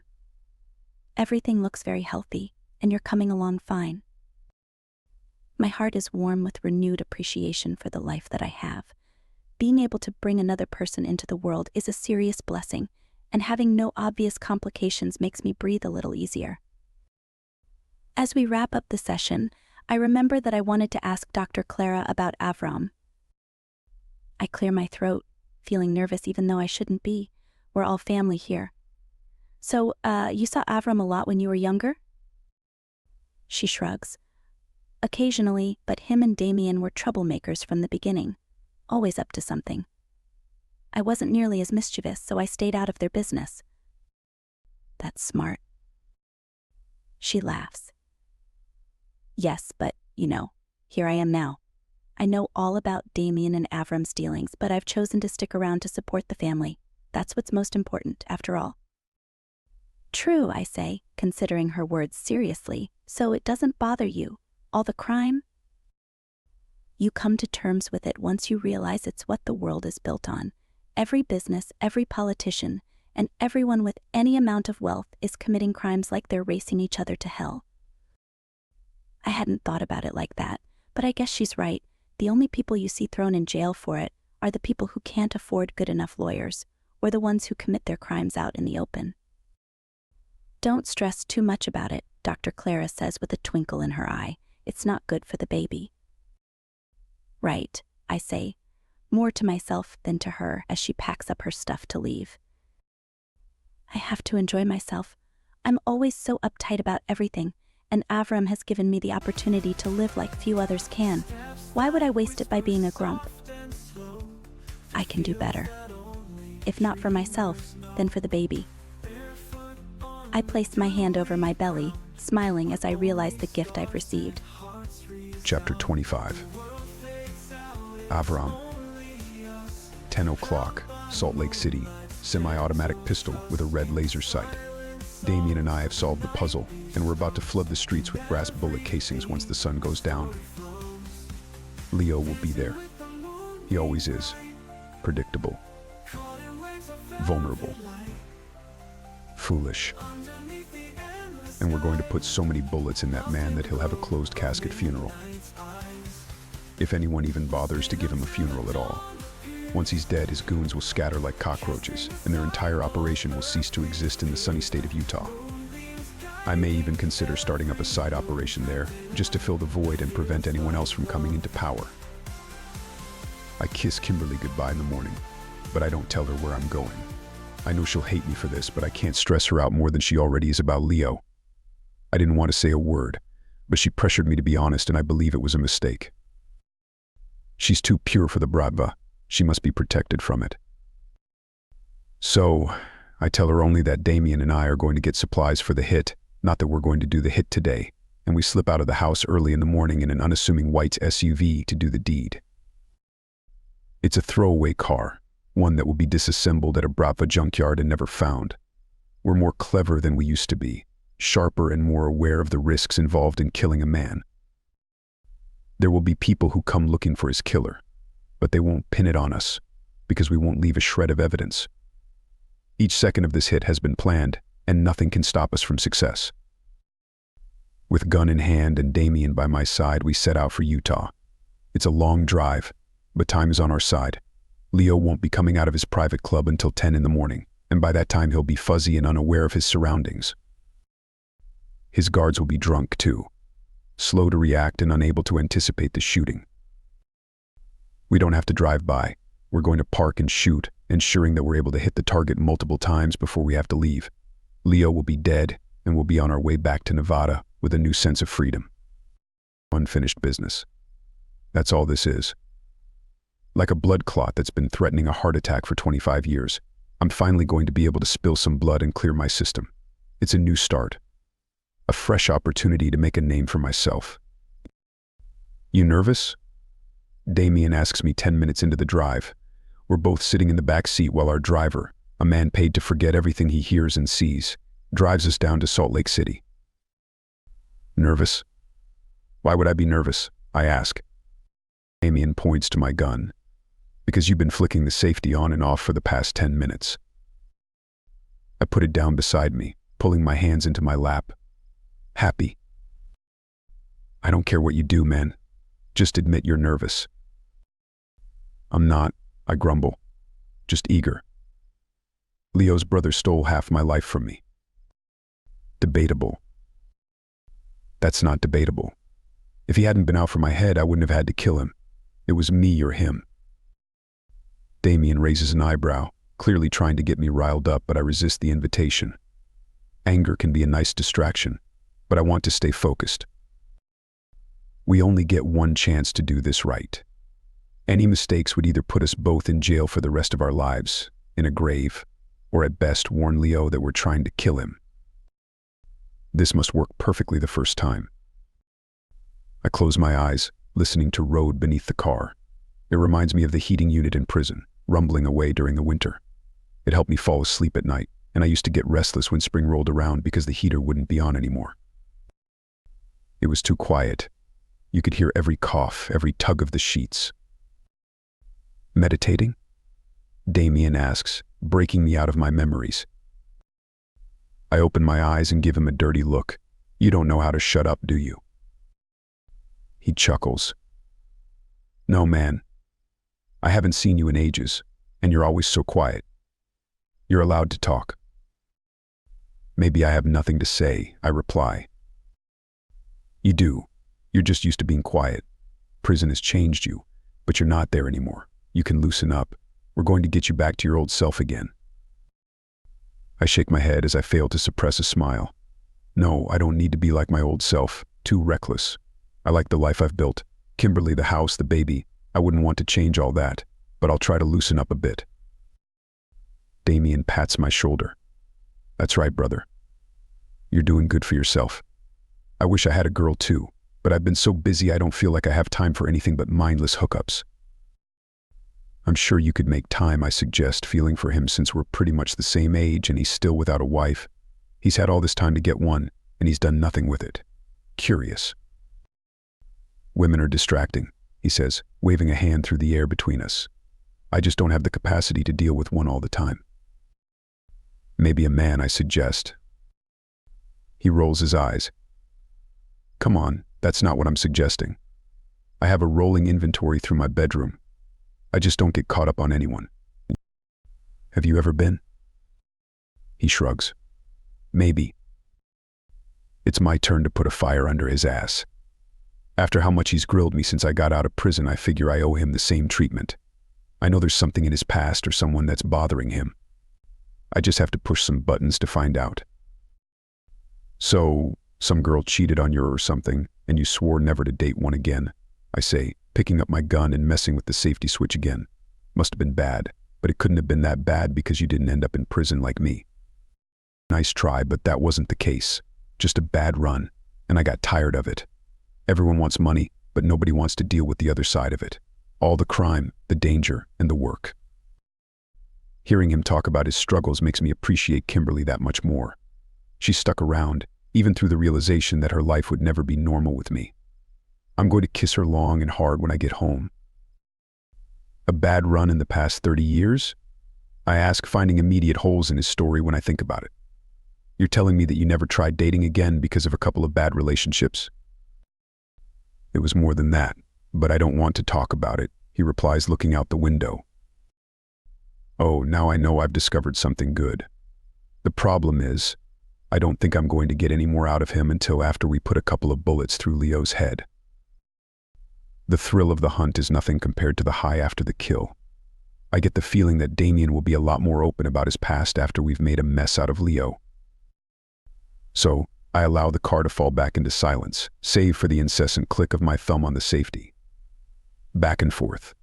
On and off, over and over until Damien tells me to cut it out again. You might be the one with the bullet in his head, he says after just 2 minutes of clicking. I chuckle. I'd still be better off than you. Grumpy about some stale hag from 10 years ago. It wasn't 10 years ago, you know what? I know what you're doing. I'm not telling you anything, he growls. I shrug. Suit yourself, but I prefer to fill the silence with something, so I'm just going to keep flicking this switch. He rolls his eyes. Okay, yeah, it was a girl. 5 years ago. I thought she was the one, but she wasn't. That's all. I gave up. No point in dating women who are just going to be wishy-washy about the future together. I'm sure there was more to it than that. Maybe I'll tell you about it once we get rid of this Leo guy. I'm so tired of people like him. I'm just tired of everyone, really, except you, obviously. You're all right. I laugh. Believe me, I know what it's like to hate everyone. I had to spend 25 years in a concrete building with a bunch of morons. It made me realize how stupid I was in my 20s to end up in a place like that.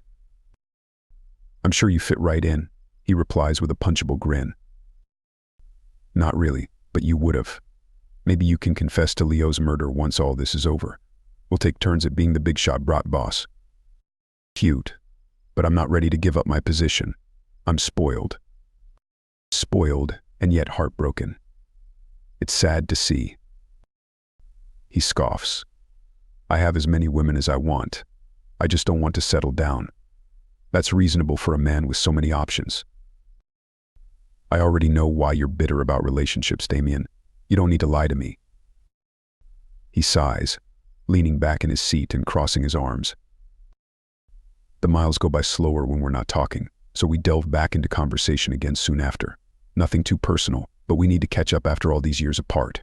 There's so much about the new world I just don't understand, and Damien is the only man I trust to explain it all to me. The rest of the trip is quick, and at 10 before 10, we arrive in Salt Lake City to kill Leo. Chapter 26. Avram.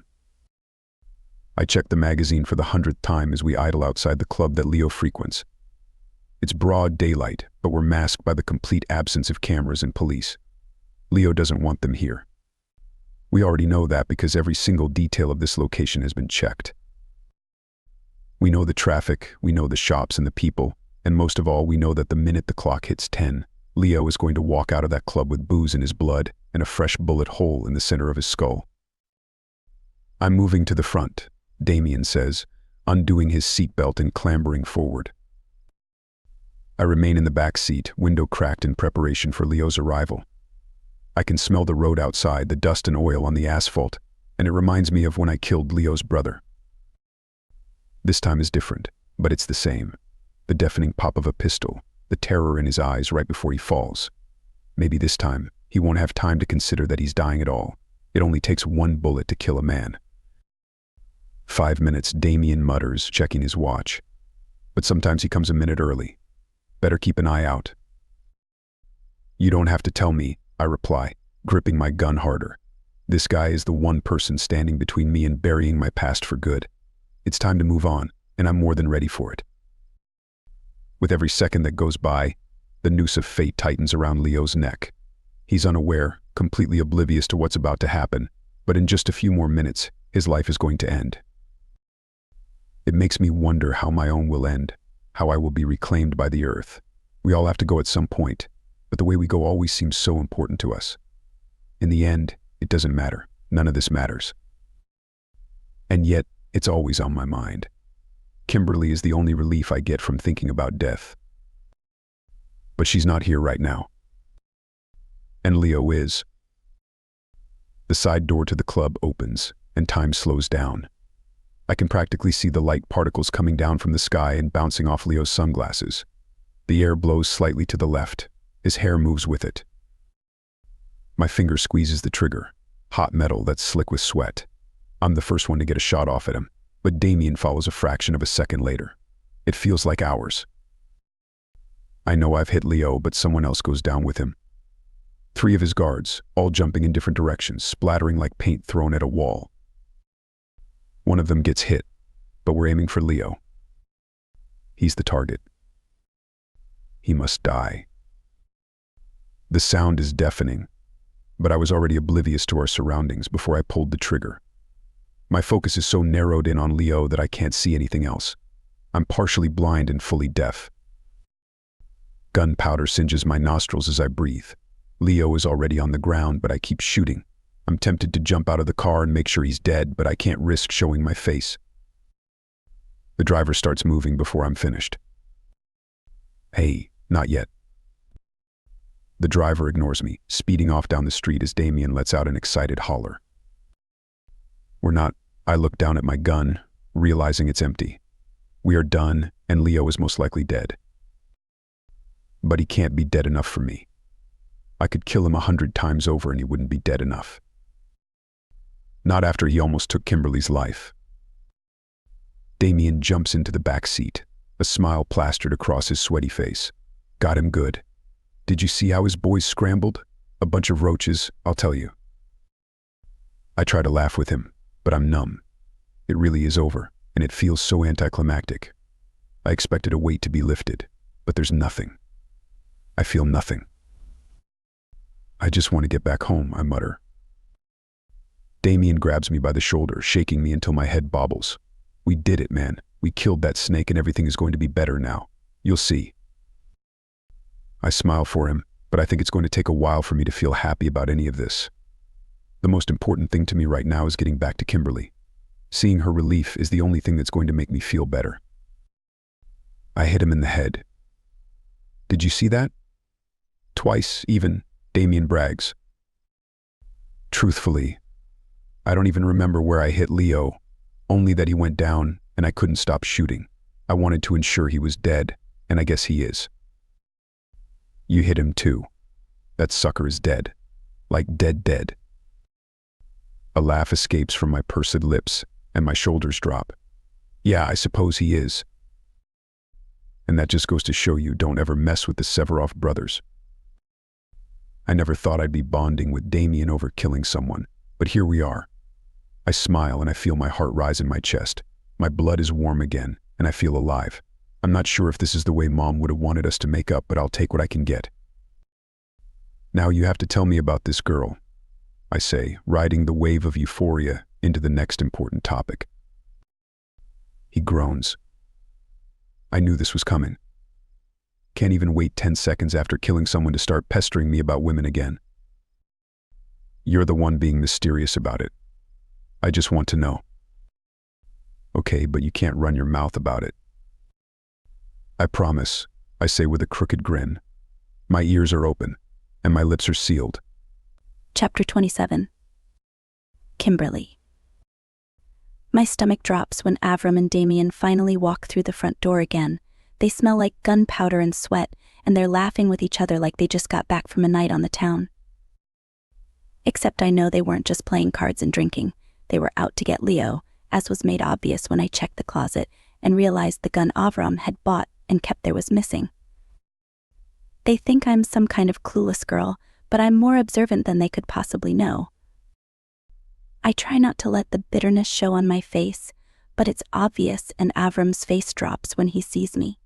I don't want to be that kind of woman, the kind that a man has to hide things from, but I'm not going to let him get away with something so drastic without getting chewed out. Where were you? I ask through tight lips. Damien immediately makes a beeline for the stairs. Avram is frozen by the door, a guilty look on his face. It's even more obvious now what they've been up to, but at least they're not dead or in jail. I can be thankful for that, but still angry that he didn't tell me what he was doing. Maybe we should talk in the lounge, Avram says without moving. Or right here. There's a lot to say, he replies, nodding toward the doorway. Let's go. I wait for him to move, and then I follow him. The only thing I really want to do is hold him and have him kiss me deeply, but I don't want him to think that what he did was okay. I need him to know that I'm upset. Avram sits down on the green couch in the lounge, leaning back like he's trying to look relaxed.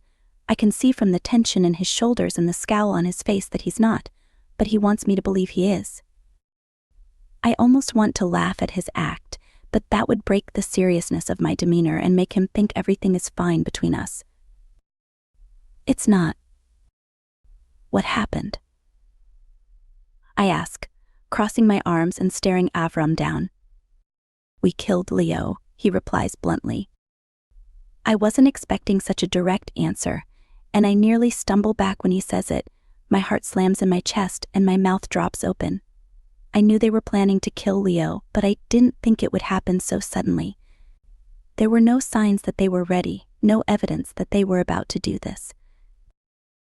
But maybe that was the point, to catch him off guard and strike when nobody expected it. Now, I don't know whether to be impressed or angry, maybe both. I honestly don't know what to say. I whisper, more to myself than to him. You don't have to say anything, my darling. We did what needed to be done, and I didn't want to put unnecessary stress on you by talking about it. Can you imagine how much anxiety you would have had today if you knew what we left the house to do? He's right, but I don't want to admit it. I want him to believe that I'm stronger than that, but the truth is that I would have begged him to stay and puked my guts out from worry the entire time he was gone. He did me a favor, even if it wasn't what I wanted. I hope the police aren't going to show up at the house after this, I say, unwilling to let this go yet. No evidence. We made a clean getaway. I can tell you about it if you'll uncross your arms and sit down with me. He pats his lap. Right here, darling. I squint my eyes at him, but after a moment I feel drawn toward his lap. I sit down, feeling the warmth and strength beneath me, and I feel better already. He has a way of making even my worst fears evaporate when I'm close to him. He lifts his hand, stroking my hair lightly and smiling. You're so beautiful. Did you do something different with your hair? I shrug. Just a new shampoo, I reply, though I'm glad he noticed. Most guys wouldn't. That's what it is. He closes his eyes and inhales deeply. Smells like heaven. My cheeks glow from his praise. I'm a sucker for it, and he knows that, but I allow him to play his little games with me. I live for the way he makes me feel. He touches my leg, adjusting me on his lap. Once Damien leaves, we could probably have a little fun. Always thinking about that, I tease, but I'm just as guilty. I think I'm a bit of an addict at this point, but it's better to have a man who is obsessed with you and will entertain your addiction than someone who doesn't care. I just want to make love. All the time. We'll see how I feel once you tell me what you were up to today, I say, wiggling in his lap. I love the sound of your voice. It really turns me on. He chuckles. Well, that's one way to get me talking. I nod, pouting my lips. Just tell me everything, and I'll take good care of you. He lets out a long breath, and then leans back in the seat. Damien and I have been tracking Leo for a while now, as you know. He was frequenting a club in Salt Lake City, which is where we ended up this morning. You guys drove all the way to Utah? I ask, genuinely surprised. Yes, that's why I had to leave so early. We got there, and we waited for him. It was the only place we knew he would be beyond a shadow of a doubt, and sure enough, he came out around the time we thought he would. And then what happened? I ask, bracing for the chaos. We rolled down the windows and gunned him down. It was quick, and nobody saw us. So, you didn't get out of the car or anything? Are you sure there weren't any cameras? There weren't, and we didn't get out. Even if there were cameras, nobody would have seen us. The windows were tinted, and the car is untraceable. In fact, it's already been crushed at the scrap yard. Convenient, I reply suspiciously.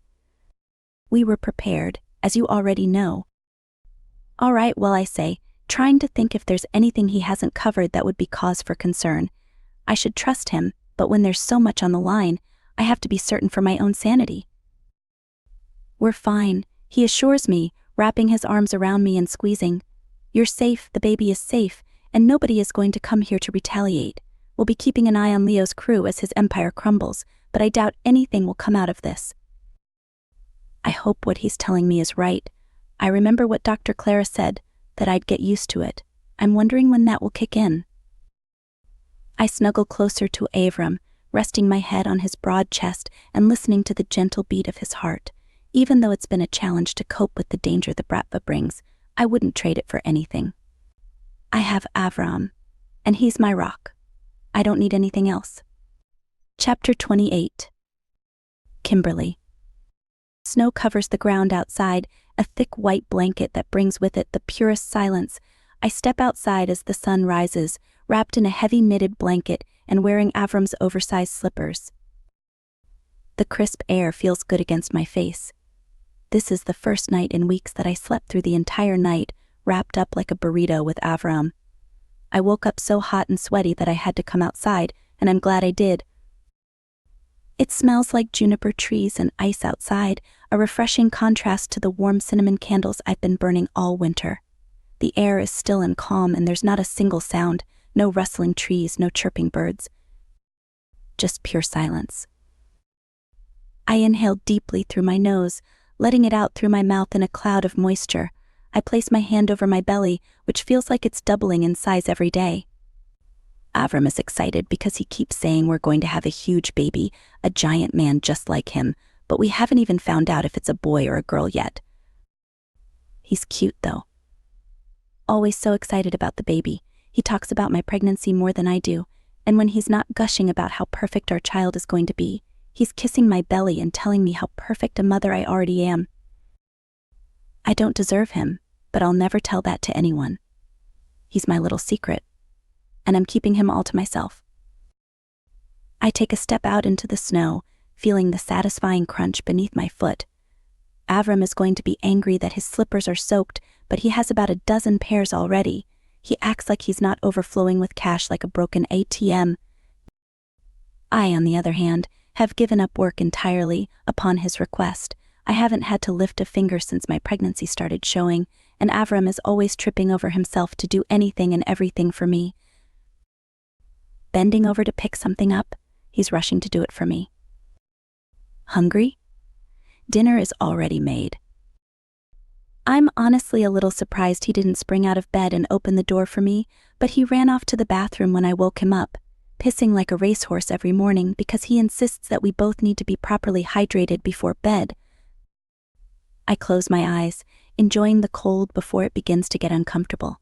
It's so nice just to be still in the morning, not to have to rush to the office or scarf down a breakfast without even tasting it. I get to move slower, more intentionally, and my life is better because of that. Dr. Clara was right. I haven't just gotten used to the Bratva, I've actually started to love this lifestyle. The door behind me opens, and I feel Avram's arms wrap around me from behind, his warm fingers snake under my blanket. I lean back into him, humming joyfully as I inhale his thick, spicy scent. "You sleep good?" he asks, his voice deep and husky from sleep. "Yes, actually. Better than I usually do." "Good, maybe you want to get some breakfast at that place downtown," he suggests. "The one with the pancakes?" I was just about to suggest that. I don't know why I'm so hungry all the time. He laughs, his hands moving down to my belly. I do. Suddenly he lets go of me, taking a step back as I turn around to search for his warm embrace again. I'm confused at first, but when he drops to his knee and brings a hand out from behind his back, I understand what's happening. "Kimberly," he says, his voice low and confident. He flicks open a red box, a pink sapphire ring glittering in the morning light. "Will you marry me?" My heart leaps into my throat, and tears rush to my eyes. I can't believe this is happening.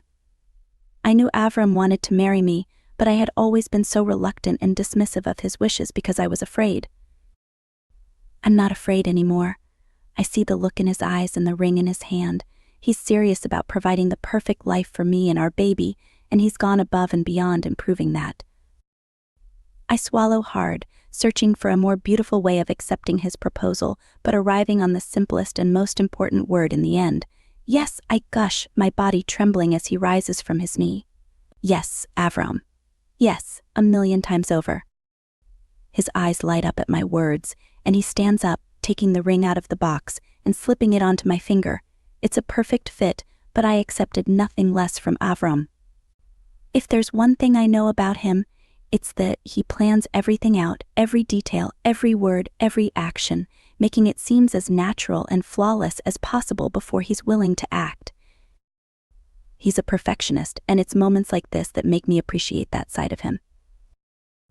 I jump into his arms the moment the ring is on my finger, letting out a squeal of delight and peppering his cheek with kisses. His usual stubble has transformed into a beard in a weak flat, and it tickles my skin instead of scratching it.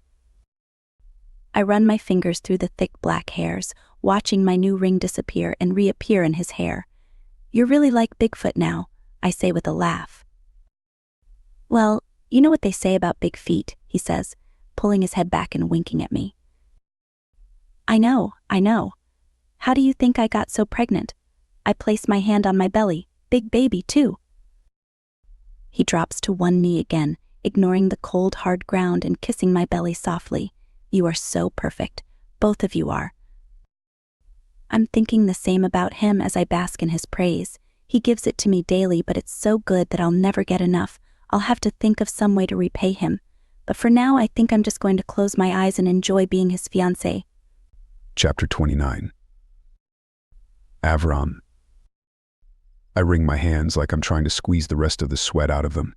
My lap is already soaked from sitting in the waiting room for 4 hours, but I've been told it could be a lot longer. 4 hours. Could be 8. Could be 4 and 30 seconds. I just don't know. And it's eating up my insides like sulfuric acid. Damien is as cool as the linoleum floor, but he doesn't have a wife that's about to give birth to the next ruler of the Russian Mafia. This is a big deal. A super big deal, and I'm about to lose my mind from the anticipation. We already know the baby will be a boy, but for some reason I have trouble believing that or even conceptualizing it until I see the baby with my own eyes. I'm so used to seeing Kimberly's pregnant belly, but what I'm not used to is an actual baby. Will I be a good father? I've been preparing, but I don't feel ready yet. I know I'm going to love our child, but what if he doesn't love me? Ridiculous. Babies love everyone, don't they? I look over at Damien, then back away before he can roll his eyes at me. He thinks I'm crazy to be this stressed out, but I think he just doesn't realize how important it is to me that I'm becoming a father. I've never done this before. I can kill a man without remorse, but holding my own baby, such a delicate little thing, without dropping him. I don't know. I took classes, but I still don't know. I feel like I'm about to vomit. Jesus, is there a trash can nearby? Would it be weird if I excused myself to the bathroom for the 5th time this hour? Would the nurse come out to tell me the baby has been born, only to miss me because I'm hiding next to a toilet? I swallow the bile back down as it tries to come up. I can handle this. I'm a man. I'm strong. I look over at Damien again. He's flipping through a golf magazine. That idiot doesn't even play golf. He's bored. How can you be bored when Kimberly's about to give birth? I look up at the clock. It's only been 30 seconds since I last checked. Not even a minute. I waited 25 years to make love to Kimberly, but I can't wait a few hours for her to have our baby. What's wrong with me? A nurse comes out into the waiting room, but she's not the same one that went in with Kimberly. Sometimes they switch, right? Could be Kimberly's nurse. This might be it. But she calls someone else's name, some other anxious man with graying hair and bags under his eyes. He must already have a few kids to look like that. I laugh a little to myself, knowing my fate will be similar. Will Kimberly still love me when I'm old and gray? I feel like I'm already getting there. The years have been good to me, but 50 is quickly approaching and my knees are starting to make noises. I asked Damien about it the other day, and he assured me his had been making noises since he was 25. I guess I was spoiled in prison then. Maybe I'll last long because of that. I have to live as long as I can with how much younger Kimberly is than me. It's not that I wasn't healthy when we first met, but I would do better. Now I'm trying to make sure I'm getting everything I need, including good sex and enough sleep. How else am I going to be able to take care of her and the baby, otherwise? It's my duty to be the best husband and father that I can be. Oh, there she is, Damien says from beside me. His words hit me like a bolt of lightning, and I jump out of my seat before I even realize who he's talking about. The nurse that wheeled Kimberly into the hospital is standing with her hands clasped together, smiling at me. I step toward her, my mouth dry and my throat struggling to make a sound. She speaks for me, saving me from making a fool out of myself. Your son, Isaac, was born 10 minutes ago. Your wife is with him now, and she'd like you to come see them. I look back at Damien, who gives me an encouraging nod. I'm not sure why I need permission from him, but I feel like my feet are glued to the floor until I'm specifically told to walk. The nurse turns and leaves the waiting room, and I have to hurry down the hallway to catch up with her. So, everything is fine? They're both healthy? Your wife is exhausted, but Isaac is making the most of his first few minutes on this earth, she replies.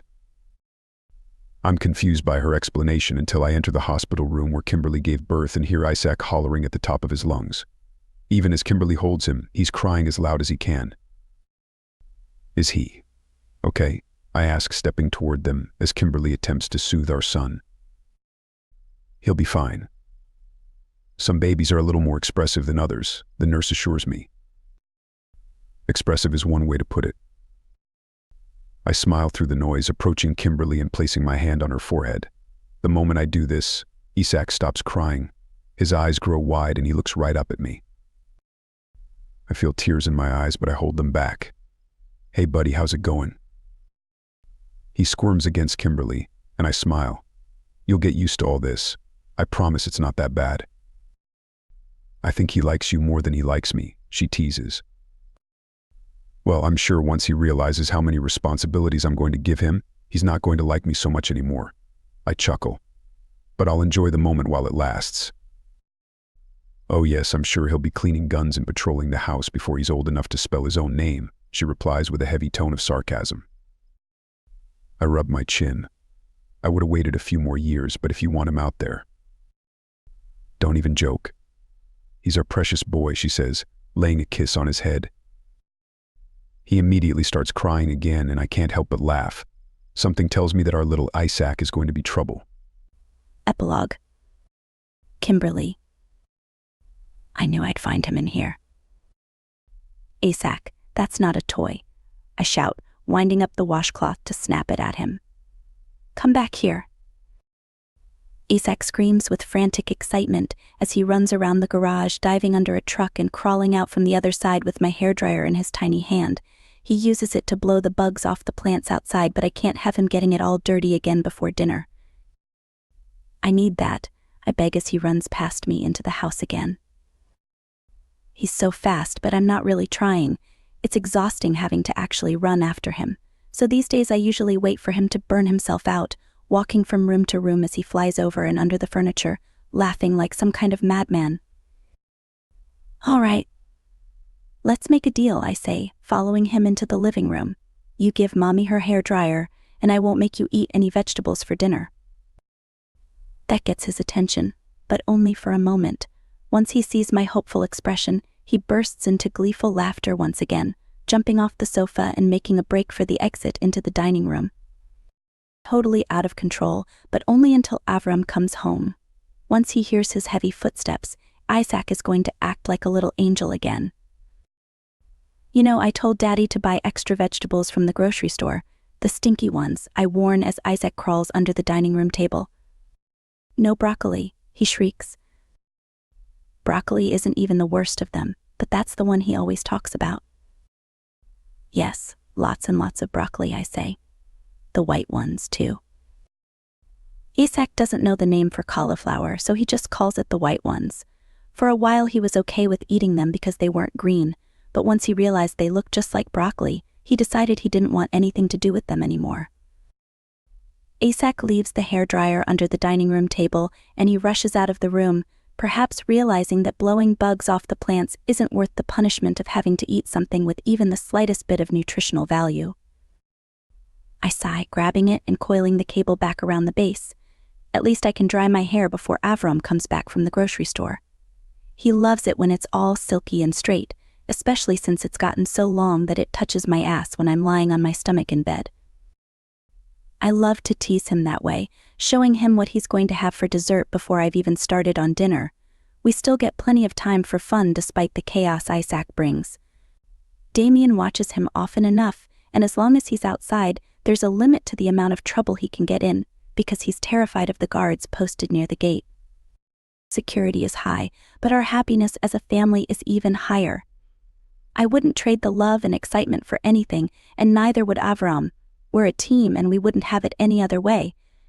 Thank you for listening.